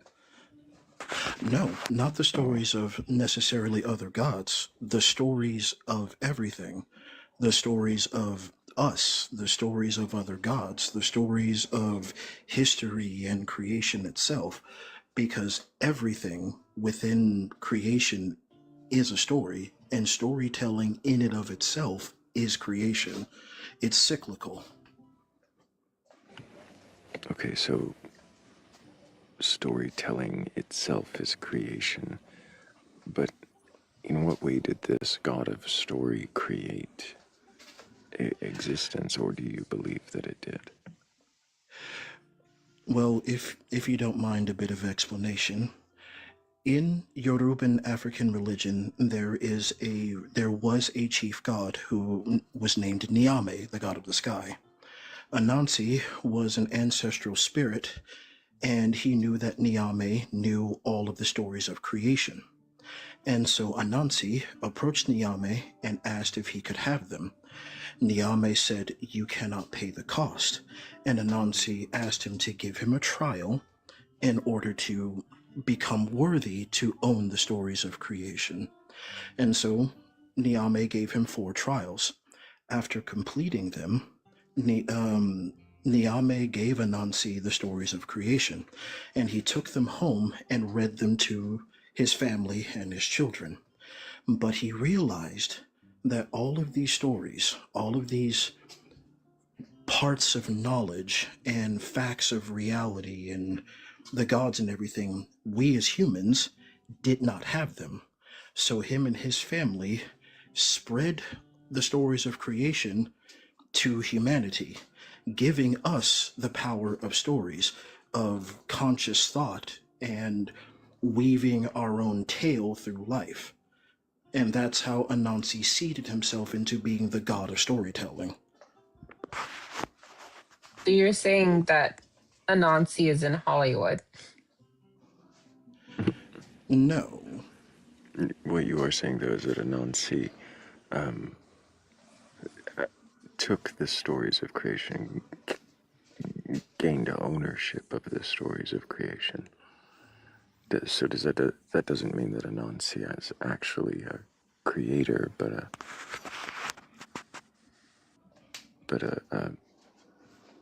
a bargainer, someone who managed to strike a deal to own the rights. Is Anansi Michael Jackson to the Beatles? So does he work for No, Netflix now? So, well, hang on, Redhead. I know. I realize my question was kind of sarcastic, but the metaphor stands. Is it the no, it's not the fact. It's not the fact that Anansi gained the rights of gained the rights of all stories. It's the idea that when he realized we as humans did not have them, he freely gave the knowledge of creation to humanity. so and he didn't therefore right? He didn't gain the creation or the title of creator except through story by giving us the stories of creation. I guess my question was, did Anansi create existence or just create the stories that we tell of it? he created our understanding of the stories of creation. He disseminated it by gaining it from Niame, and by So us gaining Niame, by us gaining understanding of the stories of creation, he in a way gave us more understanding of not only storytelling itself but reality itself. so Niame, is that the actual creator though? Is that the one that created things and then According to my current understanding of old Yoruban deity, yes. Okay. Is there a pantheon? There is actually a large pantheon within Yoruban religion. There is Niame, the god of the sky, the god of the skies, and also a god of creation. Then you have smaller, lesser deities like Anansi, who became the god of storytelling through his feats. There's Mamawati, the goddess of water, and is also believed to be the origin point of mermaids. There's Sango, the god of fire. There are many. do you believe in mermaids?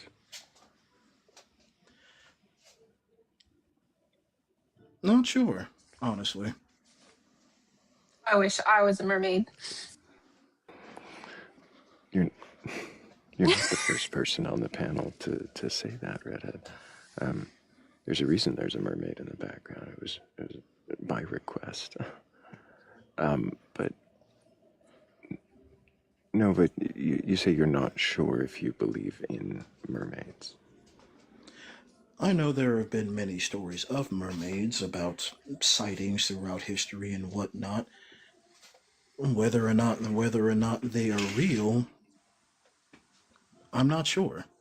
And I honestly don't really think it matters.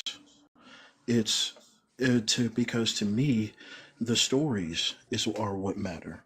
Because stories are how we told history. Stories are how we recall our memories.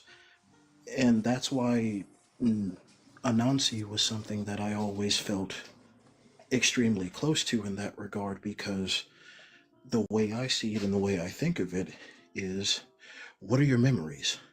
Your memories are stories. What about history books? They are stories of history. Every tale ever told, how we disseminate knowledge and gain our culture, it's all stories.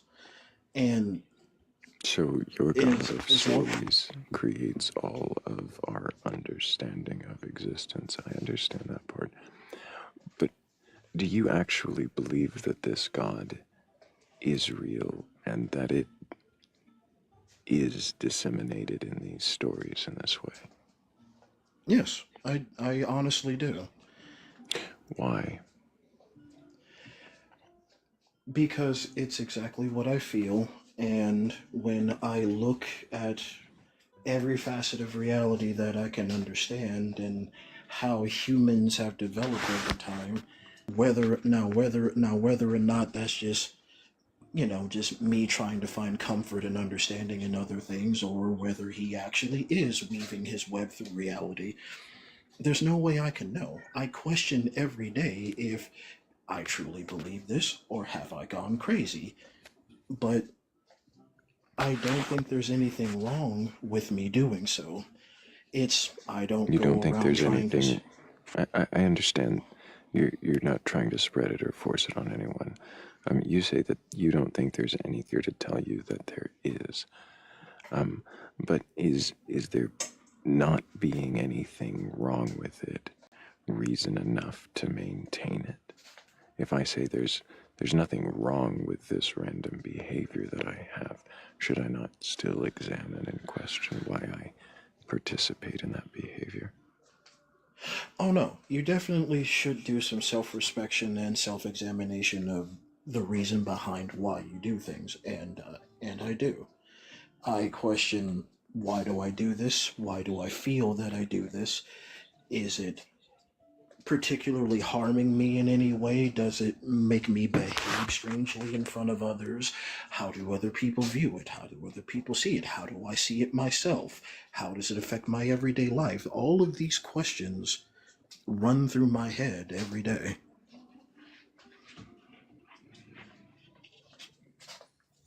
I have a question. Go for it. Where do these gods exist? Are they like in kind of like an Olympus type place? Like the Greek gods are? If you're talking about where they actually live and operate, my natural assumption would be some realm outside of time and normal physical space, more than likely a meta. At least Are that they would be like at least that omniscient would and be my view. stuff? I wouldn't call Anansi completely omniscient. No, I would call him well learned and well understood of human behavior and behavior of others, but I would not actually call Anansi omniscient, because yes, he may be the god of storytelling, but stories are being written every second of every day. There there will never be enough time in the universe to fully know them all. That's why he explores them, and that's why we explore them, because we can't know everything without actually diving into them. Do they have any Are there omni stories that are... properties? Oh, sorry, go ahead. No, that's fine. That was a good question. As far as I know, and from what I've read of Anansi, and as well of his other ilk, I haven't really read anything that specifically says that they are omnipotent or omniscient or omnibenevolent or any of those things. No.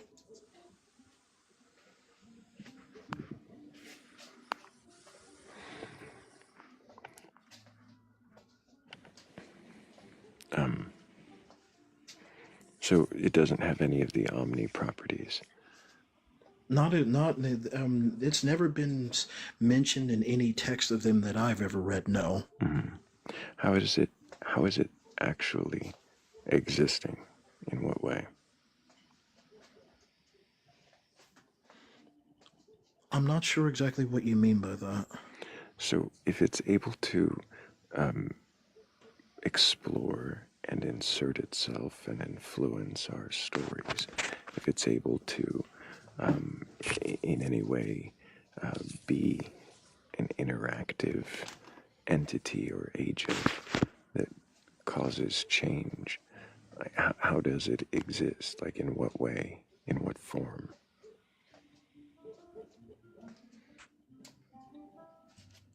Honestly, I'm not too sure about that. I only have theories. Like I assume most people have theories about a lot of things they believe in.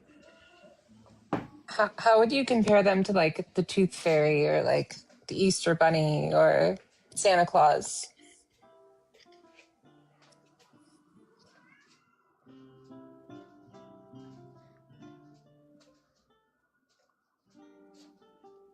Hmm. I'm honestly not sure about that. If I have to say anything about that, honestly thinking about it, I would say that, well, especially in Anansi's case, I don't think he so much so as influence the story of anything. I would honestly say that he's mostly an observer, and if anything, he will disseminate advice through his influence. Not really so much so as direct contact or directly meddling within the web in order to get what he wants across. It's more so of a guide in a way, but not one that's far too meddlesome, like a lot of other pantheons tend to make their gods out to be. Do they have a body?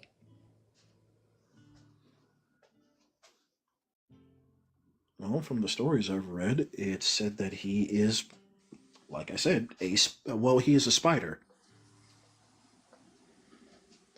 Anansi, in most of his stories, he takes the form of a spider. So where would they be in like Charlotte's Web in that story? I don't see how that pertains to what I'm talking about at the moment. Well, Charlotte was a spider, so like I was just wondering if they like hooked up or anything. Anansi is the trickster, so it would be Templeton, the rat. Actually, yeah, no. Actually, thinking about Charlotte's Web, it would be Templeton. God, I haven't watched Charlotte's Web in years.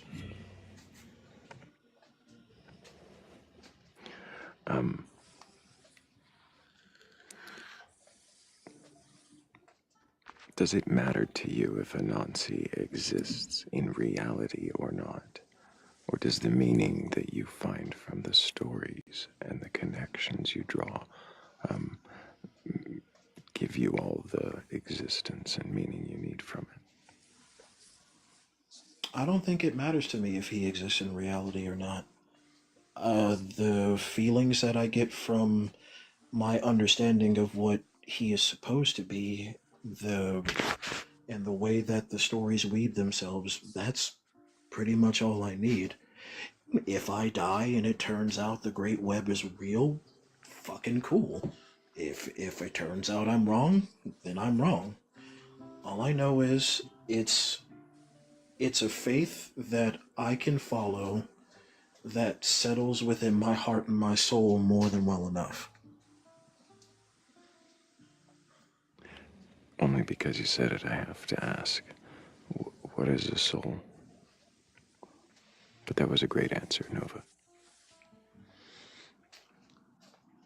Well, I could give you all the typical answers. It's the metaphysical energy that makes you you. It's the thing connected to your meat suit that's undetectable brain, but your body. Then I'd have to ask what metaphysical energy is. I don't know. I'm just spitballing ideas. I can't directly tell you or any other living being what a soul is. Do you believe in an Your brain tell you or any other living being what a soul is. Do you believe in an afterlife, Nova?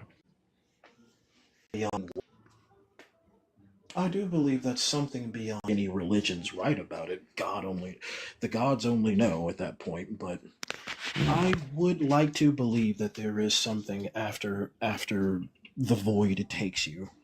When you say I will honestly admit that does stem from the natural fear of death that most humans have. But even regardless of that, I would like to believe that there is something greater that follows after. And I'm more than willing to be wrong if I'm wrong. If I just go lights out and it's nothing but oblivion, I'm not going to be around to worry about it now, am I? So you don't fear non-existence, but just the... Oh no, I do fear it. I actually greatly fear it. It's just more of the lines of when it happens, I'm still not going to be around to to really understand that, oh my god, non-existence is real, and then I fucking pop out of existence. But the idea of it is still metaphysically terrifying to me while I'm alive, and I'm willing to admit that. Why is it terrifying? Because we're alive, we exist, we breathe, we move through reality itself, and from the moment that we're born and we can understand ourselves, existence and living is all we know. And the mind doesn't like to wrap around the idea of that not being a thing anymore. Have you ever been under anesthesia? I've actually died during surgery once before when I was younger. I was dead for 3 minutes. And what was that like for you? I do not know if this was, just some edge of death nightmare like what happens when DMT starts flooding your brain when you die, but for me it was something. I when I died for a couple minutes, to my perception, I was walking along a cosmic ocean, just endless water everywhere, and I kept walking, and I ended up coming upon this giant tree that was bigger than the earth, and it was covered in these glittering fruits that looked like stars and spider webs. And I tried to climb it, but before I got to the top, I woke up in the intensive care unit. Did you meet a Nancy there or anything like that? No, I just saw the spider webs upon the tree, and that was it. Do you correlate that with your belief? I do. But I don't know if I actually came into some part of his realm, or was that just my brain tripping because I was dying. Do you think it's likely that it was your brain just doing what an unaliving brain does? I would be willing to accept if it was. I'm all but I would like to believe that maybe I did touch something from the far beyond. But if I didn't, I'm okay with that.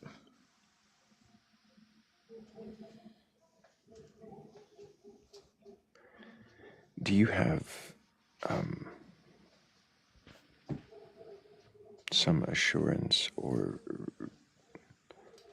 reason to believe that no other gods exist? You see, I had a feeling that you were going to ask that, and to be honest, I have no assurances. For all I know, none of the gods I think are real, or all of them could be, and that includes Yahweh, the Judeo-Christian God. Even though, from what I've read of the Old Testament, I consider him to be a selfish prick. But I'm even be willing to believe that some facet of him also exists, or none of them could.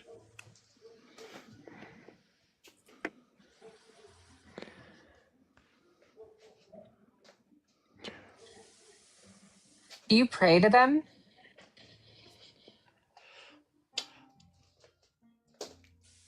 I wouldn't necessarily say that I pray to Anansi. I believe that some of my natural everyday actions are ways of paying homage to him.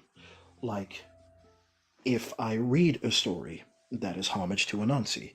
If I tell a story, like I was doing earlier, that is also homage to him. I don't believe that when it comes to working with whatever divinity that you choose, it always has to be some outright super meaningful intention or ritual or anything of that sort.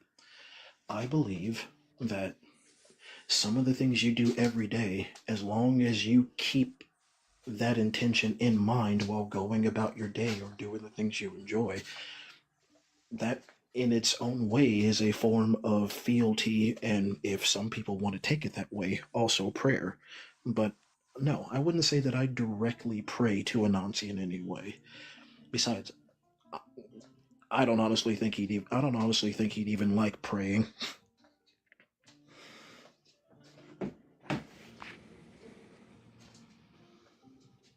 if you were to discover tomorrow that there was reason to believe that Anansi and every other god that exists, or you've heard of, I mean, that they don't exist, that there's some evidence that they're not real, and that no God and no afterlife could be, would that change the way that you live this life?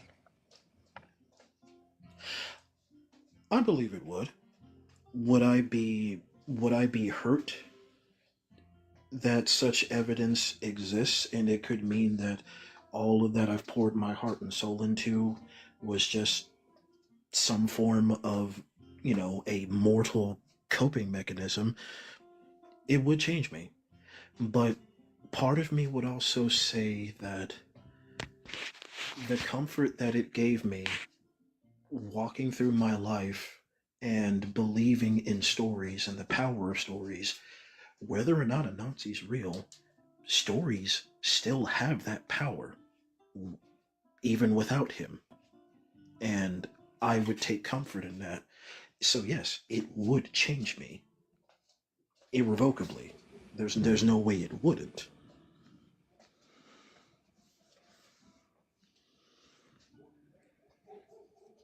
Is it possible that all the power that you're ascribing to is just your love of stories?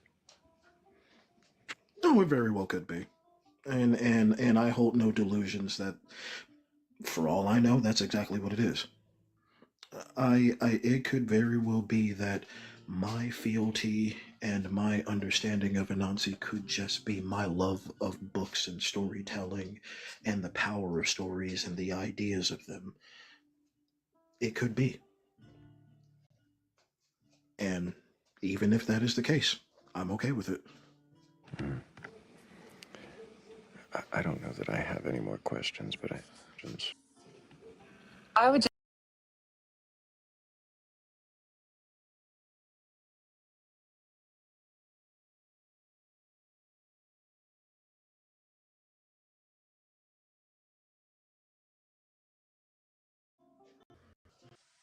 Any form of storytelling is engagement with him somehow, some way. I guess that could also mean movies, because movies are stories. TV shows are stories because they have to be written. There has to be a playwright or a screenwriter. It's written. It is a moving story. So engaging with any form of storytelling media is a way to is a way to commune with them, especially when you yourself are writing stories or creating them yourself. That to me is the greatest way to commune with a Nazi, is the act of creating stories yourself. so Anansi is just imagination then. Could be, yeah. Very, very much could be. Mm. Yeah, I don't have any more questions. I hope I didn't appreciate bore you, the two Nova. of you too much. Not entirely. No, I'm just messing. It was interesting. It was a different belief than I'm used to questioning, and it I've sounds to never heard me. of this before, so this is like fascinating to me. I I have would heard of implore the Anansi, both. but I I haven't I heard. would implore the both of you, like, if you're bored or if you just have time to kill, try looking up some of the African deities. Some of them are Yeah, very interesting reads. I've encountered quite a few of them. I'm doing this, but this is the first time I've questioned someone who believed in Anansi in the way that you do. So it was interesting, and it also sounds like you leave yourself very open to the possibility of being wrong, while recognizing that you personally take comfort and some kind of pleasure out of seeing it the way you do. Listen, I've fucked up, and I have made many mistakes in my life. If I didn't have the ability to recognize when I was wrong, I wouldn't be alive today. Well, I wonder what it might be, if there is anything that would convince you that your God does not exist, but but that's not a question. It's a little on the nose. I don't usually ask it quite like that. But do you think there is anything that would convince you or cause you to question this deity's existence? Genuinely thinking about it, I don't know. It's my favorite If answer.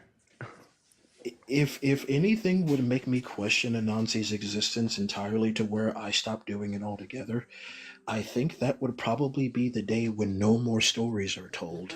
But I don't think that's ever going to happen. If there's something a little more attainable, but I'm not here to force that out of you, Nova. I appreciate all the questions you've answered, and I thank you for your time. I hope you keep asking questions. Never will to the day I die, and hopefully beyond that. It was lovely talking to the two of you. Take care, Nova Flare. Have a good day. W's for Nova in the chat. Exactly. I'm not mad at it.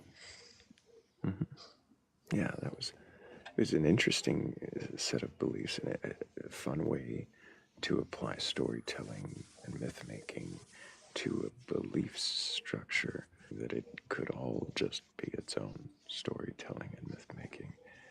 And I can appreciate that. Though I think there are some broader questions he could ask himself. A good job as it is. Definitely a good guest. Kind of reminds me of that Sandman series, like on Netflix.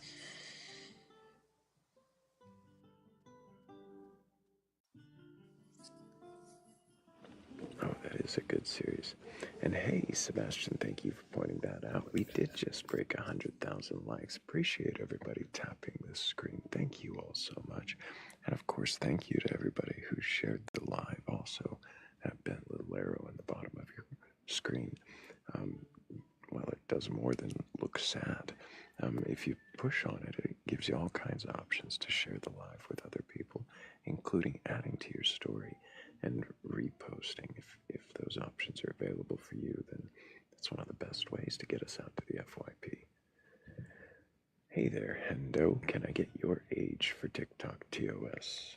Oh, 30.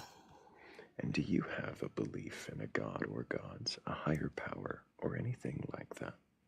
Nah, that's why I wanted to join the panel, because I think it's really productive to question your beliefs and abandon them if they don't make any kind of like material sense. Like I used to believe in God, and now I'm just a pretty strict atheist. What caused? Well, which god did you believe in? I guess the Abrahamic God. Were you a particular denomination? I was a Baptist. Baptist. And what is it that caused you to abandon your Baptist God? I just don't think that any God that is real, loving, perfect, or all-knowing would abandon African Americans in 400 years of G-side.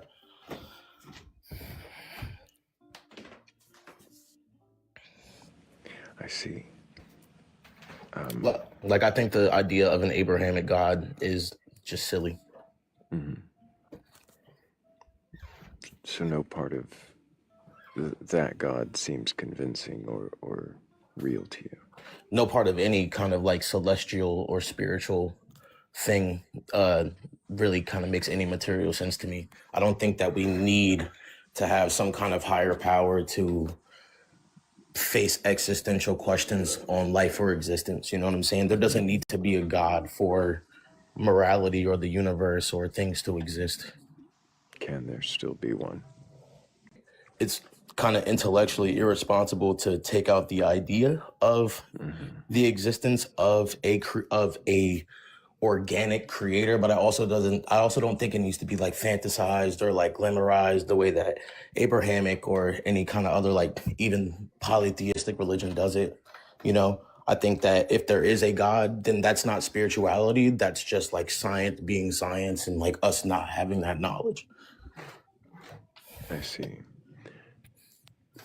Can you think of anything that might convince you that some kind of spiritual God, not scientific, exists? No, not whatsoever. I don't think that there's a soul. I don't think anything happens to you after you are unalived. And if anything were to happen after you are unalived, or, you know, your time on this earth is done, that's not spirituality. That's just another broad point of science that we haven't discovered yet. Like spirituality does come from these notions, anything that could be perceived as by us as a god or an afterlife. Those things would all be explicable by science if they existed. Yeah, if they exist and there's ways for us to observe it, then there's ways for us to anything that things. If they exist and there's ways there will be. You know, it doesn't need to be mythicized in this large, big, grand scheme of things. So if some creator being outside of space and time, as many theists like to frame it, if that existed, what would it take to convince you of its existence? What kind of evidence might compel you towards belief? I would need that that amalgamation of energy, or that, I guess, quote unquote deity to like show themselves. It doesn't need to be like a bare exposure of their face or, I guess, physiology. It has to be something like dramatic enough for me to abandon my, I guess, like rigid scientific beliefs of atheism. And even if that thing does exist and is able to show themselves and exist outside of time and space, there's scientific merit to that still. You know, there can be scientific merit to that still. You think there would be some scientific explanation beyond? Because like the way that I see it, right? So hang on just a moment. Go ahead. Sebastian points out a very important thing in the comments. I do have to ask, what the fuck is energy? I'm not a scientist, so like I can't explain it that well. But I think energy is like kind of like how fire is, or like how oil is, or even like the electric signals that get sent to your brain, or the way that you eat an apple and it breaks down into these categorized things like proteins or carbs or whatever the case may be, that like are a vehicle to something. You know what I'm saying? Or a catalyst to something being a vehicle to something else. A catalyst to something being a vehicle to something else. That's what energy is. That's like the best way I could describe it. Like I'd have to like go into a dictionary and like find the actual, you know, definition of energy. Something like the ability to do work. It could probably be more broad than that. Like I don't think energy has to be like that binary. You know what I'm saying? But basically like something that powers something, you know? Okay, so in the sense that we were talking about some kind of energy that that would convince you of a god, what kind of energy would you expect to see? I necessarily wouldn't even be able to answer that, because I don't like waste my time even coming up with these different what ifs on if there is a god, or if there is a god, and what he needs to do to like get me to convert, you know? Because in my opinion, if we're talking about the Abrahamic canon of God, even if that God does exist, I still can't be compelled to like have faith in him or believe in him or follow the word of God, because I think God, if the Abrahamic God does exist, I think God is the villain. So it doesn't even like necessarily matter to me. Mm-hmm. I wasn't specifically talking about the Abrahamic God, though. Of course, it was just any godlike creator.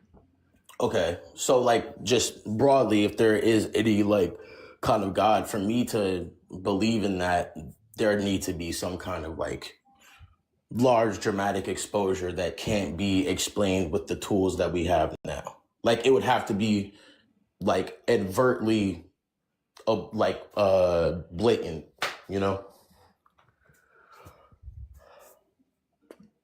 I'm sorry, what was that last word you said?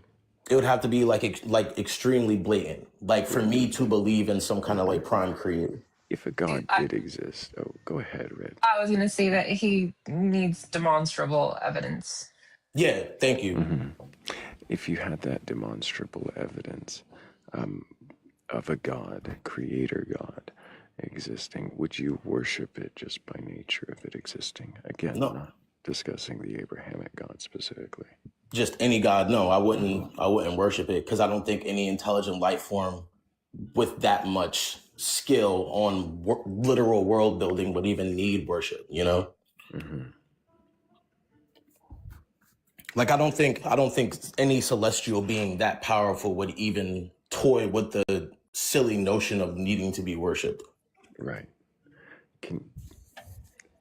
And I'm not dismissing your answer there, but can you think of what kind of God or deity, what kind of entity you would want to give your respect, if not worship? No, I can't oblige myself to worship anything because respect, even. Maybe kind of deity. Maybe respect. I guess like a deity that would need to exist for me to get its respect is like a deity that is consciously working on making whatever it is building the best it possibly can be. And not only that, but like protecting the investments of his or its creations. You know what I'm saying? Like I would need that. I would need this this deity to be 100% nurturing for whatever it creates and do its best to create the best possible outcomes for those creations, unless it's like this deity is just doing science experiments and its morality is based off of what it can observe, how it can manipulate it, and looking for an outcome rather than trying to like have some kind of moral compass about it.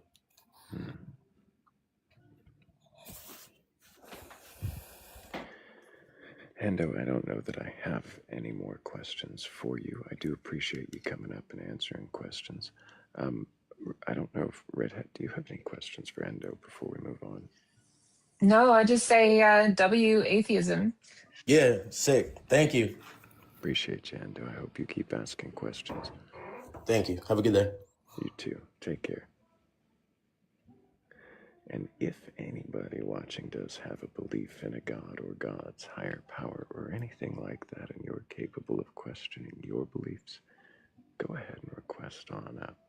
I'm not here to debate or argue, just to see if you can question. And if you can, well then what is it that you believe? And why do you believe it? And we've got Salty Jokes joining us. Can I get your age for TikTok TOS? Yeah, 53, man. And do you have a belief in a God or God's higher power or anything like that? I believe in creation, but I have no idea who my God is. I went through Christianity, saw the falsehoods of it. Sorry to interrupt you. You're a little bit quiet. It's Okay. just a little difficult to hear you. But you said you went through Christianity. And what is it that made you leave Christianity? Well, the whole term, the Word of God, for the Bible, I found to be false. Like there's too many lies in the book. So I went from Christianity to following the law of Moses, like eating clean and the Sabbath and all that kind of stuff. And I still couldn't get any closer to my Creator, and so I don't follow the law. I know there is a Creator out there, or I believe there's a Creator out there. I'm still looking for who He is, or who it is, or who she is, or. You say you know or believe there's a creator. What do you mean by creator? That's a good question. That's my question. Who is, what is? Like when I see intelligent design, it makes me believe that this was not an accident. What do you mean by intelligent design? Like you can look at every single ability to survive. Like a bobcat has large feet to run on the snow. Just pick an animal and you can see something that is so fascinatingly awesome. Something about it adapting to its environment. Right. So, say like take a standard chicken, for instance. The chicken has a gizzard. Puts rocks in there, breaks down its food. Just crazy. Like it when you think So about instead it. of having teeth, it has a pouch full of rocks that have to mash up its food. And It's you think insane, this is isn't it? intelligent design? Well, when you think of it from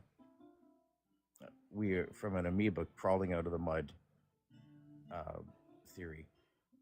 So this chicken comes out of the mud, and he's like, "Fuck, damn it! I'm choking on my food. I can't stop choking. If I start thinking about a gizzard, maybe it'll show up in 50,000 years for my next generations down the road." Do you think that's how evolution works? Well, that's kind of what the theory is, right? Like we No. crawled out of the mud. You're saying that a fish crawled out of the mud and then thought thousands of years later it might need a gizzard. I'm not saying that. I'm just saying that sounds silly to me. The theory of evolution, where we came from. Have you ever actually looked into this? Just what I've been taught in school. Or abiogenesis.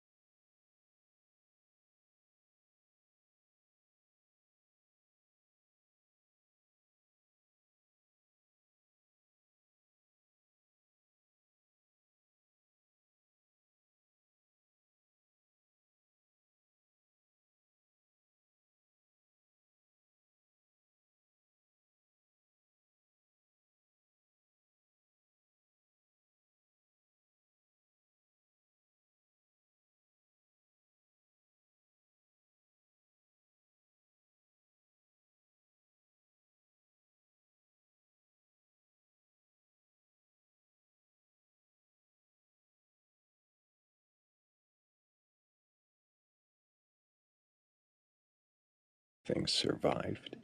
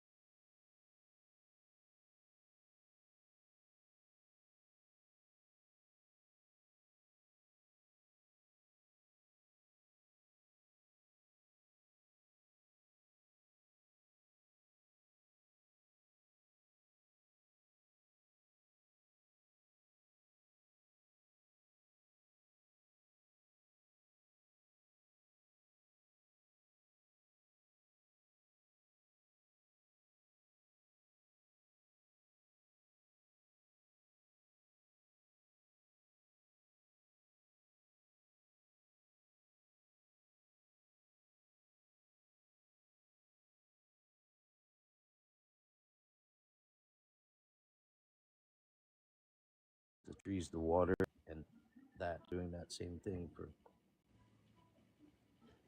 Does it all work together? Is that your question? Always. Mostly. Men fuck it up. Sure, there's forest fires, but even a forest fire is a beautiful thing in its own right. It's a reset.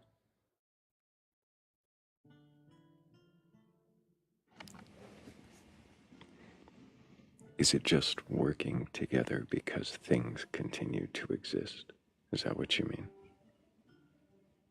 Some things get destroyed, some things grow again. Are you just saying it all seems to work together because things keep going? No, that's not what I'm saying. I'm saying it all works together by design. That's my belief. It was designed that way. My question is, who? Do you think that complexity or simplicity are more indicative of design? They both are, because they both have their place. How is complexity indicative of design?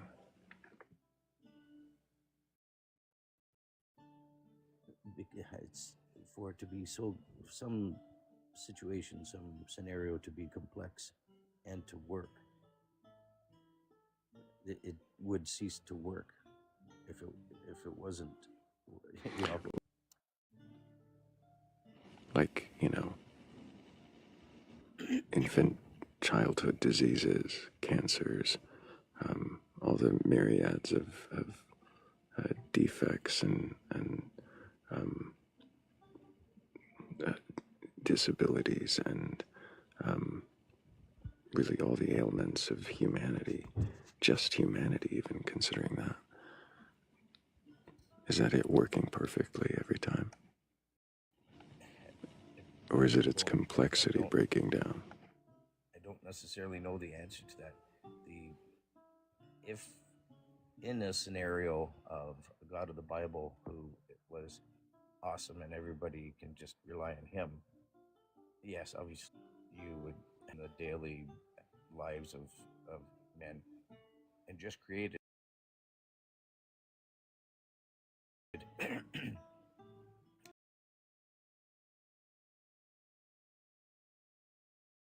and said, hey, this is my planet, and just like me with a garden kind of deal. I planted it, I kind of oversee it, and just created a planet and said, deal. I planted it, and shit happens. I don't know. These are the questions I've been looking for answers for myself. I don't have the answers. Yeah, I Testament God, the Old Testament of the two gods. It's just the Bible is. Sorry, they're salty jokes. I had a bit of a distraction there. You said it's TF, and then I got pulled away. Do you remember the question that I had asked you? No, I don't. If things, diseases and sicknesses, and that being in, yes, okay. Yeah, are these part of the design? No, my explanation was the same as me growing a garden. I planted the seeds and walked away, and it just does its own thing. So that's more where If you just throw the seeds into the ground and walk away, is that a garden? Is that a design? I guess it depends. It sure sounds like it. If you just the seeds in a row and No, we weren't talking about rows. If you just throw the seeds out there, is that a design? If you just toss seeds in your yard, is that a garden? I wasn't saying I was just tossing the seeds. I'm asking you a new metaphor. Well, that's a different scenario. But a garden where I took. If I throw seeds out in my yard, I never put it in rows, I never water it or check it. Is that a garden? Not really. Okay, is it a design? Did I design Of a it? sort, yeah. I just did it.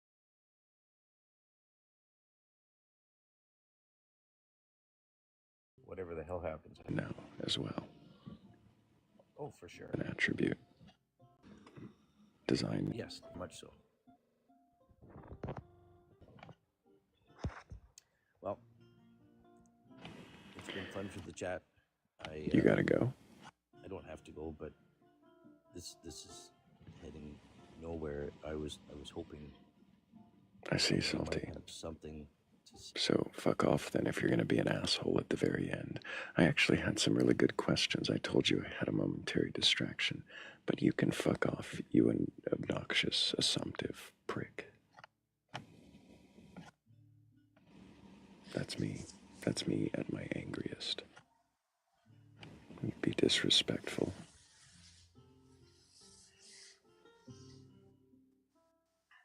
Jeez.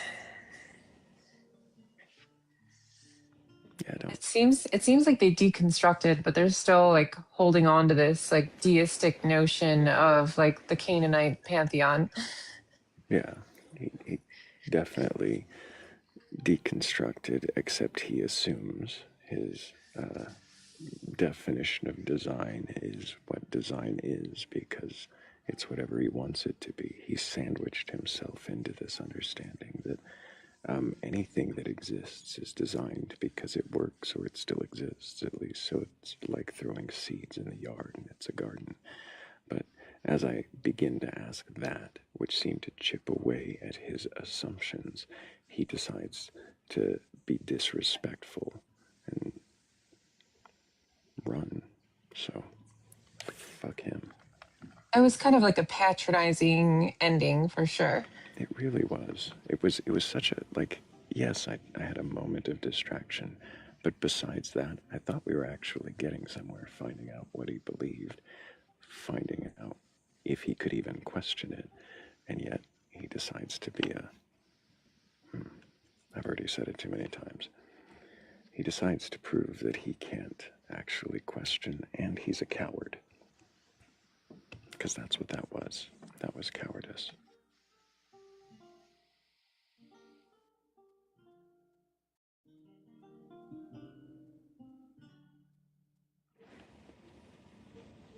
Sebastian, if I'm giving people chills, then I'm doing it wrong. I don't want to give people chills. I'm not trying to scare anybody. I just want people to question their beliefs if they're actually capable. And maybe at least be respectful if they can't. Maybe you should use your Texas accent for just like a little bit. Say like you're not as threatening. Right. Give them a yeehaw.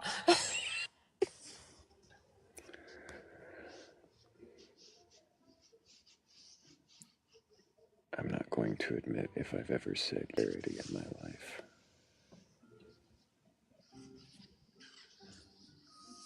That will remain between me and whatever deity probably doesn't exist.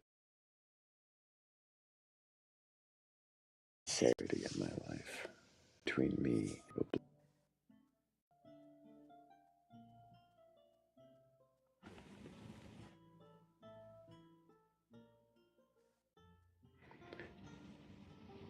I try to give everybody the same treatment, the same treatment, the same latitude, at least, the same time and the same attention. And I can't do it all the time, but, you know, but he couldn't manage that. I feel like the biggest win that we've had so far is a Nancy guest. Mm-hmm, mm-hmm. Well, since you've been here this morning, yeah. We had a few good questioning last night. Keep in mind, we've been going for, 7 hours. Oh, yeah. Unbeloved. There's one, it seems almost every night.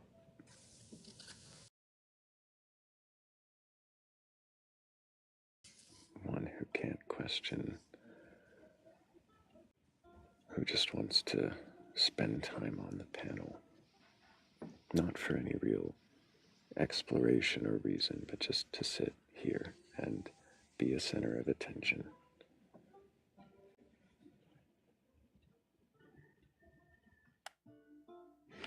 Magnus is here to question Thrayle's beliefs.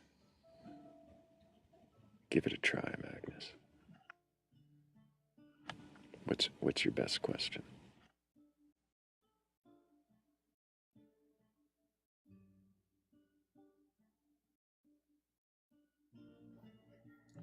Here, I'll even do you the honors. There it is. I'm here as a man. Sorry, I was drinking coffee. I didn't want to slurp in the mic. But I have three simple questions for you to question your beliefs. Okay? You ready? I'm ready. All right. Question 1. What's 1 plus 1? Are we Don't using run sets? don't run from the question. Don't run from the question. What's 1 plus 1? 1 what? 1 plus 1. Well, I mean, like, is it 1 apple plus 1 apple, or is it like it's 1 bulls plus 1 bunch of 12 apples? See, this is what they do, people. They run. They run. Don't answer my question with another question. What is 1 plus 1? Yes or no? No. Fuck. Yeah, he's good.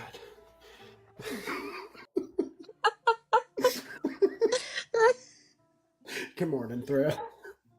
Good morning, Magnus. How are you? I'm tired as fuck. I'm not gonna lie. I've been up since 4. So. All right. Question 2.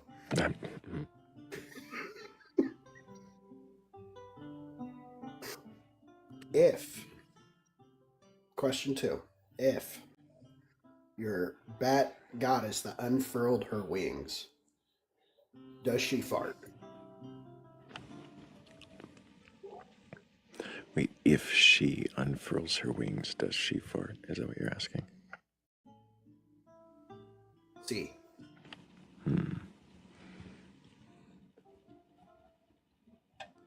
Wait, C, were you saying yes in Spanish, or were you for the Scantron? Shit. Fuck. Disregard.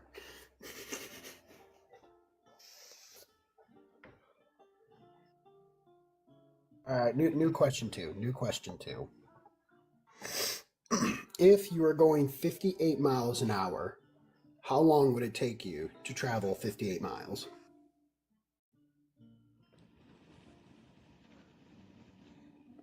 Am I driving? No, your Tesla is auto driving. Okay, so I was going to say, am I driving, or is it like some kind of autopilot? Is this by ground or by air? Is this a flying car? Yes, it's a flying car.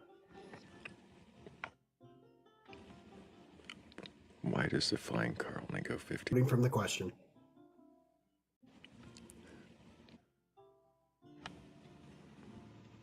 Is this by ground or by air? Is this a flying car?